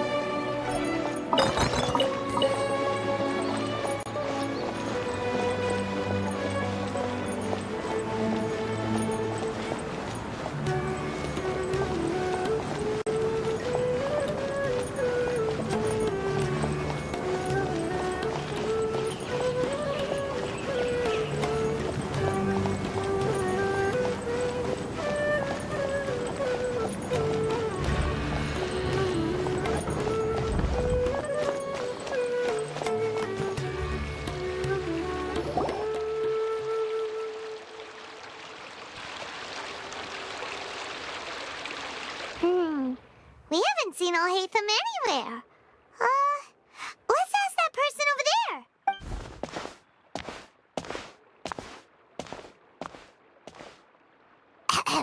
Hey there, have you seen Alhaitham around? Yes, it seems Scribe Alhaitham has gone to the House of Dana. You should be able to find him there. But you're already the second group of people I've seen looking for him today. He must be quite the busy man. Oh? Who else was looking for him? Mr. Cavey was just here asking about him. You wouldn't believe how terrible their relationship is. And now you two are here. Don't tell me everyone's here looking for gossip about the sages. No way! We're strictly here on business. Ah, I see. Sorry, I thought maybe everyone's as interested in rumors about the sages as I am.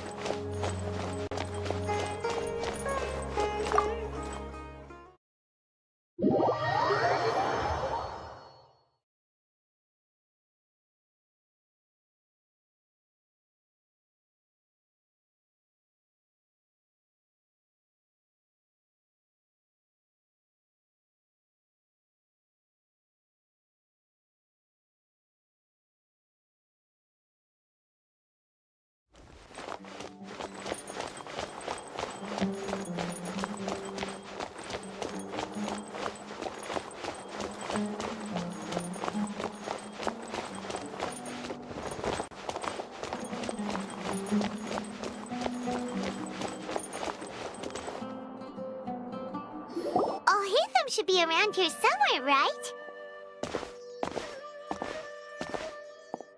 Oh, he's over there! But it looks like he might not have time for us.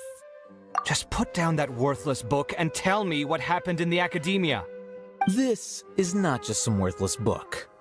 Do you have any idea how difficult it is to find a physical book like this in Sumeru?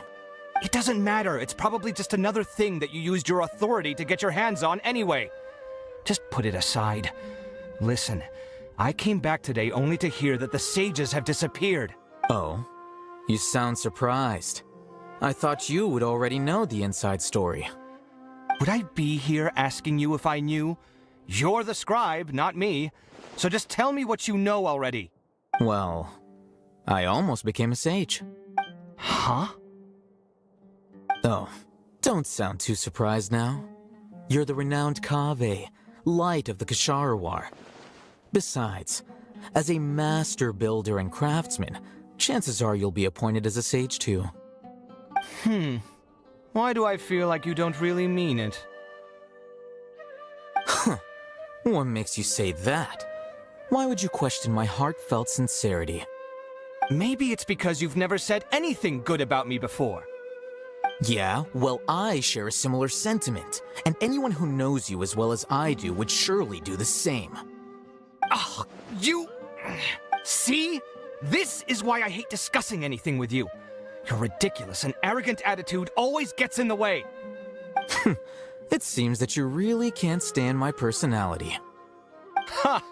What was your first clue? Well, then you might as well move out of my house. Are you threatening me? Stooping to a new low, I see. Ugh, and don't change the subject. You, a sage? What a joke. The academia might as well just close tomorrow. Are they having a fight? Forget what's going on with the academia. Haven't you been busy with your construction project? Tell me, when are you going to build yourself a mansion? Don't get me started. I get angry just thinking about it. So, what great building did our master architect work on this time? Like I need to tell you. Keep your nose out of my business. No, I think we deserve to know. Where were you when Sumeru needed you most? I was in the desert for a large project, but considering Haravatat's utter ignorance of architectural and aesthetic matters, you probably wouldn't understand. Which is truly unfortunate. I can only pity the man who doesn't understand the first thing about beauty and romance. Unlike a true... hold on, wait a second. What do you mean by when Sumeru needed me most? Well, while you were out fiddling around in the desert, many people came together to save Sumeru from a crisis. Ha! And you think I'd believe that? Look, all you really need to know is that Azar and all his accomplices have all been overthrown. Huh? What nonsense are you talking about? It's no skin off my nose if you don't believe me. It's not like my Darshan was the one trying to apply for funding from the Grand Sage. Yours, though, on the other hand... You know what? I'll ask around. I'm sure someone knows what's going on here. You're dead if I find out you're lying to me.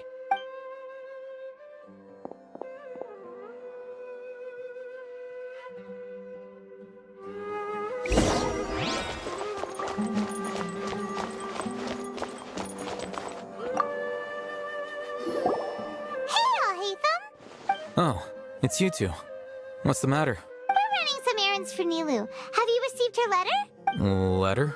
Nilou said she sent out a letter inviting everyone to a celebration feast in 2 days at the Grand Bazaar.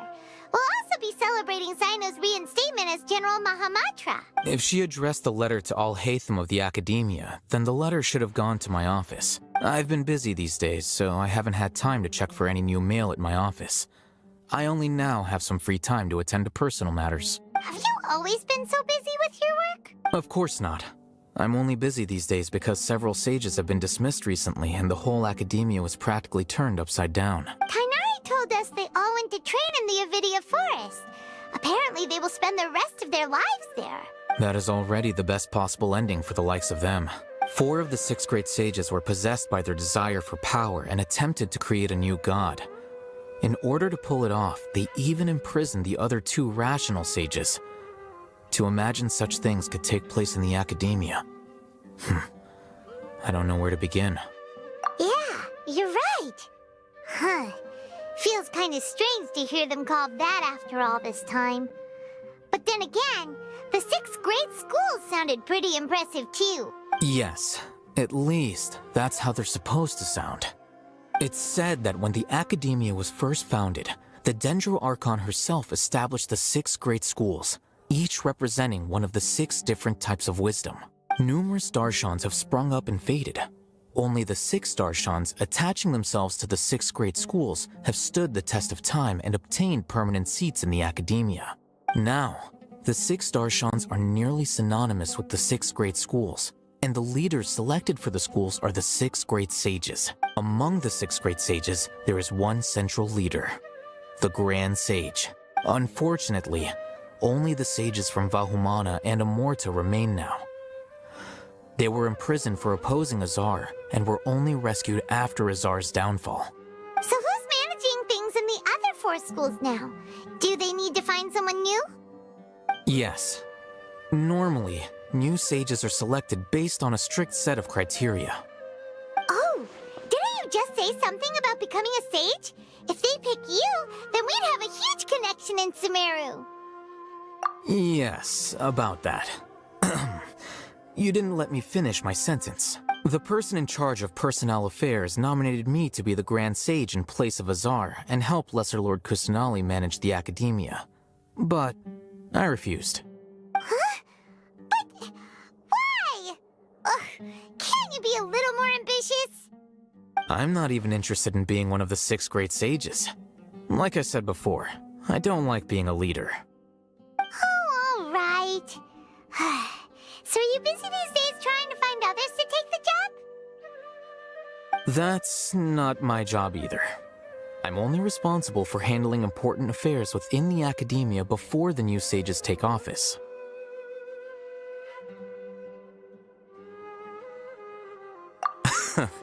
And the first thing I'll do is reject Kasharawar's application for funding. By the way, who was that other person just now?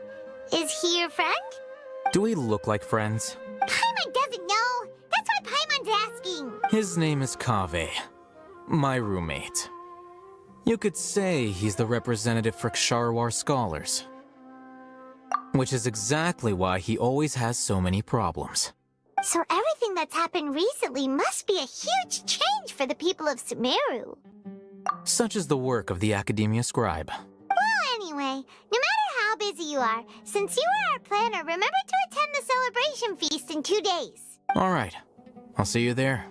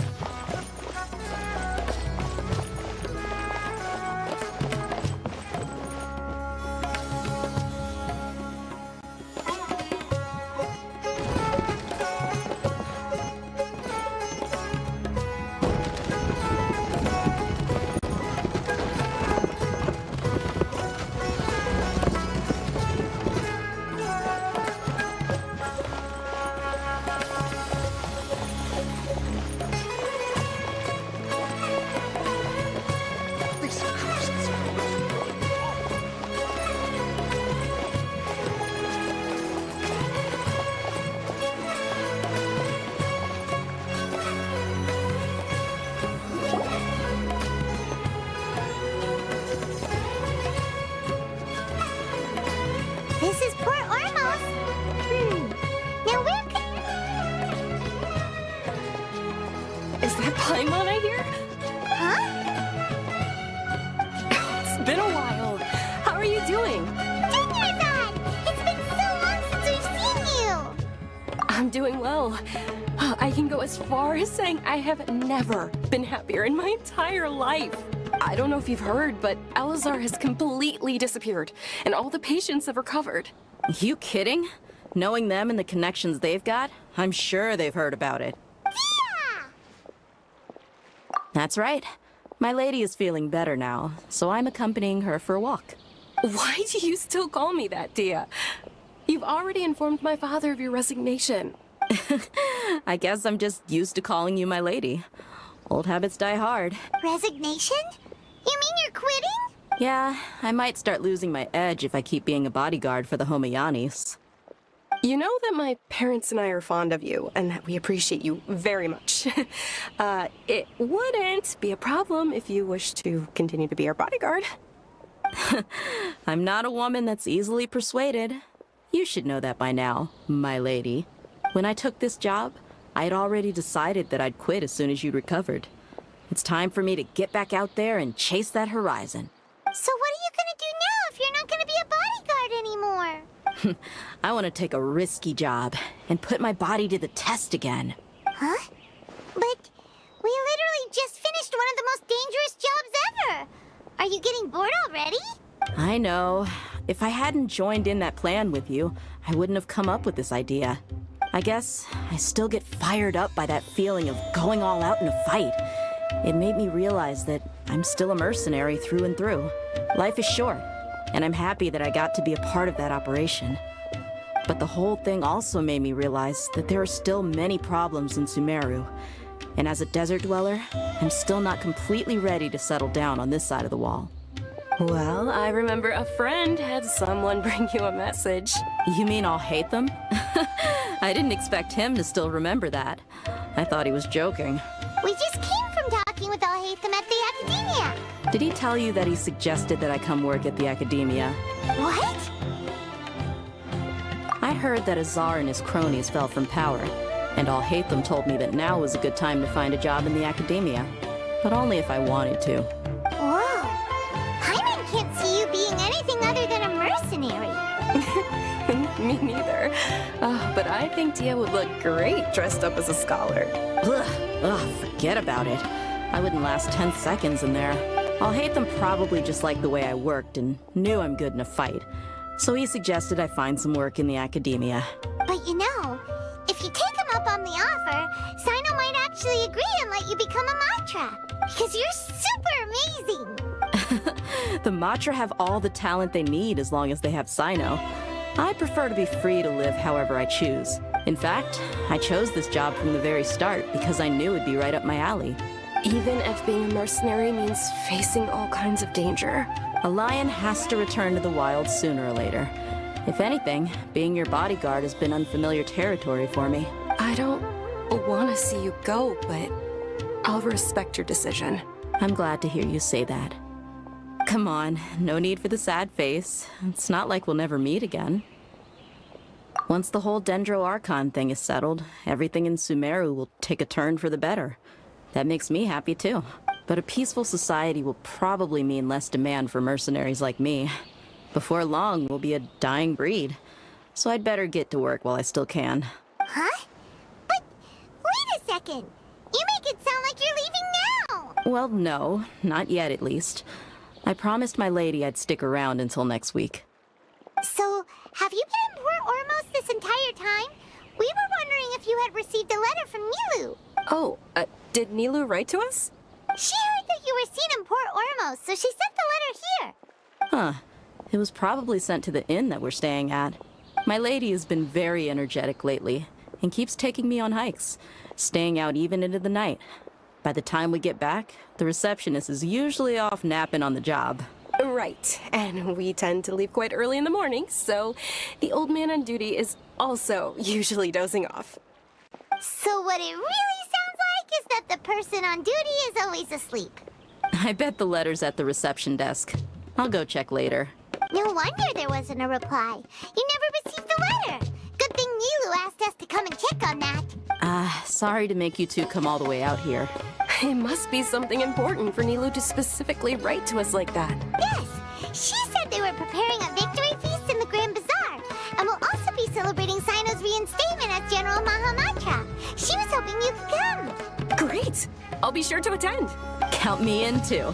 But is there some sort of dress code or anything for the feast? Can I just show up looking like this? Since it's being organized by Nilu, I don't think she'll be too picky about that. If anything, I think she wants to see us as our most natural selves. All right, then this is how I'll show up. The feast will be held in 2 days, so don't forget. Sure. Thank you so much for letting us know. We'll see you there. Oh, by the way, do you happen to know where Sino and Raman are? The General Mahamatra always comes and goes without a trace. Normally no one knows his whereabouts. Oh. But last time we met, he mentioned that he had something to do in Aru village. You can try your luck there. As for Raman, your guess is as good as mine. I only remember he said that he had something to discuss with Sino. You can ask Sino when you meet him. Don't mention it.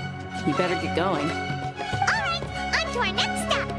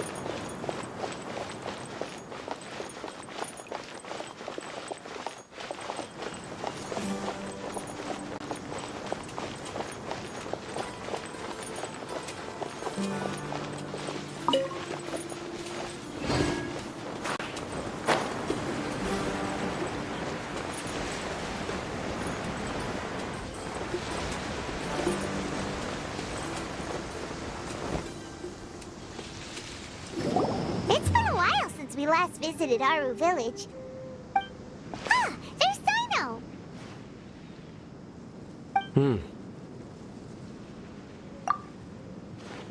What brings you here? We recovered well, and Tighnari agreed to let us leave, so now we're out and about again. It seems Gandharvaville's medical treatment is still as good as ever. Mm-hmm. And Tighnari is recovering well, too. That's good to hear. Yeah, you're the one who brought us to him when we lost consciousness, right? Thanks for that. You're welcome. Tighnari has excellent medical skills, and Kale is quite attentive. It was the best place for you. But why are you just standing here like a dead tree? I'm meeting some people. Oh, you mean Candace? I've already talked with Candace and the village chief. They're still at the usual place. You can go there if you'd like to see them. But you know one of the people I'm meeting as well. Oh, by King Deshret's blessing, my friend suddenly appears in the desert. Don't tell me you've run into trouble and need us to help now. Roman! And... huh? Sataria? Oh, you know me? Oh, well, you're pretty famous in the academia. Don't worry, these are our friends. No need to be so guarded. I see. I'm doing well. Many good things have happened recently. Same here. Really, I feel that my whole life has started to shine after suddenly finding a new direction. Oh, tell us everything. Yeah, you go ahead. Alright, well, I suppose I should start by saying I've decided to leave the academia. What? It's not that I've given up on being a scholar. Instead, you could say I've found a new identity. I will no longer pursue research like a typical scholar, but I have not completely given up on my relationship to knowledge either. I can see what you're saying now. What do you mean? I plan to leave the academia and return to teach here in the desert. Wow, so you want to become a teacher? Sataria will return to support education here and teach people from the desert. She can't teach everyone on her own, but there are many of us Eremites all over Sumeru. She came to discuss a collaboration with me and hoped that I could bring her ideas to the Eremites. Yes, it's my hope that the Eremites can help me select a group of smart people with the best aptitude for teaching. I'll teach them, and after they've finished learning from me, they can go educate more people. That is the true meaning of education and the spreading of knowledge. The people of King Deshret suffer from sandstorms, exile, and ignorance. Miss Sataria is more than welcome to come teach here. Her arrival is like a star shining in the desert night. The stars have always guided caravans, thieves, soldiers, and travelers who get lost in the night. They lead those in the dark out of trouble and back to safety. Oh, please. Where's all of this coming from? I'm starting to feel a little embarrassed. You deserve these compliments. Mercenaries are accustomed to danger and don't fear death, which is why we recognize extraordinary actions that common people would easily overlook. Sataria's idea will bring much good to many people. At first, I feared it was destined to fail. Everyone knows that the academia doesn't allow scholars to teach in the desert without permission. As you know, all knowledge is under their surveillance and control, and very few desert dwellers are as lucky as me. But what I heard at that time has been haunting my heart, as if there were lightning bolts constantly bombarding my soul. Sataria, you tread a treacherous path, and the longer you ignore it, the tighter the academia's grasp on you will become. Sataria, why haven't you gone home? Never forget that the desert that belongs to you lies elsewhere. Miss. These words sparked something in me, and I knew that I had to bring something back to my people after going home. I gathered up the courage to approach the Grand Sage, only to find that he was no longer at the academia. Lord Sino told me that Azar didn't belong there anymore. Azar has received much-needed punishment. Though, if you ask me, it may have been too light. You probably have already heard. Lord Sino helped me obtain permission to leave the Academia for the desert, and accompanied me here to discuss collaboration with members of the Eremites. My plan was able to go smoothly thanks to him and Rahman. You're all doing so much for the desert. Aside from that, I also have some other business to discuss with Sino. Lesser Lord Kusanali has allocated many resources to support and develop the desert. I've done some business for her, and part of it required the assistance of the Eremites. I applied for a few batches of educational materials from the Academia, and sent them to several groups in the desert, as instructed by Lesser Lord Kusanali. I believe the people will make good use of them. That's exactly what the people here need. Physical books and other related items. If it weren't for Sino and Lesser Lord Kusanali, I'm afraid we'd never be able to get our hands on them. Apart from this, the Academia is also recruiting scholars that are willing to teach in the desert. We must be persistent about this, and maintain these resources to ensure long-term effectiveness. This is the first time in hundreds of years we've had a glimmer of hope. I think this may be the turning point for the desert. Remember these words. Here lies our faithful priest, Kasala. His wisdom is a miracle among the people, deserving of high praise and admiration. I hope people with wisdom like that priest will rise again among the desert dwellers. Then we'll once again see the wisdom and glory that once shook the world. Enough about us. Are you here to discuss some business too? No, not at all. We're actually here on behalf of Nilu. Nilu wanted to write to everyone, but she wasn't sure where the letters should be sent, so she asked us to come find everyone personally. A celebration feast will be held in 2 days at the Grand Bazaar. She hopes that all of you will be able to attend. At the feast, we'll also be celebrating Sino's reinstatement as General Mahamatra. Although, judging from your appearance, it seems you've already been reinstated. Paimon thought you would only start working for the Academia after the feast. Celebration? Feast?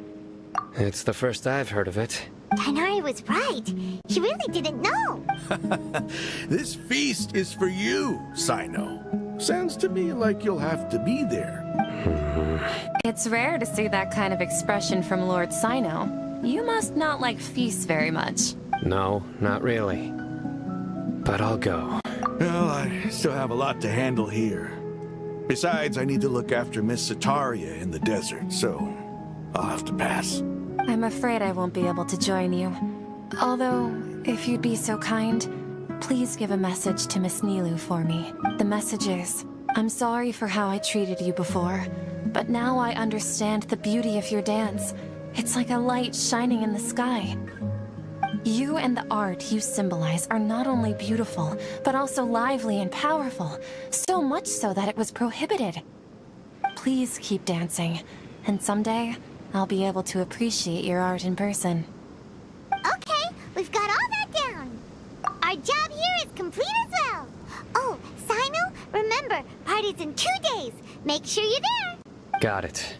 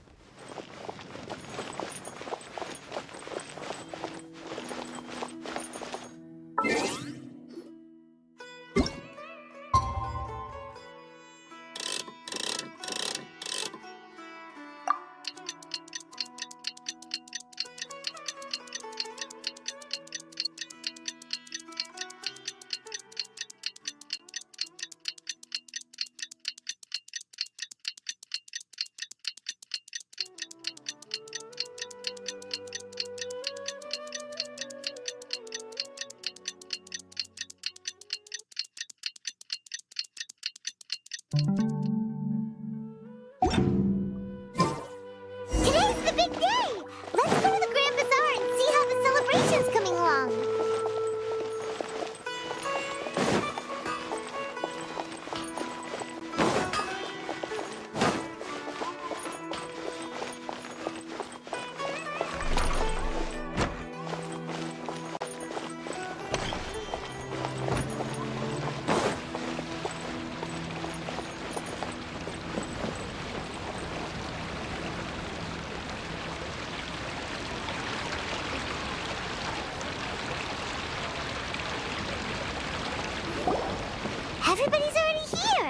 Looks like we're the last ones to arrive. I'm here. Ah, there you are.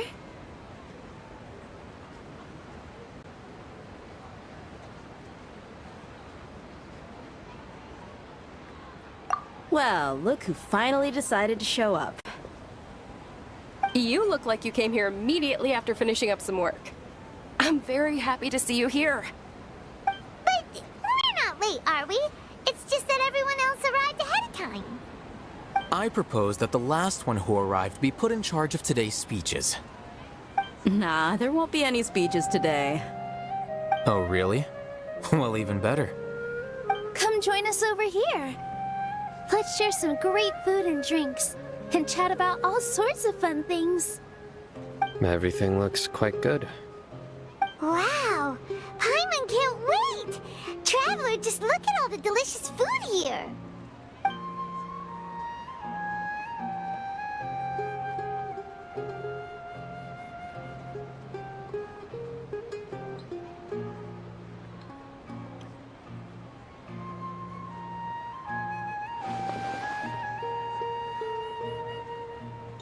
Whoa! It's so delicious! Oh, this grilled meat tastes amazing! The food was specially prepared for you by everyone in the Grand Bazaar. And we have gifts that were sent by the residents of Sumeru City when they heard we were holding a feast. Everyone that came said that you saved Sumeru, and wanted me to thank you all on their behalf. Ah, feels kinda nice to be seen as a hero. I could get used to this. Being a bodyguard is also a hero's job. You've always been amazing, Dia. My lady sure has a way with words. Thanks. I'm glad to hear it. And I'm happy to meet everyone that participated in the great plan. Don't mention it. Come to think of it, we've really done something impressive together. It's unbelievable! We owe it to our abilities. And luck. Really? Why do I remember everybody thinking that luck was against us and feeling like we hardly had a chance of succeeding? That's how I remember it too. It's luck that brought us together, and it was luck that let us form a team. Then, it took even more luck for us to formulate a plan and implement it successfully. Moreover, judging from the results, everything worked out well. Yeah, everyone gave it their all when it mattered most. It was almost like a performance. We took the stage and put on our best show. Everyone played their part, and thanks to everyone's efforts, the performance was a great success. So, would you say we're good actors too? It's such a blessing that Lesser Lord Kusanali was able to return to power at the Academia. Yes! Even after being abandoned and neglected so many times, she's finally returned. Uh-huh. Lesser Lord Kusanali once used all her power in a great disaster, which resulted in her losing all her wisdom and memories of the past. The Academia basically abandoned her because of it. This should be something everybody should remember. Huh? You look surprised. I didn't say anything wrong, did I? No, everything you said is correct. That's good. Something wrong? Yeah, what's with that face? You knew all of this already. Even if those two giants of the Academia are here, I still have to say it. Those sages really have some nerve. 500 years ago, Lesser Lord Kusanali used all her power for the people of Sumeru, and what did they do in return?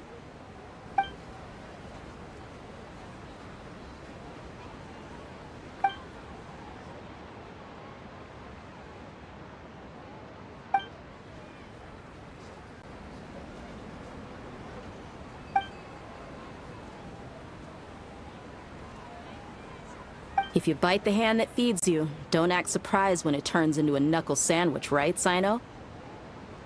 Perhaps I shouldn't say this, but their treatment of Lesser Lord Kusanali calls for a more severe punishment.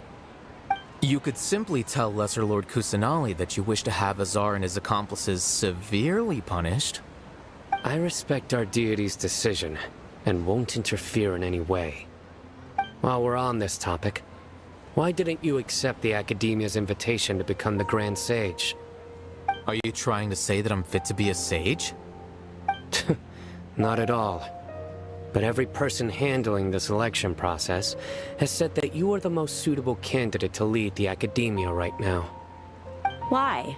Because he dethroned Azar from power? Could you try to put it another way? This is a good thing, yet you're making it sound like I overthrew Azar for my own personal gain. But seriously though, I always wondered if you had some personal motives behind it. I did have my own motive, but it had nothing to do with being a sage. If the rules of our nation were suddenly cast by the wayside, then it wouldn't be long until chaos ensued. I had no intention of letting their dreams disrupt my life. By that, you mean your life working as the Academia's scribe? Precisely. Wait, is that all? So, that's the only reason why you joined us and came up with all those plans? It's reason enough. You've certainly got quite the personality. You flatter me. All right then. How about you? You've already resumed work as the General Mahamatra, right? That's right. Will you be happy with that life? It's not about being happy. There are merely a lot of things that I must do. Even so, keep your spirits up and try to be happy, okay? And try to smile more every day, just like I'm doing now. Thank you. I'll keep that in mind.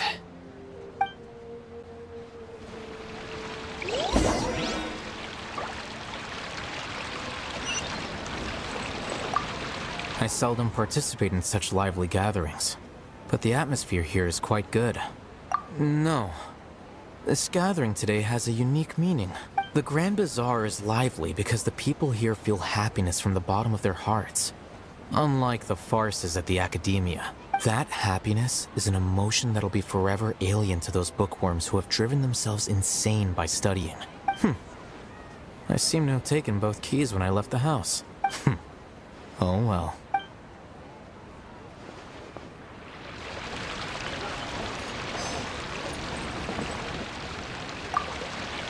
My lady, the grilled meat over there is delicious. Have you tried it? Yes, I also tried some fruit just now. Oh, they're very sweet. What an amazing place to relax. No wonder everybody likes to rest at the Grand Bazaar. You said it. Oh, look who else is here. Hello. Oh, I'm so happy Nilu invited everybody. Oh, now I have the chance to meet all the heroes. Hey, less of that polite chit-chat and more eating and drinking. The feast is about having fun, not stuffy formalities.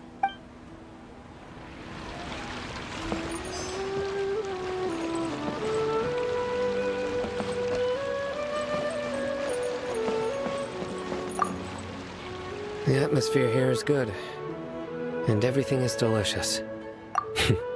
Yeah, I don't often come to such places, but it feels quite good. I have a lot to handle these days. Otherwise, I could show you around. There's always next time. We're friends after all.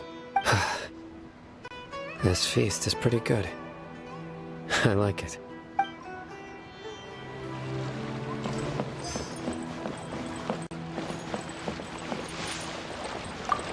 Ah, there you are, Travel. Well, how is it? Are you enjoying the feast today? If there's anything you're unhappy with, just let me know. I'll be sure to take note of it. That's good. It's the first time I've ever invited so many exceptional people to one place.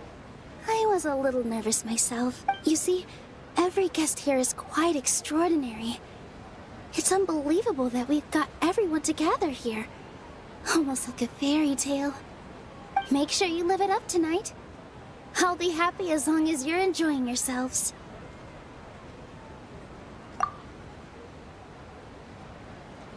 I'm honored to have her think of me this way.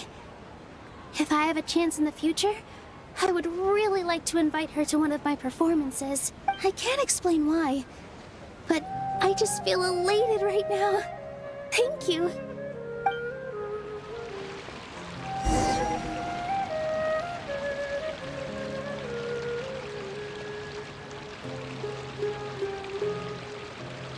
Hey, what's wrong? Your head is starting to droop. Hey, you can't just fall asleep here. Paimon will go find something delicious for you to eat. You'll wake up once you've put something yummy in your tummy. Of course, just wait here for Paimon.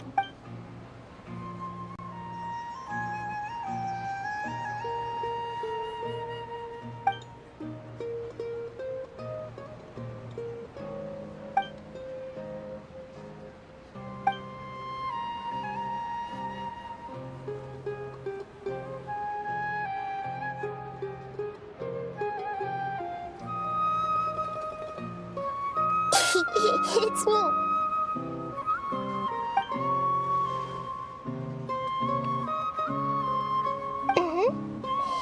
You may blame me for being a bit too self-indulgent.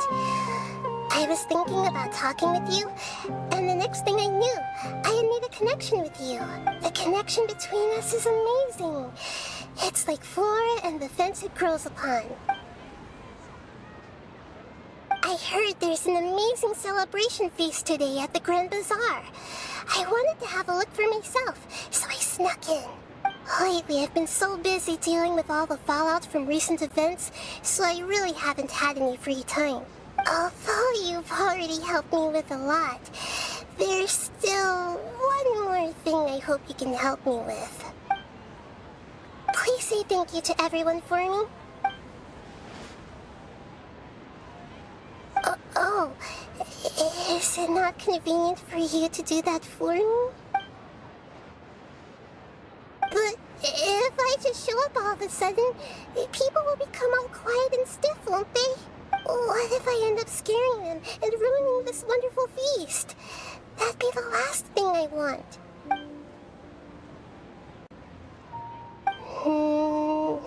Let me think about it. Okay. Yes, I have.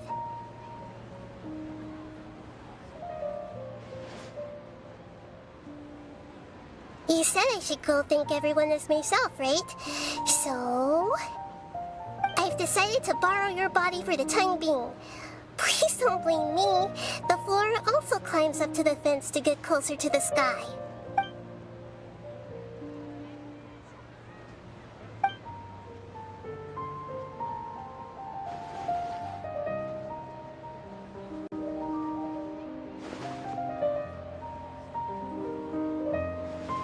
Everyone! Are you awake now? Paimon was just about to bring you the food. It's me. Huh? That voice. Nahida? Hold up. What's going on? I didn't expect to have a conversation with the consciousness of Lesser Lord Kusanali in the Grand Bazaar. Interesting.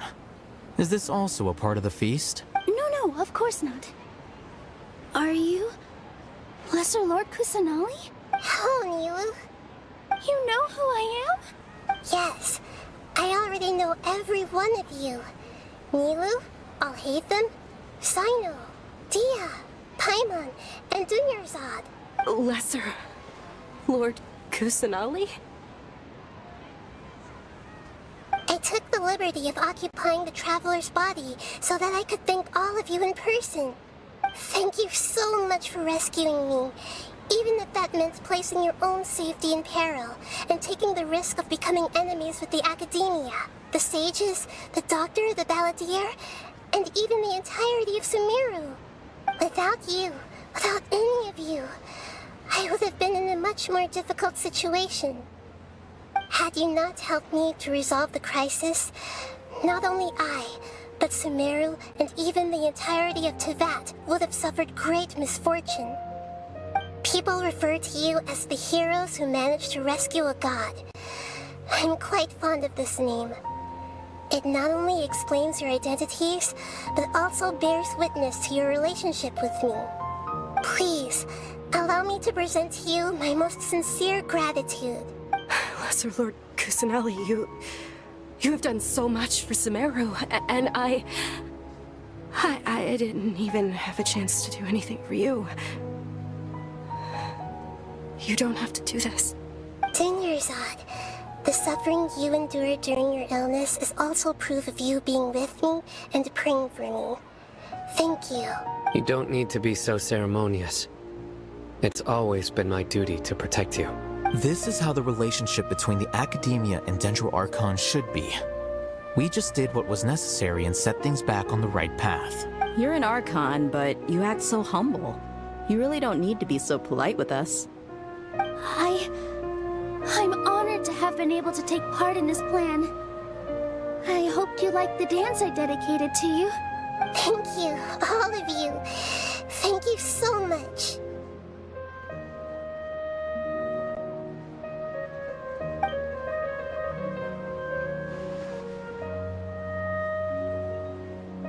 Yeah.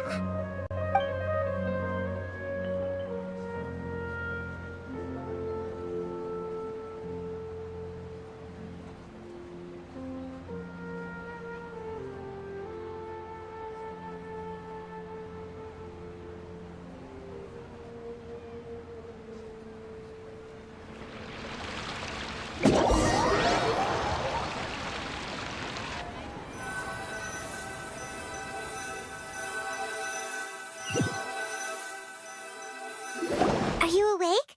Did you rest well? After Nahida left, you ate a lot of food. You've become a glutton. That just means you still have a lot to learn from Master Paimon, the Sage of Gluttony. All right, since you're awake now, should we go and have a chat with Nahida? She should be in the Academia right about now. If you have any questions, now's your chance to ask.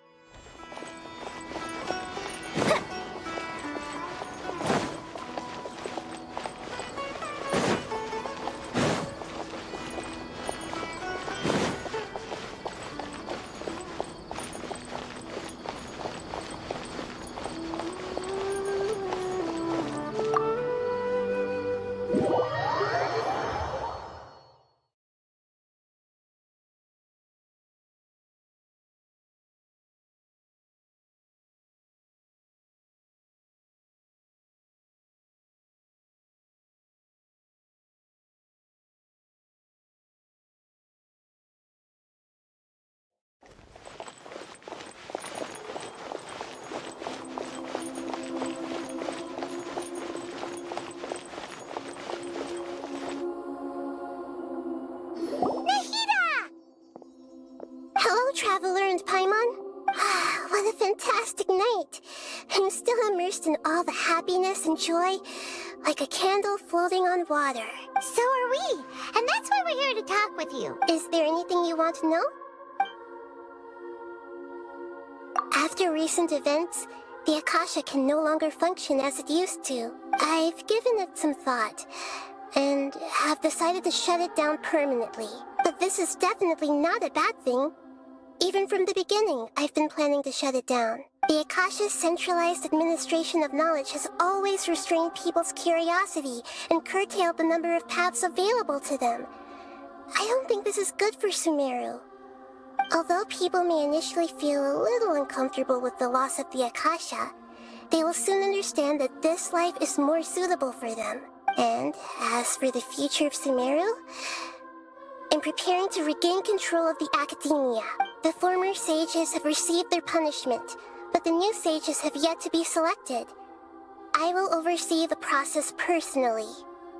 I hope that the new 6th grade sages will be more focused on academics. Sumeru needs such leaders more than ever. The other big issue is the people of King Deshret. All the residents of the desert, in fact. They have been mistreated for far too long. I've already taken some measures to address this.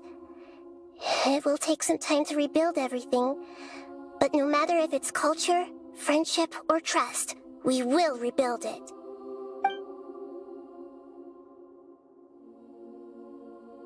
You mean, what happened after the doctor put you to sleep? Not exactly. The top-ranked Fatui Harbingers, up to number 3, possess power comparable to that of gods. I was no match for him in that kind of situation. However, in spite of the bad situation, I still managed to make a fair deal with the doctor. I'm sure you remember the entity that changed your fate, the Heavenly Principles. In fact, the Heavenly Principles has been quiet since the Conria disaster 500 years ago. I used this point as leverage against the doctor. I told him that the Heavenly Principles may be awakened if I destroyed Enosis. Although it was just a bluff, he still fell for it. I assumed that the Heavenly Principles wouldn't just stand by and let such extensive damage to its laws take place. And as for what I exchanged for the Gnosis, the exchange served as both punishment for the doctor, as well as a boon of new knowledge that I couldn't refuse as the God of Wisdom. He's still in a coma. I've hidden him like how one would hide a feather. I know you have many misgivings about him, but as someone who had become a god, he has retained a number of very useful features. Don't worry, I'll keep an eye on him and make sure he doesn't do any evil. In addition, there are still some mysteries left in him. Some things may be very clear from my perspective, but he is still yet to understand them himself. His future will be determined by fate.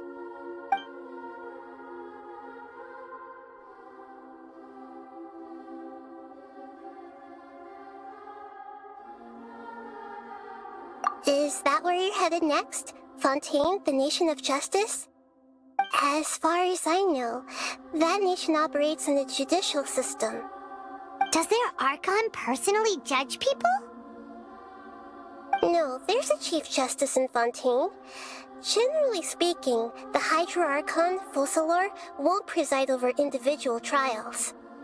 However, even then, Focalor will still make herself present at just about every trial. It seems that she just likes to immerse herself in that sort of atmosphere.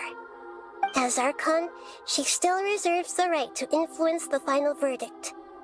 Anyway, let's just say she's got, a very unique personality.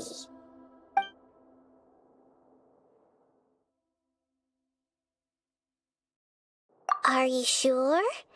Isn't there something else you haven't asked about yet? Huh? You mean... About your brother. While you were resting at Gandharvaville, I took some time to perform an Irminsul search for information on your brother. Yeah! Isn't Irminsul a repository for all the information and memories of Teyvat? So there shouldn't be anything on her or her brother.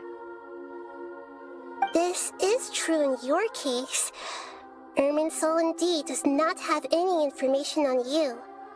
However, there must be something different about your brother. Because, as it turns out, the world has recorded information on him after all. What? There's only one possible explanation. He belongs to this world.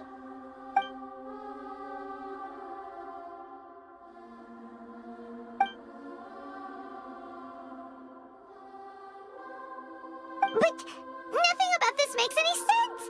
Wasn't this your first trip to Teyvat? According to the records I was able to access, your sibling suddenly appeared in Conria.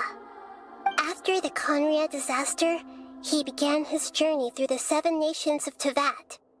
But just as his journey was about to reach its conclusion, the Irminsul records on him suddenly become fuzzy. What do you mean, fuzzy? Did something happen to him? All I know for sure is that somebody, for reasons only they can know, is deliberately obfuscating his fate. And whoever it is, if they can do that, who knows what else they're capable of. But even that wouldn't explain how he somehow comes from this world. Something else I noticed was that according to these records, the Fatui have not classified your sibling as one of the Descenders. What's a Descender? Paimon's never heard of it. Look, I'm sure you must be curious about the information I received from the Fatui in return for my gnosis, right? A very important part of the intel was about this world's Descenders. External beings, ones that don't belong to this world. Traveler, you are Tevat's 4th Descender. Huh? So the Fatui count 3 other Descenders before the Traveler, and her brother isn't even one of them? That's right. My current hypothesis is that the first Descender was likely what we now call the Heavenly Principles. As for the other Descenders, I still need to verify their existence. It could take me some time. Paimon's head's about to burst from all this crazy new information. And yet, even knowing all this, I'm sure you must still have a lot of unanswered questions. I must say, I truly regret that I can't help you more as the God of Wisdom. There are many questions in my heart as well. I will need some time to go through each one of them. And soon, you'll also begin your journey anew and depart from Sumeru. I'm very interested in your future. It's a journey that can't be observed or recorded by this world. If fate is the ultimate knowledge, then your future will be the ultimate fate. Paimon's sure glad we got to meet you, Nahida. The pleasure is all mine. I can't thank you enough. Alright, that's enough talk for today. If you ever miss me, just close your eyes, and maybe I'll appear in your dreams.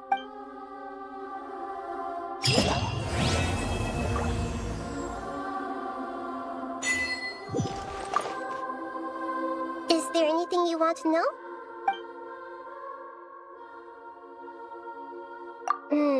According to the records I was able... After the Conria disaster, he began his journey through the 7 nations, but just as his journey was about to reach its... What do you mean, Fuzzy? Did some... All I know for sure, and whoever it is, if they can do that, who knows what else they're capable of. But even that... Something else I noticed was that What's a descent? Look, a very... Traveler... You. Huh? That's right. As for the and yet, there are many questions in my heart as well. And soon, I'm very... If fate is... Paimon, sure... The pleasure is all...